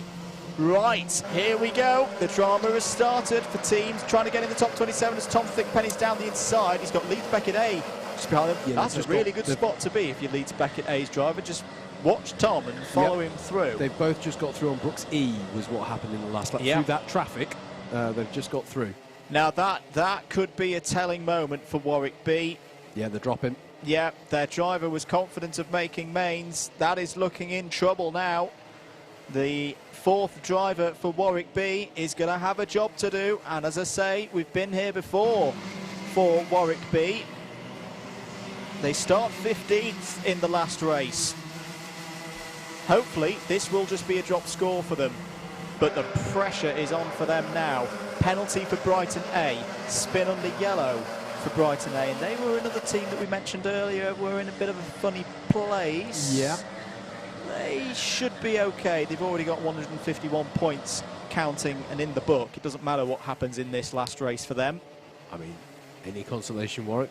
You have just lent a point to Warwick C by B spinning out, and they're another team who's lost that again because Brunel B have got past them. Yeah, it's going to be really tight for these 2 Warwick teams. The A team is fine. In fact, the Warwick A team is one of the most. Surely they're are they looking for the quote-unquote round victory? Currently, they're sat 3rd. Okay. On 170 points. Yep. But there are teams behind them with races in hand. We're not going to know really what the podium of this event is going to look like until the latter stages of the last race, this being the penultimate one. Still, it's that Leeds Beckett A now ahead of Loughborough. Just trying to make that through in the darkness. No, it's not. No. We've got a nice reference point in Tom Thickpenny's helmet there. Yes. Very easy to spot, even now, as the darkness hasn't it fallen quickly? I know it is like we're right next to the solstice here, and tomorrow it will be the shortest day of the year. But goodness me, isn't it? It's fallen quickly here at the circuit. Fully under floodlights now. This Whilton Mill facility in Northamptonshire, just outside of Daventry. Never been before, do check it out. Great place to go karting. Bournemouth A's great drive continues. They've got up to 16th place ahead of Manchester B. That is putting them on to the magical 145 for projection now. This has been a sterling effort from Bournemouth A. Qualified for the mains last year. fact, for the last 2 years, because we didn't have a qualifiers last year. It was based off promotion and relegation of the 2020 season. Yep. Ocean Beach working his way through traffic at the moment, I think. Just losing a bit of time to Brooks C on that last lap. The gap down by nearly 9/10 of the second. Actually, Brooks C really pushing, setting the fastest lap of the race at 44.559. Cannot take the win overall. They have a penalty to be applied for overtaking under yellows. They went by on some traffic whilst they were in a yellow flag zone. Big no-no there, so they can't win outright. But definitely in the hunt for this. Black flag for Manchester C. ABC takeout. They've taken out another competitor. So my question would be, who was the person they took out? Is it Brighton A? Could be Brighton A. I'm going to mention Brighton B though. This is why I love this stage of the qualifiers, because it's so tight. If we can find it, the battle for 12th place between karts number 29 and 50, if we can find that on cameras, that's a really important one. That's two teams both on the bubble. Brighton B have just taken 12th place away from Backstage Academy as the University of Wales Trinity St David driver goes down the inside. Brooks D get a contact warning. I think they're just coming down through the Zulus now for the guys on cameras if they can pick up this battle. Brighton B, if they were to finish in 12th place, should be in 157 points, but Backstage Academy finishing 13th would finish on 144. It's very unlikely they're going to catch the guys up ahead because there's 8.6 seconds up to Edinburgh. This is it. This is it. Well done, guys. Really good work. Starting a new lap now. And can Backstage Academy get back through? They've got a 2.7 second gap to Hertfordshire behind. We're looking a little bit further back. There it is. There's the 29. And that's the 50 and coming there's up the behind. 50. So big battle for these two. Going through Inkermans now. Great pickup on the camera. Shout out right now to the producer and the camera crew because it's pretty dark out there. Big. Edinburgh A have just got a cone penalty. So this is one of those weird situations where one place on circuit is the price of two. If Backstage Academy can get past Brighton B again here, they're going to take advantage of the penalty for Edinburgh A. This is key for their qualification. 6 minutes to go. The number 91 ahead of them is a back marker, which is Edinburgh B. Who just had a bit of a moment at the boot, but Brighton B about to clear them up the hill here, but Backstage are in the wheel tracks of there, but here they've both got through in the traffic. That's crucial for them both. Hertfordshire A coming onto the back of this traffic, or in the midst of this traffic as well. Can't go too full send though, because if you get a penalty in this situation, if you're Backstage Academy, that could be it. But that point, that place ahead of them is so crucial now. 5.5 minutes to go. Bournemouth A making more progress up past Kingston A into 15th place. Warwick C making progress as well past Brunel B for 18th place. Bournemouth A's situation is a little bit less clear. There'll be pressure on their fourth driver, who's currently starting the last race in 10th place, and will need to hold that position for them to. And here we go, Backstage Academy trying to go to the outside now of the number 29 of Brighton B. Brighton B going defensive here. Brighton B should have enough points here. They've already got a 9th, a 5th and a 17th on the board, so they're making, in this performance, they're just making that 17th a drop. I should say as well, we do need to keep in amongst all of this. There is a race victory being contested as well, because the gap has closed right up between Manchester A and Brooks C as they work their way through some of the traffic out there. So Ocean Beach is under pressure here from Riley Phillips as well. This is why qualifiers are so entertaining. This is exactly the stuff that we're talking about for the jeopardy. Here we go. Backstage Academy down the inside of Brighton B into Christmas Corner. Does that move stick? Yes, it does. Backstage Academy up into an important, a crucial potentially 12th place, which we know will be a net 11th because Edinburgh A ahead of them has that cone penalty. Very tense lap this for Backstage Academy. If they can assert their authority, pull away a bit, they're getting some help actually from the 17 of UWEA behind. That's a car that's 4 laps off the overall lead, as out there facing the wrong way on the run into Inkermans is Gloucestershire. They're out of the race. There's the number 28 of Warwick B in 24th. Edinburgh ahead of Loughborough B though, so the cone penalty gets negated. Yeah. So now Backstage Academy do not gain another position as a result of that. They need Loughborough B to get back past Edinburgh A to gain them another point. Lead gap keeps ebbing and flowing as they go through the traffic. Ocean Beach has cleared some traffic. Now Riley Phillips is going through, so the lead gap has gone back out to 1.5 seconds with 3.5 minutes to go. Edge Hill A past Newcastle B for 27th place. That's going on out there. Spread out a little bit amongst the top 10. In fact, the closest battle is Brooks E versus Edinburgh A and Loughborough B in the battle for 9th, 10th and 11th respectively. That's the closest battle there.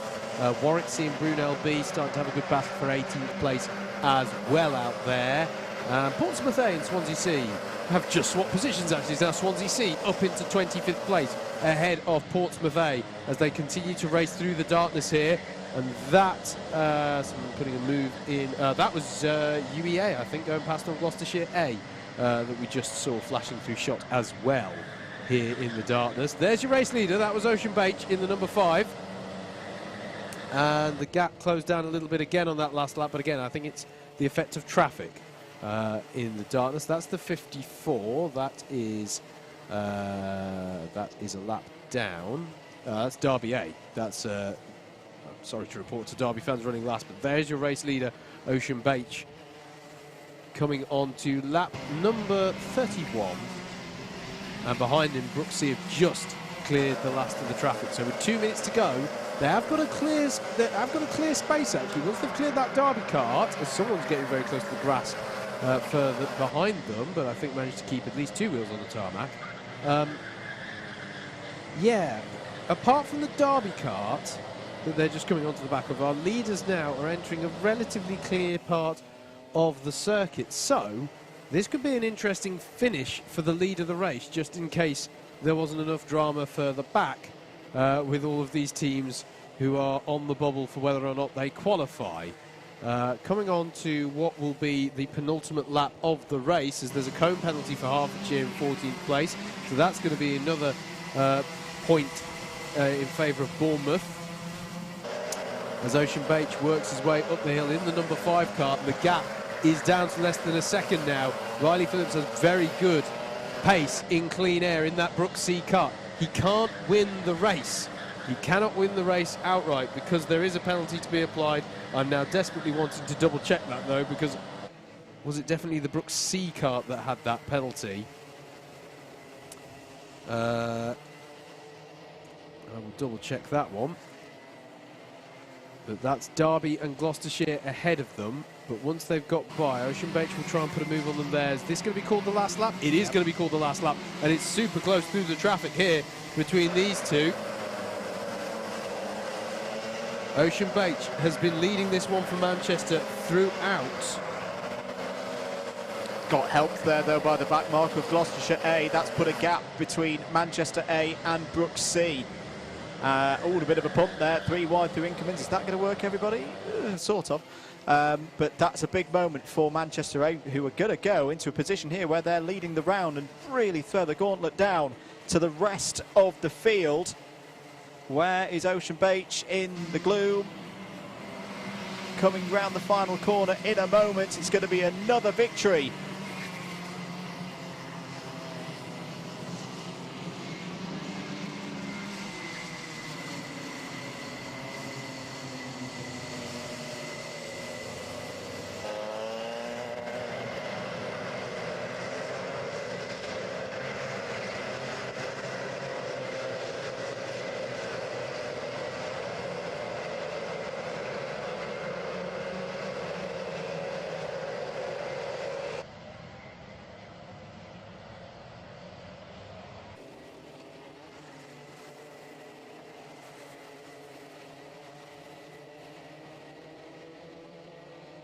Hertfordshire A. Where else did we have key finishes there? Warwick B recovered to 23rd. I have noted they were making up a few positions after their spin. Yeah.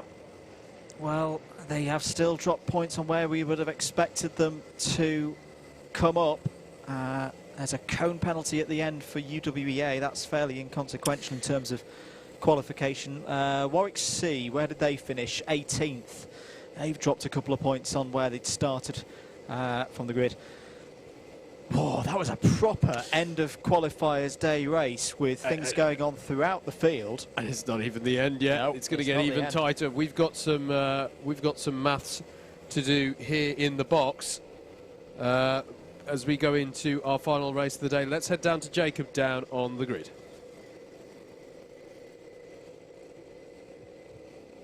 Okay, drivers, we need you on the scales, please.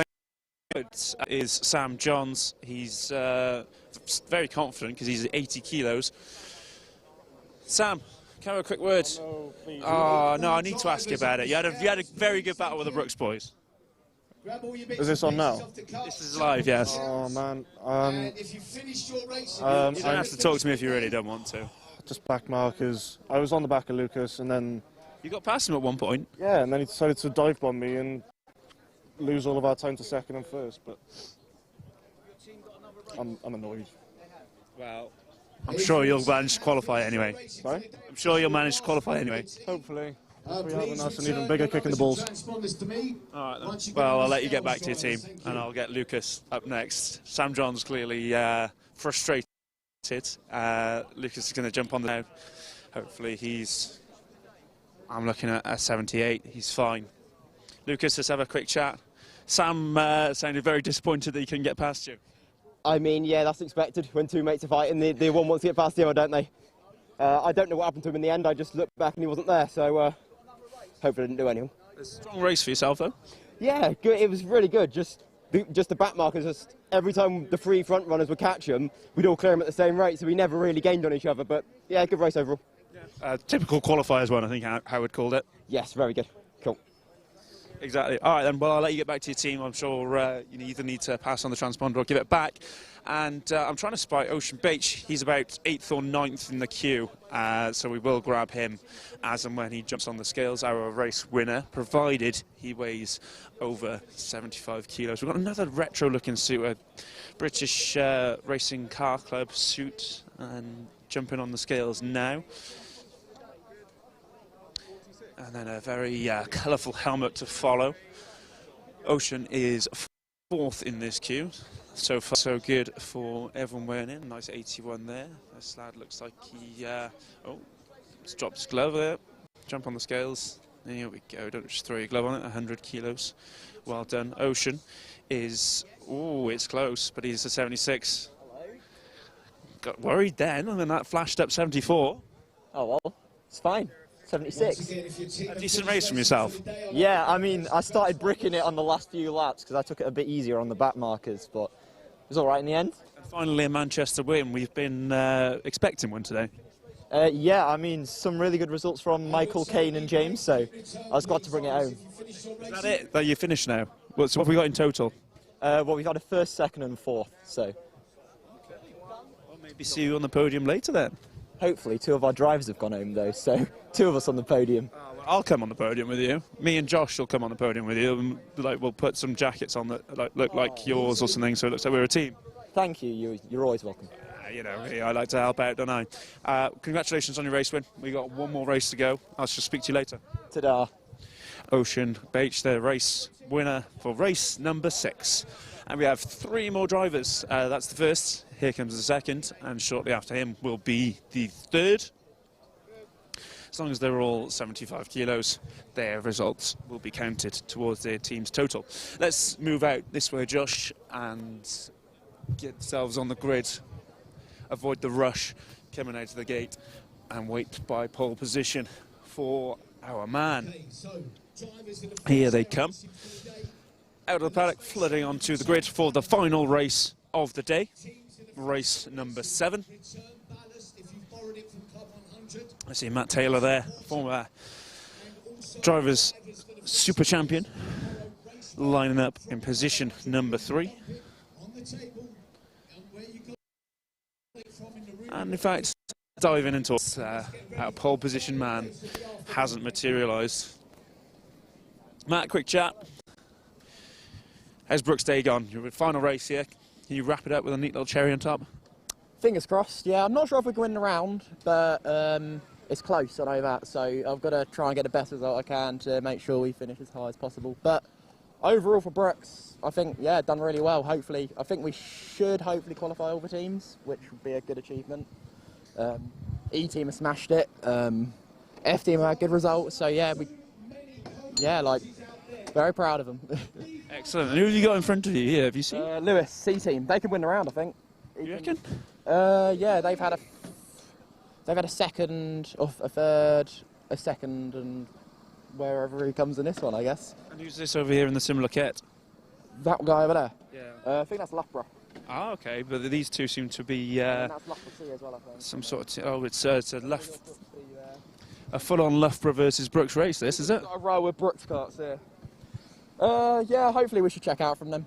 You got Adam Sears as well. If Adam Sears beats you, you have to retire from BUKC. I'll have to retire. Yeah, 100%. All right then. Yeah. That's that settled. I'm gonna have a quick chat. It's Lewis in front of you, isn't it? Yeah, Lewis. Yeah. Let's have a grab him for a quick chin rag. Lewis, how you doing? I'm good. Got yourself the front of a Brooks train here. Yeah, somehow. And your man over there is wearing very similar overalls. Do you know him? No, I stole this suit. Oh right, okay. I was going to say I recognise it, and I knew you weren't peers because he's not here. But presumably that guy is looking at you thinking, oh, who's that in my team's race suit? Imposter. Do you reckon you can win this one? Apparently see you're having a good day. Yeah, we just need a solid finish and then we'll happily be qualified. What results have you had so far? No idea. Okay, you don't talk to your teammates. That's... I do, just... You don't listen then? No. Right, well, I'm going to go find someone who does, but enjoy your race. See you later, mate. Let's jump over this side of the track. I'm not sure we've had a chat with Team 106 yet, have we? Who have we got here? Blake, Gloucestershire. Gloucestershire, we haven't had any Gloucestershire. Blake, it's good to have you on the live stream. I believe this is your first stream. Yeah, it's the first time Gloucestershire's turned up here, really. First team we've entered. Yeah, it's not the first time we've met, though, is it? You've been to test days and things. I did Drivers' Champs and that race. Yes. PFI the other year. Yes. Yeah, you're a bit too good for the Rookie Championship, Blake. Bit. How Gloucestershire doing? Are you enjoying your first proper day in BUKC? Yeah, loving it. It's wicked. Everyone's enjoyed themselves, I hope. Gloucester-wise. Okay, so it's what you have on your Instagram anyway. I'm very much enjoying the feed. 100%. And what can you do for us here? Are you 6th, is it? Yeah, 6th. I don't know. Anything will do. I'm a bit so I'll take anything, to be honest. I have similar troubles myself, especially around this time of year. But in the dark, a bit of weight helps, doesn't it? Yeah, maybe. We'll see. After the race, if I've done decent, I'll say yeah. Is Tom taking a photo of us? Or I didn't pose for that one. No, I think he might be. No, he's definitely. Never mind. We're not important enough for him. Well, anyway, have a lovely race, and I shall speak to you later, hopefully. Yeah, thank you. Blake Checketts there of Gloucester University. Good news for those of you who watched the last grid walk. We've got Mr. Iliff's jacket back. That's some heartwarming stuff. Who's this sat on the side of their cart in a Scuderia Ferrari helmet? Who have we got here? It's Albert Legutko from Warwick B. Albert, how's your day going? Not too bad. Had a bit of a disappointing quali. Yeah. But, you know, what are you going to do? You're going to make the race. Exactly. That's what it counts, I mean. That's all we need to say for that. Exactly. Good luck. Warwick, dear, we tend to bump into Warwick people left, right and centre here. Let's go for number 70. Who have we got in the 70 cart? Dan White, Warwick D. What? I'm sorry, you bump into people every time. No, nothing against you personally, but people are going to accuse me of favouritism, so I'm going to move on. This man's suit looks fantastic. Where did you get that race suit from? I can't remember. I think it was Grand Prix Racewear. Oh, yeah. Pretty cool, thank you. And who are you and who are you driving for? So I'm Jack and I'm with University of Portsmouth. It's the first time here and I'm really excited. Excellent to have Portsmouth on the live stream. Are you guys enjoying yourselves? Oh yeah, definitely. Are you guys winning? Yeah, we're doing pretty well. We're doing better than we expected to, so I'm pretty happy with it. Okay. And in terms of this race, we're quite far back. Can you get closer to the front by the end of it? I'll try, but my main goal is to not end up in a barrier in the first lap. So. Yeah. Continue to look good, not end up in the barriers, maybe score a few points. Thank you very much. Brilliant. Okay, let's go right to the back. Which place is last? Wait, you can't both be last. Wait, no, this is Paul. Oh, they both like quick word. I'm going to try to push it to my maximum. Good man, to the maximum. Right then, this man's going to win from last. It's the last race of the day. Andrew Howard, handing to you in the comms box for race number 7.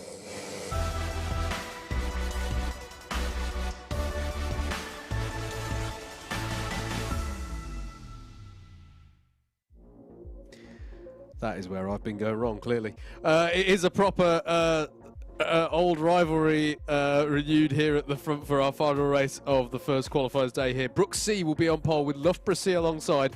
Brooks A and Loughborough A, your second row. Then it's a Brooks D and Poor Gloucestershire here for their first ever BUKC event in the midst of this long-standing rivalry with Brooks F next on the grid. Then we get on to other teams. Trinity A alongside UEA and Bournemouth A round out your top 10. Then it's Kingston B and Loughborough B, Warwick C and Manchester B. Warwick B need a good one here, and Edinburgh alongside on row 8. Then it's De Montfort A and Derby A on row 9, Oxford Brooks B and UEC rounding out your top 20. Then it's Brunel A and Loughborough D, Warwick D and UCLA, Derby B and Leicester B, Portsmouth A and Coventry E, and then Royal Holloway A and York B to round out your top 30 on the grid. Then it's York A and King's College B, UCL B and Kingston A, and then Swansea D and Manchester D, giving it the max from the back of the grid for the final race of the first day of qualifiers for the 2022 BUKC Championship. Brooks C are on your left, Loughborough C alongside. The Brooks versus Loughborough rivalry is in full song as we go underway here for race number 7. Away we go into the darkness here at Whilton Mill. Packed balcony on the clubhouse as well as they work their way up the hill. It is Brooks C, the pole sitter, who remains at the lead of this one. Does it all go through Christmas Corner cleanly, though, in the darkness under the floodlights? We've got one spinner from quite high up in the field and another spinner towards the back. We'll look to see who that was. They've managed to get themselves beached on the apex, so they're going to have to get themselves underway again as the main pack run through the Zulus for the first time. In these low light conditions, this is where the signals on the marshal post, the light signals on the marshal post really come into their own. It's Loughborough A who has come to the fore, though, as there's another stricken driver there. We'll keep an eye on who these are at the end of this first lap. It's Brooks C, Brooks A and Brooks D, your top 3 at the end of the first lap. It is swapped around. Brooks A have gone to the front of the field now. Loughborough C in 4th. And it was Loughborough D and Leicester B and King's College B who had issues on that first lap. Very big black flag on that first lap, Howard. Warwick C, ABC takeout, started 13th on the grid, needed to stay there to have a hope of qualifying. That has put a real dent in them being able to get the top 27 now, and they're looking like they're going to miss out. Well, how about Warwick B up 7 positions on the first lap to 8th? That's got to be huge for the sister team in the Warwick camp. Yeah, it's really, really big for Warwick B currently. And all of this you can follow on the DDMM data centre for the scores going into this one. We'll keep you up to date as the situation changes. But yeah, that's pushing them up beyond 145 if they can stay there. There's still a long way in this race to go. The 24 of Loughborough C has a look down the inside of Brooks D to try and break the Brooks 1-2-3 that's been set up at the head of this field. It is impressive stuff from the 2 most successful universities in BUKC history. Brooks A leads in that number 3. Then it's the 14 of Brooks C, and then Loughborough C, as I just said, got by on Brooks D there up at Inkermans. University of East Anglia A, the only non-Brooks and Loughborough team to keep up. There's a black flag for Loughborough B for a restart off the grass. Is that Adam Sears I'm hearing in my head? If it is, he's ineligible in this race, we should say. So ignore him, he's not there. But yeah, Loughborough B, I think, they've already qualified, so we'll get a telling off, but it won't matter for their day. Gloucestershire 8 doing well to hold. This has got to be their strongest showing of the day so far, I would have thought, from the Gloucestershire squad. Putting perhaps experience out in the darkness, which is pretty decent strategy. Side by side there, I think was going Loughborough C and Brooks D again in their negotiation over third place. No, it was UEAA. So University of East Anglia has just got up into fourth place, and Gloucestershire A has got by on Trinity A as well. Further down the order, Edinburgh A goes past De Montfort A for 12th. Brooks F have gone past Kingston B for 15th. Manchester D are on the move, if that's of significance as well, or even if it's not, they are on the move. Portsmouth A passed on Loughborough B as well for 26th spot, as the lead pack continues around the circuit. There's quite a few teams, Howard, that are further confirming themselves in, which is quite rare for a last race in this situation. Manchester B are one of them. They are up 4 positions to 10th. They're currently, so that will be improving their projection up to 150. De Montfort A doing likewise. They're up to 13th place. That's up 4 positions. Manchester B and Bournemouth A get past Warwick B on that one, so that's Manchester B and Bournemouth A up 1, Warwick B down 2 to 11th. Likewise, Brooks B and F have both got by on De Montfort A. They're sort of working together now. There's almost like 2 Brooks groupings. There's one at the very front of this field, as we've got a driver out to driver's left through the final corner who can't get the kart going, it would seem. There's no reason why you shouldn't be able to rejoin there if everything's in working order, but seems to be stationary. It's the number 54, which makes Derby A. Derby A, indeed, as the Brooks 1, 2, 3 is re-established. But yeah, there's 2 Brooks packs here. There's 1, 2, 3 at the front, and then there's B and F working together to work their way on up the field. In the lower part of the field. There's the 12 of UEAA, and then Gloucestershire behind. Loughborough A then, in fact, I think Loughborough A may have got by on University of East Anglia in the darkness there. They work their way through the Zulus. Close battle at the front between Brooks A and C, but obviously those 2 sister teams are experienced of the Brooks teams at working together. They're going to do their best to maybe pull out a gap before they even think about having a battle within Brooks. That driver, the Derby A driver, getting some assistance on that final corner. Here is the battle for 4th place, currently led by the 24 of Loughborough C as they come up the hill. The 12 of UEAA is in the wheel tracks. Is still that driver who's receiving some assistance there. Side by side goes Trinity A and Bournemouth A through Christmas Corner. And that's gone the way of Bournemouth A, so Bournemouth A up into 8th place. Am I blind here? Are we missing a Kingston A kart out there? I can't see them. They were due to start 36th, and at the back we've only got 34 runners. If so, that is another team that's not going to qualify, and they're just outside. They're on 139 confirmed at the moment. Is Kingston B in the hunt? No. Okay. No, they are one gone, unfortunately. Yeah. They're the team with only 2 drivers. The Brooks, the second Brooks pack strikes again, and actually that's a huge lap for Warwick B, dropping down 6 positions there. Something's happened to them there. Had a very slow lap, and they've been passed by Brooks F, B, Edinburgh A, De Montfort A, Kingston B, Brunel A have all got by there on Warwick on the last lap. This is one of those teams that we're watching for being close on the bubble. As there's a look from Gloucestershire A there on the 12 of UEAA for 5th place, but it stays as they were as the leaders go on to a new lap. There's another impressive show so far of Brooks domination, and I haven't yet seen a penalty for the Brooks karts as we saw earlier on. We did have a 1-2-3 on the road earlier today amongst the Brooks karts, but there were quite a few penalties, and actually only one of them got by unscathed. Kingston B now dropping down the timings, and is that them? That's Kingston B potentially, because they're losing out at the moment. So the situation is pretty much thus.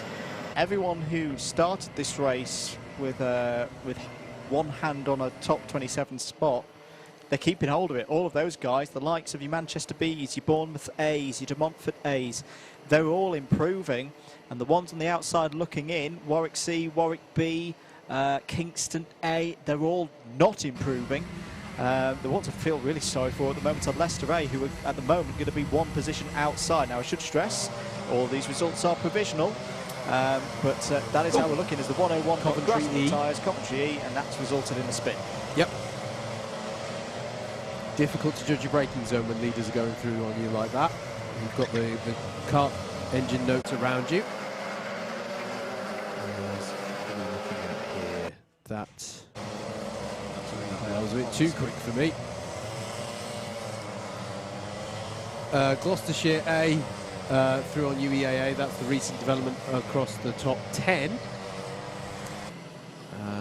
So Brooks A and Brooks C lead.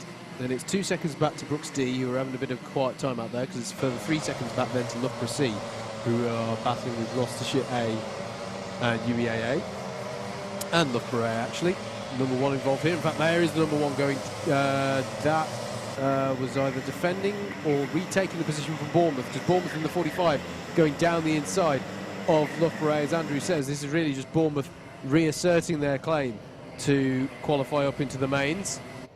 But they don't want to take liberties in this one, but they have nevertheless got by on Loughborough A this time around. So Bournemouth up to 7th place in this. A couple of questions coming in regards, and yeah, we have had some big trawlers today. Here's your list of teams that by our calculations are out of mains. Edinburgh B, Oxford A, that's one I didn't expect at the start of the race. UED, Swansea B and C, De Montfort B, King's College A and B, Warwick D, UCL A and B, Loughborough C, Edgehill A, Gloucestershire, Manchester C and D, Leeds Beckett B, Derby B, and looks like they're going to be joined by their A team, and Newcastle B. They're all out. But yeah, Oxford A, as said by David Whitehouse on the DDMM chat, that's the big one today to not qualify. UCL have traditionally had some featuring in the mains as well, haven't they? They've been in and out of the division for the last couple of years. Meanwhile, we should say that there's still a round up for grabs. There here. is, yep. Manchester A are your clubhouse leaders. 177 points is what they're on. Loughborough A, what are they doing in this race? They are in 8th. Yeah, they're not improving. Brooks A leading the race. York A have just dropped 7 positions. I'm not sure if they were in a hunt for... Sorry, repeat again. York A. York A are already out. Okay.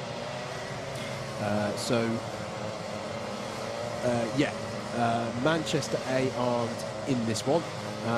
Loughborough A are running 8th, and Oxford Brooks A are currently doing all they can because they're leading.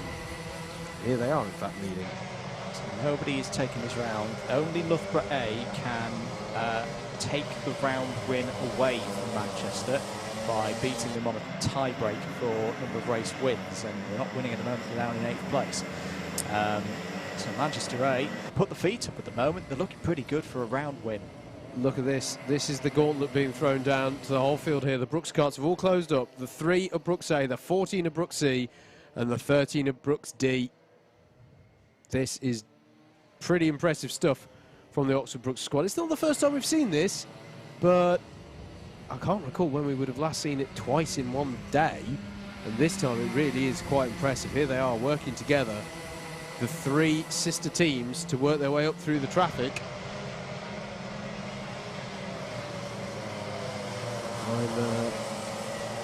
I'm going to be intrigued to see how Brooks are in this championship. And there's a move from the D team on the C team, and there is the swap. So it's now ADC for the order of your Brooks carts at the head of the field as they work to put a lap on Coventry. Oh, no, that's a change for the race lead, isn't it? That is D going through. Yep. The 13 now ahead, and actually it's side by side between Brooks C and A. And that's a change for the lead. Brooks D lead. Now, is there any... because Brooks A are the ones with the best chance of winning the round. Sorry, say again. Brooks A are the best... have the best chance of Brooks A. Only Loughborough A in this race can win the round. Apologies. Understood. Okay. They are in 7th. They need to win the race to do so. Okay. To tie on 177 and beat Manchester on tiebreak of 2 wins to 1. Not to feel left out, Brooks B have just put a move for 10th on Manchester B. But and then Brooks F are running in 14th. So, and at the moment, all 6 Brooks teams looking on course to qualify, as far as I'm aware, which is just, I mean, it's massively impressive from the Brooks effort. Loughborough B have just got by on Portsmouth A. You've probably mentioned it, mate. Where are Loughborough B in all of this? I'm just putting in alphabetical order. Loughborough B are in. Lovely. They've already got a 9th, 8th and a 9th, which is good enough for 157 points. Well in. This doesn't feel right somehow, mate. I'm expecting you to sort of start steaming at the ears in the last race of the qualifiers. It's a remarkably chill. And the Python code is taking us forward. It is the first time we've watched the last race of the qualifier with my own eyes. Yes, rather. Yes. Well, it's a problem because we can't see anything in this light. UEA have just got past Trinity A for 8th place out there. Two teams have had great days. Have already qualified. Actually, no, I don't care about that because UEA are ineligible in this race. Go away, Adam. But Brooks B have just got by Trinity A. And Edinburgh have just got past Manchester B. Good little battle going on there. De Montfort A and Brooks F are starting to do battle as well over 13th place. Whilst Kingston B gets past Royal Holloway for 24th. Just to keep going through. Still pretty much a situation from a few laps ago. Those who are yet to qualify are all doing enough. Brunel A, in fact, they're all doing more than enough because Brunel A, they're in a spot of danger, but they're improving their score. They've improved 5 positions in this race, which is good to see. Bournemouth A, what a latter part of the afternoon for Bournemouth A. I thought they were in real trouble and maybe gone, but they've come back with a 12th and a 14th in the last 2 races, and they're in 6th in this one. They're going to be in by miles. Manchester B, as we say, they've gained 2 positions. They're up to 12th. De Montfort A, 14th. Those are the 2. If something is going to change in this last 15 minutes, I feel it's going to be one of those 2, and they just need to keep going round and not panic. Sorry, mate, that was De Montfort A. De Montfort A and Manchester B. Right. Yep. So that is De Montfort A, the number 102. So if we see them off the road, we get very excited. And the 112. 102 and 112. That's easy. Yeah, unfortunately for Warwick, it's not looking good for them. It looks like Warwick are going to only have 1 team in the mains next season. They've got one of their carts up to 15th now. But that's going to leave them on 140. Did you say it was De Montfort A and Manchester B, the 2 Correct. teams? Oh, De Montfort A's just got by Manchester B. Yeah. Oh, here's a great one. So you've got De Montfort A, Manchester B and Warwick B all line astern. 2 of those carts are making it in at the expense of the other one. Black flag for Loughborough B. ABC takeout. Yeah, they're already in. That was the battle over 7th place that just flashed through our shop. Brooks B in the number 6, Loughborough A in the number 1. Here it is. And then the 12 there is UEA A, and then Trinity A is in the 10 there, is running in 10th place. A good little battle this. 7th, 8th, 9th and 10th. And it did just swap on the last lap. Brooks B, not wanting to be left out of the Brooks party at the front of this, has got up into 7th place ahead of Loughborough A. Remember, we've still got another race to go of this one.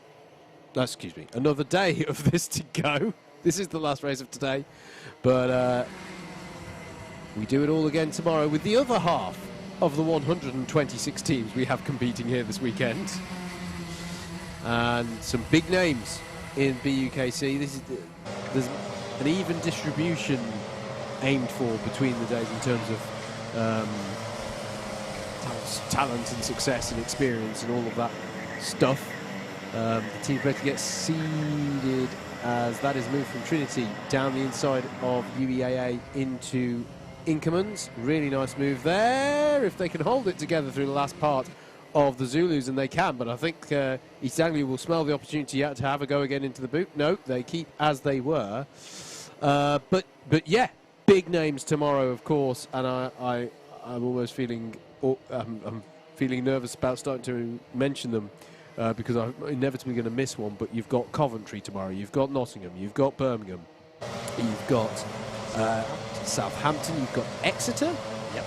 You've got, you know, Oh, there's the big move. dive. That's a big dive there from UEAA on Trinity A, but it doesn't quite pay off this time. I've inevitably missed somebody out as the 79 of UCLB goes for a spin there. Slightly awkward position to recover yourself from. Probably the darkest part of the lap as well under the floodlights is up at Inkermans. That's a relative statement. There's enough light to drive by. Otherwise, what would be the point of the floodlights? But probably the darkest place. Penalty, ABC bump and pass for Loughborough B. That'll be 4 positions to be deducted from their position come the end of this one. Great spirit from Warwick C. They're not giving this up. They're up to 20th place. Kart's number 38. Warwick D ahead of them if you want to just back off and lend some, some help. Warwick C is faster than you. Yeah. Portsmouth A we've not talked about enough today. They're in 23rd place. They've had a good run. Yes, and sorry, I'm not sure we've given them their dues. Are they here for their first major event? So yeah, in BUKC. Portsmouth University have been a former student team for a while. Good to see them here in the BUKC. Yep. Absolutely. Curb warning for Derby A. I think they can be proud of their efforts today here at Whilton Mill. Just keeping my eye on this battle. 13th, 14th, there they are going through. And unfortunately, there's Warwick B. They're a long way behind. It's out of their hands. It's really out of their hands.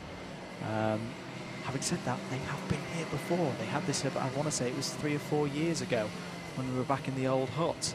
And Warwick B sneaked in as a result of some late drama for other teams. But, I mean, I can remember a period in with Birmingham where, you know, being here before, every year we would struggle to get the 2 teams through. And then there was a step change, which I'm sure had nothing to do with the timing of me graduating and leaving, where suddenly it was the norm to get the 3 teams through. Yeah. You know, so it's sometimes just the way of things. That's, you know, you've got to play the hand that you've got. Yeah. And you know, I think what's important, what I always feel is important at least, is even if you have got, you know, a top flight team, a very strong team, you want to be supporting that talent because they're the qualifying team when you've all graduated. And if you care about and feel passionate about the continuity of your university club and its success, then that's something to bear in mind. So, you know, Warwick B aren't getting through on this day in history potentially, but they're on the cusp. Yeah. And that A means they're set up for a strong intermediate championship. Yep. And B, it just means that, you know, if you're one of the experienced ones at Warwick, you've got to support the drivers coming through so that maybe next year they can get the job done. Brooks D still leading this one. Brooks C a second behind, with Brooks A in third. Working superbly well together here. Loughborough C. Loughborough C eligible in this one? They are, but they've had 26th, 29th and 24th as their results so far, so they cannot qualify even if they win the race. Why have I got an association with Loughborough C being ineligible? Is it there's a team who just maybe no, they're fully eligible today. That's good. Turnout from Loughborough yes. here at Whilton Mill. There's been a track limit warning. It's down the inside of a back marker goes the race leader. 8 minutes to go here at Whilton Mill for day 1 of the qualifiers. If you've enjoyed the coverage and it's your first time here, give that subscribe button a press here on Alpha Live. We'll be back tomorrow for day 2. And do it all again, starting off with the qualifications, time qualification in the morning. We'll have that covered for you on the DDMM YouTube channel as the number 82 is off the road. Derby B. Derby B. So join us both for that here on the DDMM YouTube channel, which also is similar if you've not subscribed already. Please do so. Really does help us out. That's one heck of a recording light on the front of Derby B. That was like they had Christmas lights on the front of that GoPro. And there will be simulcasting as well, both here on Comms Box Cam on DDMM and the full live stream, like you're seeing right now on Alpha Live, just around, just after 12:30. So it's the same schedule as today. where we try and find the other 27 teams to go through to the top 54 for the mains championship, which is to say will be split as well into Prems and Clubmans, kind of like a Pro and Pro-Am. Top 13 from each day going into the Prems. Everybody else qualifies for the mains and goes into Clubman. Is there anything going out there in terms of being on the cusp of Prems or Clubman? That is a good point. Let's have a look. I'm just wondering, are Brooks about to upset one of their teams here by not playing the tactical game, or something like that? Brooks D have moved further forward from where they are, so they're further. So look at this. I think we could have 5 teams for Brooks in Prems. Just blimey. Brooks F, what are you doing? Get it in there. Who else is massively improving? Loughborough B, what are they doing? They've got now. And in this one, so they're going to be in Clubman's. Brooks F are a little bit too far off. So, yeah, I'm calm. This is not normal. Everything's kind of just staying in its status. To be fair, is it also not the nature of the different format? Could be. That, yeah, could be. I'm just thinking aloud here, so I might be about to say something even sillier than usual. But a greater proportion of the field go into this last race with all of their racing done. Yes. There are more knowns going into the final race than we're used to. But yeah, it's and to be fair, race 6 got a bit frantic for the old spreadsheet of doom, didn't it? That was the one where there were some critical things. I'm thinking back to backstage, Academy moving up the field and stuff like that. Penalty for Trinity A. That's costly for them, running well in this one in 9th. An ABC bump and pass. So they'll be deducted for positions. That's just ahead of the point where it will help the likes of Manchester B and De Montfort A, who are 2 of the teams that we're keeping a close eye on with regards to qualification into the last 5 minutes of this one. Also a penalty for UEAA, another ABC bumper pass. So that's costly for them. That will help the likes of Manchester B and De Montfort A in their bid to qualify. Warwick C, as Andrew says, not giving up on this. They're battling with UCLA over 18th place, but UCLA have just got back past again as there's a cone penalty for York A. So they'll be docked 1 position at the end of this one. We're watching a battle between... that's Brooks F have got by on Loughborough A for 8th place in amongst all that traffic. Manchester will like that. Cone penalty for York A. Being the Inters once more. Good stab at that.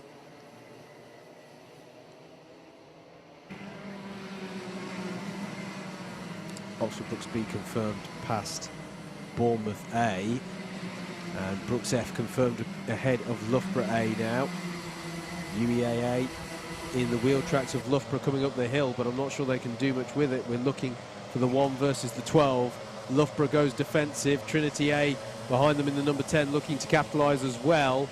Both the 12 and the 10 are carrying penalties, bear in mind, so they're trying to negate what they can. Bournemouth A, though, nothing to lose with this one. The 45 goes down the inside of Trinity, but Trinity comes back at them into the Zulus. Good little battle, this one, in the positions of 6th down through to 9th. No, I'll say that again. 9th. Bournemouth have don't want to get a penalty here or any silliness at the end of the race, because they do still need to get round and qualify. This is and they've got an ABC. Right. ABC take out black flag for Bournemouth. Goodness. Now this could be the change. We thought this was done. It's not done. Leicester A could be the beneficiaries of this. This is all going to depend on where Bournemouth A come out.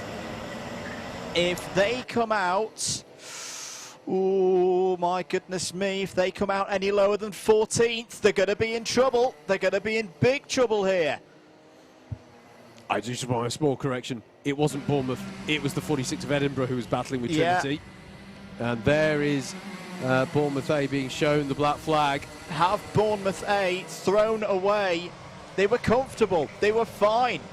They were gaining on... Oh, it was the 45 it's all that forced off there. another one of the drivers. That arguably could be another takeout. Bournemouth, they are throwing this away with driver standards. 2 minutes to go. They're going to have to pull into the pits. This is going to be over. This is going to be over. Yeah, there's not a big gap behind. There's 7 seconds behind Bournemouth to Brooks, the Brooks F battle that we were watching a lap or so ago, and then it's gaps of mere tenths. Okay, De Montfort, so I'm adding together the deltas quickly here. Actually, why don't I just look at the behind column? So it's 19 seconds. I think there's about 25 seconds back to 14th place. And they're already there. They're already into 14th place. Yeah. This is a real shame for Bournemouth A, who their second and third races in particular had put themselves in a position where if they'd held 10th place or gone further forward, they would have made it in by 5 or 6 points. They were up to 7th, but now are 15th. Manchester B are up to 11th place, and the next 2 karts up the road both have bump and pass penalties. Yep. So Manchester B running in 9th effectively by my quick calculations. De Montfort A benefiting as well from that. Bournemouth A have emerged in 15th place. But bear in mind that they will be the same effect that we've spoken about. They'll be slow out the pits, so they may drop down behind Brunel A as well. This is Brooks D in the number 13 kart, coming around to start the final racing lap of the day. It has been a very impressive display by Brooks in the darkness here at Whilton Mill to close out their qualifiers day. It's definitely going to be something to watch when we get the season started in earnest in the new year. What kind of form can Brooks bring? They're going to set a new record for the highest number of university teams, teams qualified from a single university. 6 teams we're expecting to get qualified into the mains, 5 of which potentially could be Premier Class teams. A highly, highly impressive showing from one of the most successful teams in BUKC history. It's going to be a Brooks 1-2-3. Brooks D come round to take the final win of the day, with Brooks C in second and Brooks A in third. A 1-2-3 for the Oxford-based university. Loughborough C finishing 4th. That was Bournemouth going across the line though and finishing in 15th place as well. Brooks B come across the line. They worked their way up the order really well in that race to 5th. Gloucestershire A raced hard to 6th place. And then it's a gap of some 12 seconds back to Brooks F. Loughborough A next across the line, having battled race along with UEAA. Trinity A get by on Manchester B on the last lap, but UEAA and Trinity A both have penalties to be applied. De Montfort A finish in 12th. Edinburgh A in 13th. Warwick B in 14th. Bournemouth A finishing 15th, and possibly in a way which is critical for whether or not they qualify into the mains in that position. Brunel A in 16th, Warwick C in 17th, then it was Manchester D, UCLA and Warwick D to round out your top 20. University of West of England C, Kingston B, Loughborough B, Portsmouth A, Royal Holloway A for 25th, then it was Loughborough D, York A, Leicester B, Coventry E and York B to round out the top 30. King's College B, I don't know how that driver's got there. Oh, maybe they've spun it when going through the cut through on the... Okay. York A, York B in 30th. There was King's College B, Derby B, UCL B and Derby A. Bournemouth A, if they're going to get in, they need to be saved by penalties and ineligibles. Now, I know there's one ahead of them, so that promotes them to 14th. That would put them on, my calculations, 143. They need 2 more because they're not going to win a tiebreaker with Leicester A. This is very, very tight once again. I do just want to, whilst we're waiting, do just want to acknowledge all the people who've made the stream possible today.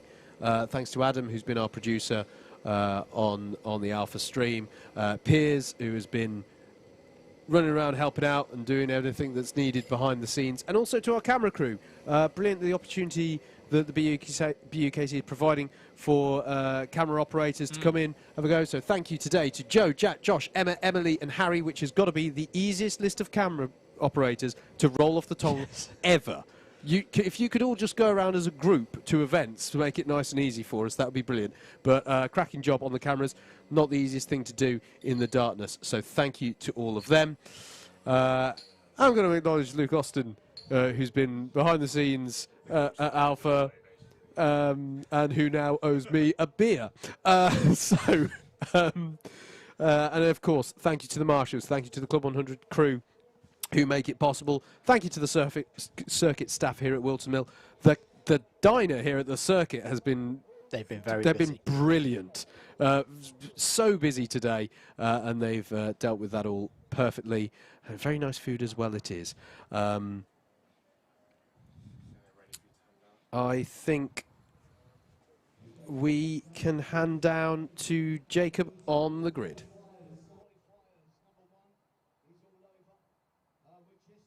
There we go. We're just working out the results.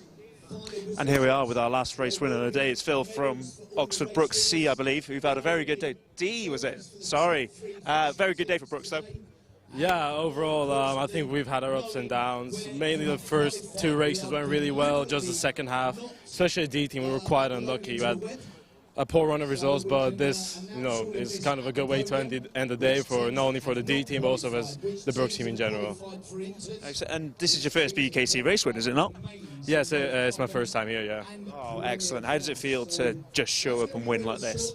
I'm just out here to have fun and spend time with my colleagues and friends from university and just have fun and race and go-kart together. So and compete against other universities throughout the UK. So I think that's what we're all here for, racing and fun. That's exactly what we want to hear. I take it you'll be back for the full season next year then? Yeah, absolutely, I will be here. Excellent. Any tracks in particular you got your eye on the calendar? Buckmore, PF? Out of all the ones that we're going to go to, I've only been to PF. So we'll see. All the other ones will be an adventure to explore something new, try something different, learn the tracks. But PF is something I'm familiar with, and I'll just have to adapt my driving to this go-kart. Yeah, I mean, we got Buckmore live streamed first round, then we go to PFI, we go to Shennington in between, which is a nice place as well, and then we come to my home, which is South Wales, and Llandau for another live stream final. So I'm sure you'll absolutely love it, Phil. Yes, I'm sure I will, and I'll just try to bring the best results in just as I did now. Good man. Well, thanks for talking to us, and congratulations on your win. We'll see you at the podium in a minute. We will. Thank you. Bye-bye. It's Phil there from Oxford Brooks D team. Very successful day for Oxford Brooks, bringing 6 teams, I want to say, to today's qualifiers, which is, I think, a record. I'm not sure we've ever had 6 teams qualify, and certainly won't again with the limited space that we've got. Piers Pakenham-Walsh is here today. I erroneously said that he wasn't earlier in the day, but looks like he showed up. So there's Piers, former BUKC race winner himself. We just got the last couple of drivers coming in to hand in their number plates and transponders, and we are going to go straight to the podium after this. Let's see if we can find someone to talk to. Matt Taylor's over here. We'll grab him, collar him, and find out what happened there. Matt. Oh, come back over here. I need someone to chat to until the podium. Did you beat Adam? Yeah. Oh, that's all right. And I did want to see you come back. How did your race go? Yeah, all right. I was leading for a while, and then back markers got in the way, so the D team got in front. And to be honest, the way it worked out was probably best for the overall team, because the D were having the worst day of all of us. So Var getting the win is probably, I might have even got them Prem. I don't know. I'm not sure. So, and then I knew Lewis had a penalty in front of me, so I wanted him to finish in front of me, so he didn't lose many positions. So. Lots of tactics going on in that race. Yeah. You're in that car, basically with a spreadsheet in your mind, trying to figure out. Yeah, I just knew Lewis had finished in front of me, and I knew they had a chance to get on a podium as well. So I think the A, B, and C team probably got very similar points. I don't know. I think we finished on the same points as B. So good round overall. Apart from Manchester, who had a really good day today. Fair play to them. So. But there's an experienced BUKC driver for you. He's driven Whilton Mill so many times. You can think about all of that as he's going round at record speed. And he's gracious as well to Manchester, which is excellent to see. Matt, thanks for talking to us. No worries. Cheers. Thank you. Matt Taylor there of Oxford Brooks. Let's find out who else is returning the number plate and transponders. Let's have this second person here. It's team number 59. And he doesn't realise that I want to talk to him. You can come in and have an interview anyway. Who have we got here? UCLB. CLB, I spoke to your A team earlier. How did the B team get on? Oh my God, it was a pain. I started at the back. Obviously, you did speak to me like for 2 seconds. Just of course, yes, you were one of those two. I had the best start I could have asked for. I made up about 6 places in the first 2 laps. I mean, people were spinning out all over the place, which helped. But then just on the second to last corner, I got shunted off, and that was my race pretty much over. From that point on, I was just racing myself. So I was really annoyed about that. But did you have fun though? Yeah. Over the course of the weekend, I've had fun, and I think that's the main thing, isn't it? So, yeah, it's a good day out with the teammates. Yeah, definitely. First one as well, so always good fun. Will UCL be back next year for the full complement of rounds? Hopefully, yeah. I mean, will you be back? Yeah, I mean, I've still got 3 years at UCL after this one, so hopefully I'll be back in each of those. Me and you will be here in 3 years' time. What will that be? BUKC 2025 qualifiers, and we'll be talking about you winning a race. I'm sure we'll be well accustomed by then. Well, the best buddies. Well, thanks for talking to us anyway. Wait, what was your name again? I'm Rohan. Rohan, I remember. They've got a fantastic name. One of the best names we had at test yesterday. Rohan, thanks for talking to us. Thanks for having me. That's Rohan from UCL B. Let's try and find 1 or 2 more people to talk to. I'm just going to jump in this conversation here. Who have we got here? Bence Barna, the captain of Bournemouth A. Captain of Bournemouth. I haven't spoken to Bournemouth, so it's a good job I got into you. How did Bournemouth get on today? We are really close to make the mains. We don't know because we got a black flag just 2 minutes before the end of the last race. So who got it? Who got it? Rory Hudson. Rory. Where is he? Somewhere there. Hanging his head in shame. Too right. I'm not sure. I don't want to blame on him. So we don't know exactly what happened. So. Yeah, we are really close, so it's stressful a bit. Here he is. OTY means overtaking under yellows. Would you like to explain yourself? I think it was when I was I'm not even. I think I was him already, or like alongside him. Like, and then you come into the corner and like some guy's pushing you from behind. I've got to go for the. Oh well, it's all good fun anyway. We've all had a good time though, right? Yeah. I enjoyed it. This was my first session at BUKC, so. How are you the captain then? All these guys I've seen before. Somehow I'm still doing the university, and he's on placement here, and so that's why I'm the captain. That, and you're the most handsome, obviously. Yeah, of course. Yeah. That's how I got to be captain when I was in university. I have a girlfriend back in Hungary, so. Oh, I'm not trying on, don't worry. Don't get too far. I have to say to the camera. Is she watching at home? Yeah, of course. I hope. What's her name? Say hi. Virag. I'm not going to attempt to butcher the pronunciation of that. But yeah, we're going to see Bournemouth back 4 rounds next year. Yeah, for sure. But we have to see if it's intermediate or mains. But maybe we'll do it, for sure. Well, John's going to announce the results in just a couple of minutes over there at the podium, so I'll see you over there. Okay, see you there. That's Team Bournemouth, and we'll wander back down this way now, try and get in position for... I've been told that Andrew and Howard are desperate to have a little message, so I'm going to wander through this gate and pass back to them for a moment. Information here.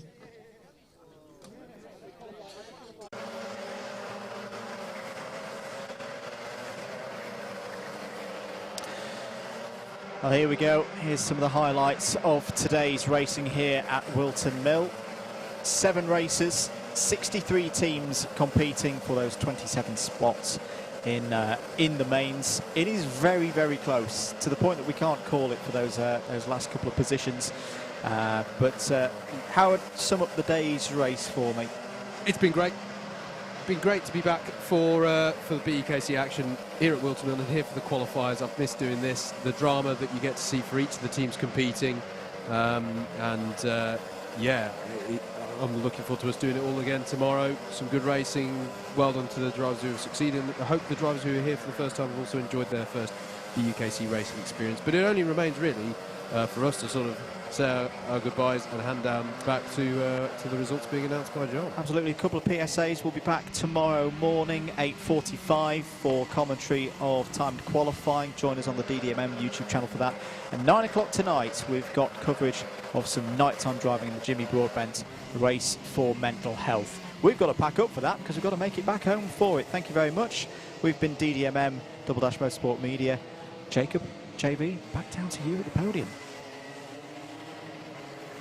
Do you know what? I mean, we've had some qualifiers over the years. I mean, going back since 2001, we've been doing this. Myself and Willie, certainly, and my sturdy team.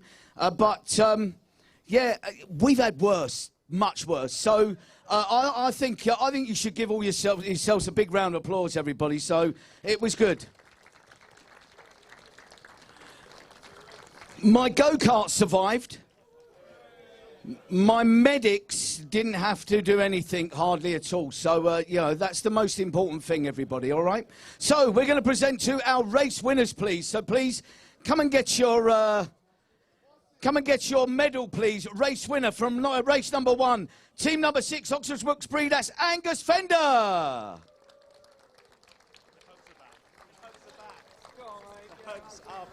The hugs are back, everybody. The hugs are back. We're allowed. From race number 2, again from Oxford Brooks A this time, Carl Morby.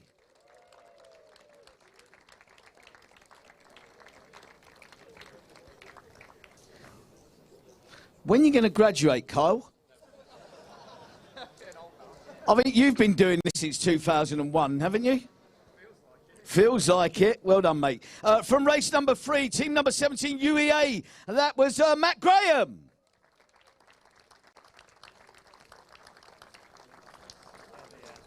Hug, hug, hug. From race number 4, team number 107, Hertfordshire, that's Alessandro Garant. I can't read it. His writing is awful. It's Saranetti, by the way. Saranetti. He's put a B here, actually. That's terrible writing, Willie. From race number 5, team number 1, La Parade, James Mills.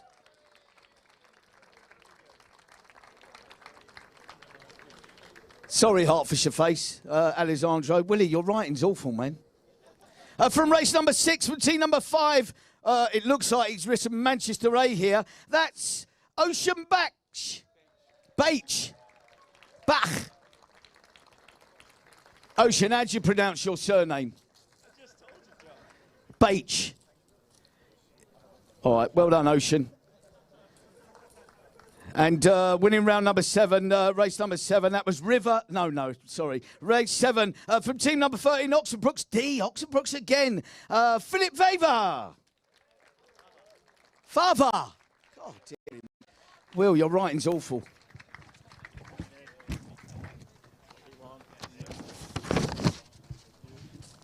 Okay, well done, everybody. So we will get to these trophies for the top 3 teams who can all come and join us on the podium.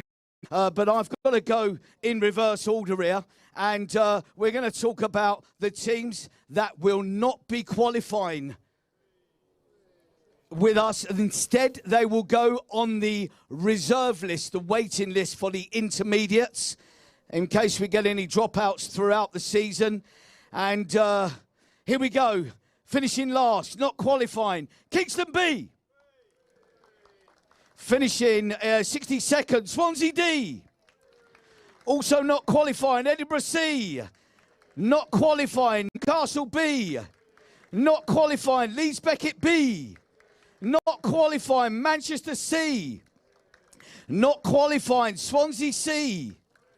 Not qualifying, Derby B. And the team, do you know what? It was a tie on points and went to a tie-breaker, according to the rules. I'm not going to even bother telling you that because I can't remember. And just missing out there on a tie-breaker, not qualifying, team number 108, King's College B.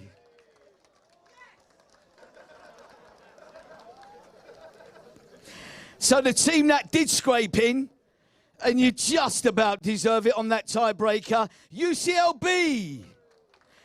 Also in the intermediates now, Coventry E, Brunel B, Edge Hill A, York B. By all means cheer. King's College A. Manchester D are in the inters. Dim Montfort D are in the inters. Derby A, you're in the inters. Royal Holloway A, you're in the inters. Inters teams, York A, UCLA, Warwick D, Swansea B. Turning the page here. Also in the inters, UWEC, Portsmouth A. UWED. Blimey, UWED smashing the rest of them. Gloucestershire A are in the intermediates. Leicester B, well done. Loughborough C in the inters, along with Loughborough D. Oxford A are in the intermediates. Edinburgh B in the inters. Kingston A in the inters. 2 Warwick teams, C and B. You are in the inters next year.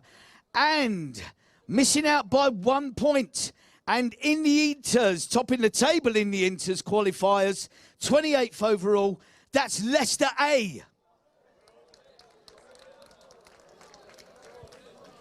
So, if I haven't mentioned your team, you are in the mains next year. However, who are in Clubman's? Who are in Prems? In Clubman's, Bournemouth A. Backstage Academy A. In Clubman's, UEB. UWTSDB. Brighton A are in Clubman. Manchester B. De Montfort A. Brunel A.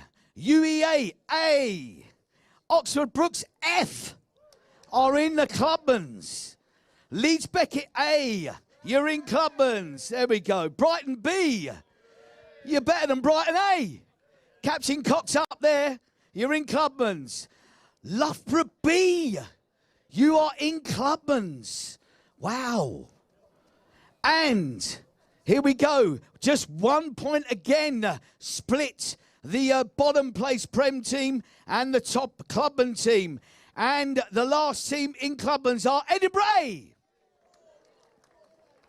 So we know, you should know who you are, ladies and gentlemen. The top 13. And when we get to the top 3, come and get your trophies, which Jacob will present and hug you for. Swansea A, 13th. All Prem teams now. UEA, you're in the Prems. Oxford Brooks D, you're in the Prems. Oxford Brooks E, you're in the Prems. Newcastle A, you're in the Prems. Hertfordshire A, you're in the Prems. UWTSD A, A finishing 6th overall today. Oxford Brooks C finishing 5th overall today and in Prems. Warwick A, 4th place. And was that a tie on points? No, it was miles off. Top 3 then are as follows, and it was a tie break for 2nd today, ladies and gentlemen. And finishing 3rd, come and get your trophy. Well done. Team number 6, Oxford Brooks B.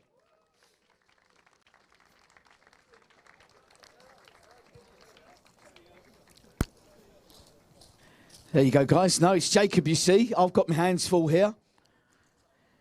And taking the runner-up spot on the tie-break with Oxford Brooks B, it's their fellow team, Oxford Brooks A.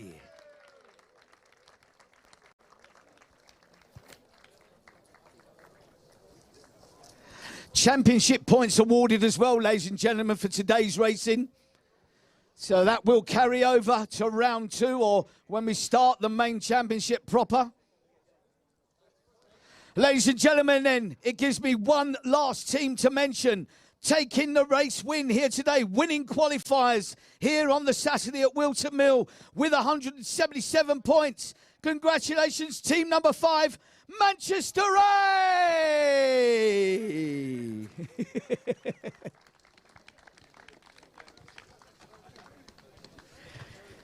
There we go. And we got Tom here to take a photo. Smile, you're on film as well.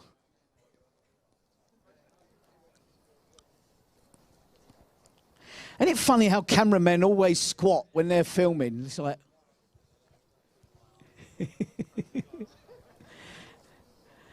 Okay, ladies and gentlemen, while we're waiting for all this photo salmon, I'd like to thank you very much. Can you please put your hands together for the marshals today? And can you please also put your hands together for Alpha Live?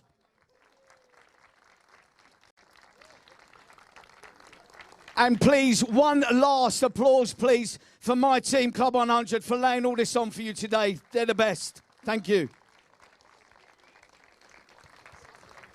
And Jacob, and Willie, Thank you very much, everybody. Good night. Safe journey home. Bye-bye.